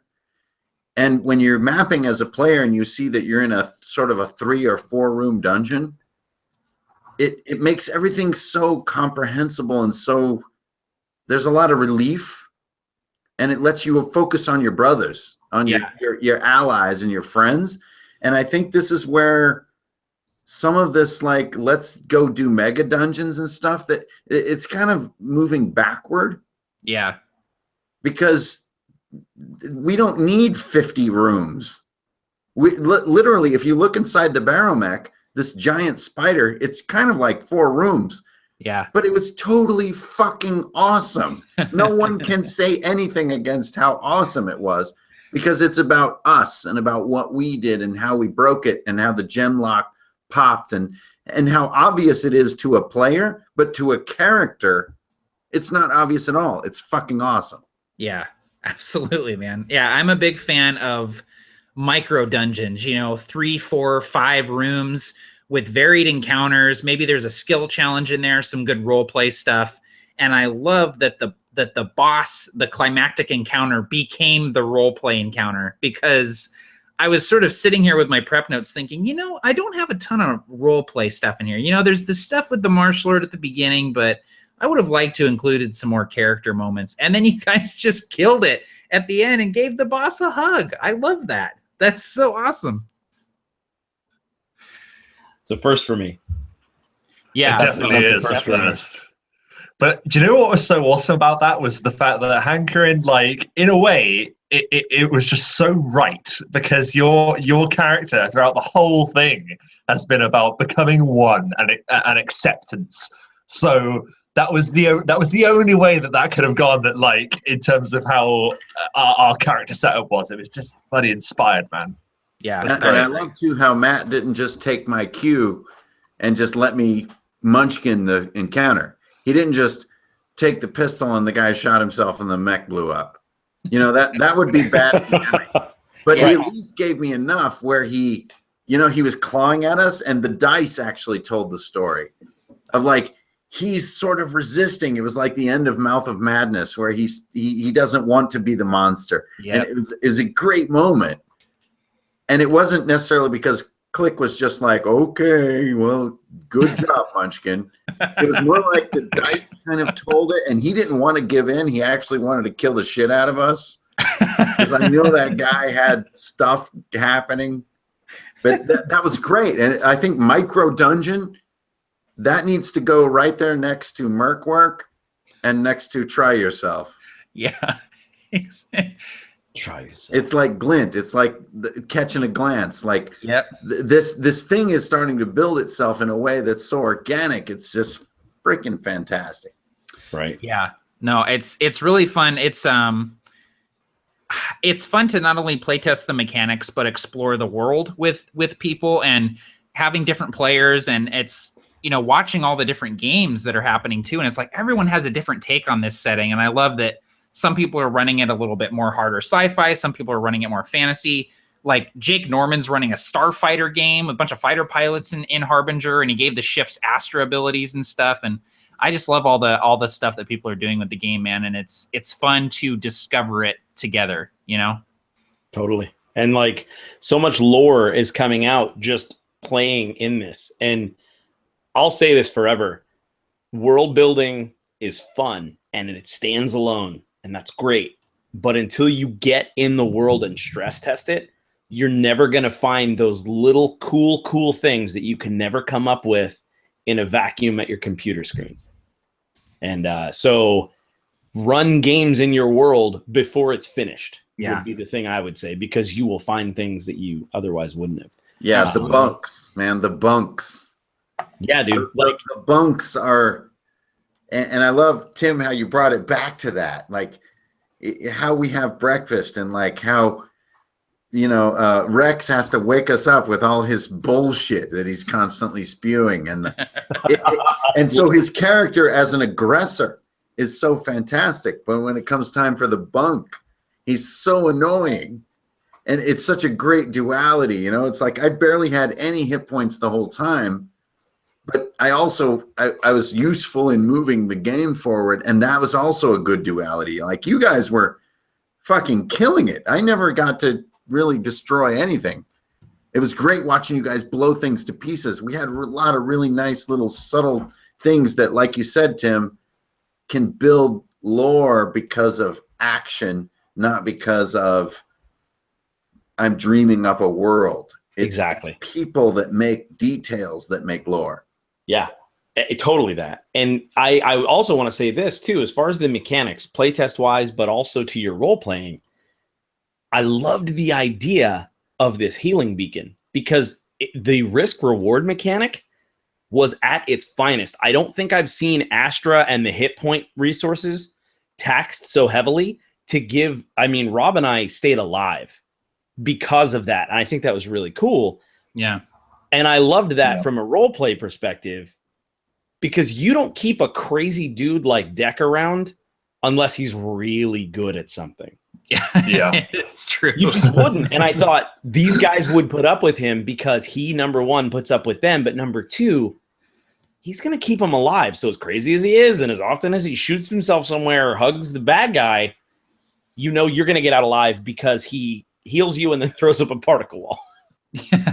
And just narratively as well, like the fact that with the whole thing about Astra is the thing that it is the risk reward thing, and that it takes a selfless individual, someone who's willing to sacrifice themselves to heal their friends. Like for me, that was just really poignant. So yeah, I'm totally with you on that. That was just incredible. The healing fountain, absolutely incredible. Yeah, and it was I mean, you guys kept me on my toes, man. I'm not a heavy prepper. I don't normally do more than a page, but I had some mechanics built in here for dealing with the spawn room and for dealing with Galfrey at the end, and some of it came into play, but for the most part, you guys came up with more creative solutions than I was anticipating. And that's one of my favorite things about just RPGs in general is like, don't plan for the solution to problems, just present the problems to the players, and they'll come up with, even if you prepped for a solution, they'll have a better one than you had. So I just love. They'll shoot themselves in the hand. They'll shoot themselves in the hand instead of just it'll be fine. Yeah, exactly. So it's like, I had it in mind that, okay, well, maybe the pillars can be destroyed to stop the spiders from spawning, but I didn't know how. And so when Hankerin, when you were like, I'm going to touch and try to, touch these pillars, I was like, that's perfect. I'll have him like, he needs to channel the energy for 3-4 rounds and then they'll crumble or something like that. So that was perfect. It's a very Dungeon World mindset. And I think like there's a lot of things happening, which is why I'm really excited about Harbinger in general. There's a lot of things happening that are sort of postmodern RPG. Like we don't have to run over the same ground over and over, which is like early 80s GURPS. We don't have to do that again and again. We're human beings. We change over time and we learn.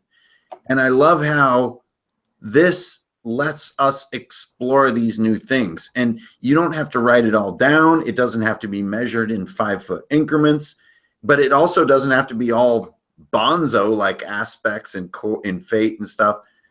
There is a hybrid world that's building, and we're right on the front of that little wave, and it's a great little front to be on, especially when the four of us are cooperating like we did. I mean, this trio of mercs, I really need to do another drop with these mercs.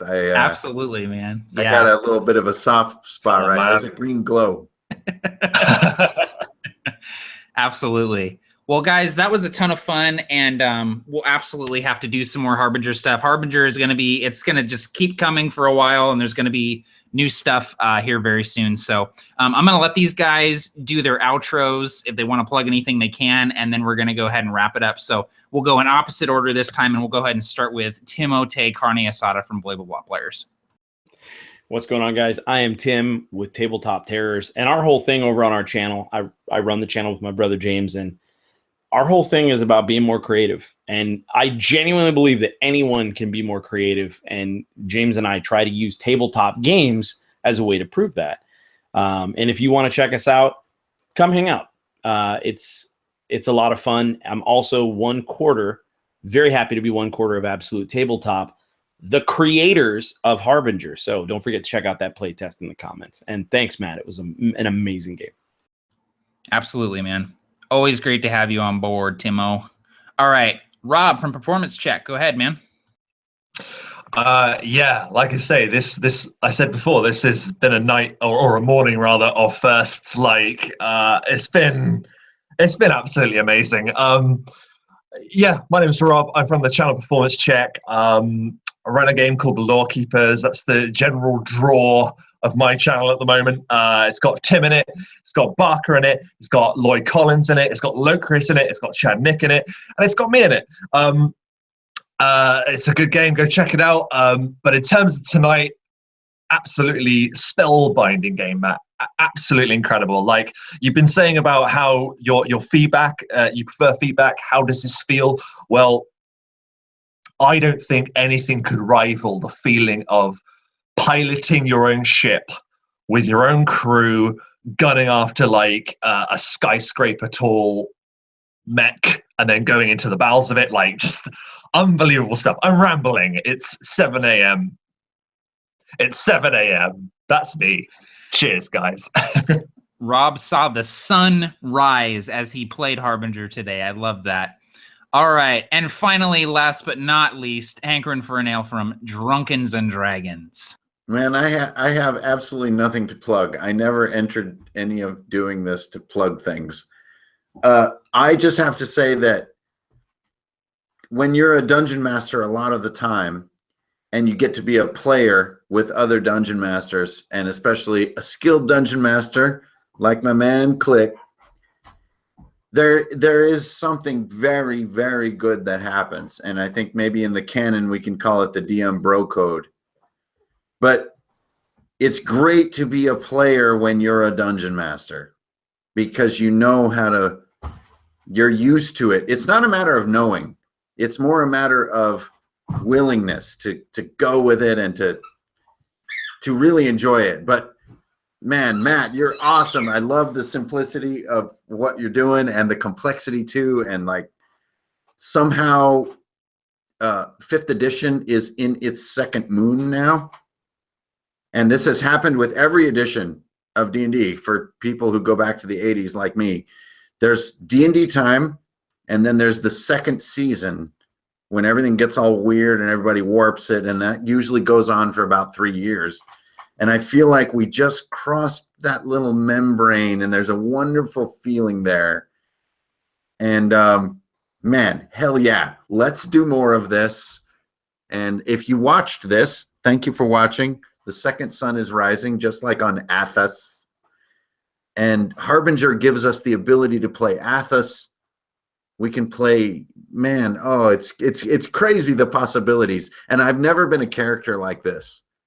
And so if you guys think like I have some kind of formula how I did my character deck or something, like I do this all the time, I never play this character. I'm always Rex.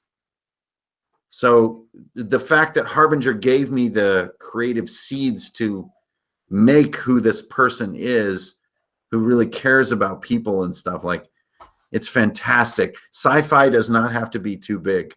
It can be small. It can be focused. It can be awesome like fantasy. Yeah, that's exactly it, man. And that's like the image at the beginning with your tiny little ship flying through the husks of these giant Leviathan cruisers. Those are the sci-fi stories I like telling, and that's sort of the focus with Harbinger. So thank you, everyone, for tuning in and watching. this has been a blast. We'll definitely have some more for you very soon. If you're interested in checking out Harbinger, the link to the playtest is in the description. So go sign up and get your stuff. We're going to be coming out with version 2 here very, very soon. So thank you again, everybody. Take care and happy gaming all.